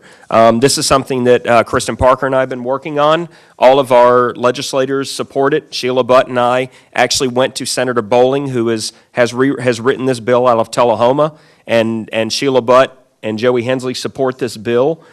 So this is an open Senate Education Committee meeting. I plan on attending on behalf that Murray County supports this bill moving forward. It's in our own Keys to College and Career Readiness with key number 5. Our community said that they wanted all of our students to achieve all of ACT's college readiness benchmarks. And so I think it makes sense as a director of schools and overseer of education in this community that we have the ability to implement the ACT suite of assessments to directly impact key number 5. And consequently, the Department of Education has made the ACT 2 of their priorities. One through the governor saying that he wants all students to have a 21 in the next 5 years. And now schools and school districts are held accountable to their ACT scores every single year as part of their district accountability. So we believe, and there's many superintendents around the state believe, that this Senate bill should be moved onto the House and it should be passed into law and give us the flexibility to choose the ability to have ACT or TN ready. So I encourage everybody to go at Legislative Plaza Wednesday at 2:30 for the Senate Education Committee to make your voices heard as a Tennessee taxpayer and voter. Let me scroll on down. Again, yes, thank you to McDowell Elementary School. Mr. McNeese, you're hanging in there. I'll see you at car rider duty in the morning. My own daughter's own school. Thank you very much tonight for the pledge and also for all the artwork for the meeting. I'd like to remind everybody that Monday, February the 8th, Monday, February the 29th, it is late, we will be having our academic committee meeting where we will be officially releasing our first scorecard for the Keys to College and Career Readiness. So we will officially release how we're doing as a district with relation to the Keys. So that will be on Monday night. Monday, March 7th, there's no school, professional development. There's also a policy committee meeting here that night. Thursday, March 10th is a county admin meeting at 4:30.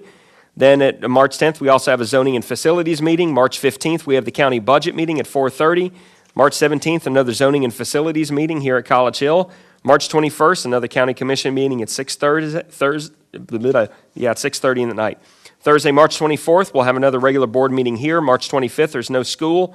March 28th through April 1st, there will be no spring break and no school. And I will state that do not forget that Saturday, April the 2nd is Mule Day, my first one. And Wednesday, March the 30th through Friday, April 1st, central office will be closed. And I do want to say in closing, so far to this week, we have done 17 of the 22 school budget meetings, and we are gathering some great data from the schools to impact the Keys to College and Career Readiness that is coming from teachers in our own school system about what we need to do to help kids impact the Keys. Thank you very much. All right, thank you, Mr. Director. All right, I'm open the floor to board members. Anybody have any announcements? Mr. Lindsay. I don't have any announcements, but I do want to say something, and it's late, so it won't matter. But I just want to, we have some issues from time to time that we differ on, and we're passionate about which side we sit on. But I just want to tell everybody thanks, because we go at it and haggle it out, but in the end, it's over with. And I appreciate you guys, allowing us as a group that freedom that we can discuss things and be at odds over them, but when it's over with, and we move forward as a board. So, well, and I wholeheartedly agree with those sentiments because I'm a firm believer it's that vigorous discussion and that back and forth that helps us have a better product and become a better board. So I think as long as we always do things in a professional way and don't take things personal and just stick with the issues, I think the community gets a better product. Ms. Martin. I just wanted to congratulate the National Merit Scholars, but wanted to say, I know everybody's gone too, but wanted to just say that you guys know how passionate I am about us having a good diverse representation of instructors to mimic that of our school population. So I really appreciate Mr. Brown coming forth with that concern about us recruiting minority instructors and having that representation in our school system. So thank you for hearing him out, and thank you for him presenting that. Mr. Pennings? I would just like to say, Amanda, it's not 11:30 yet. I kept my promise. Anything else? Is there a motion to adjourn?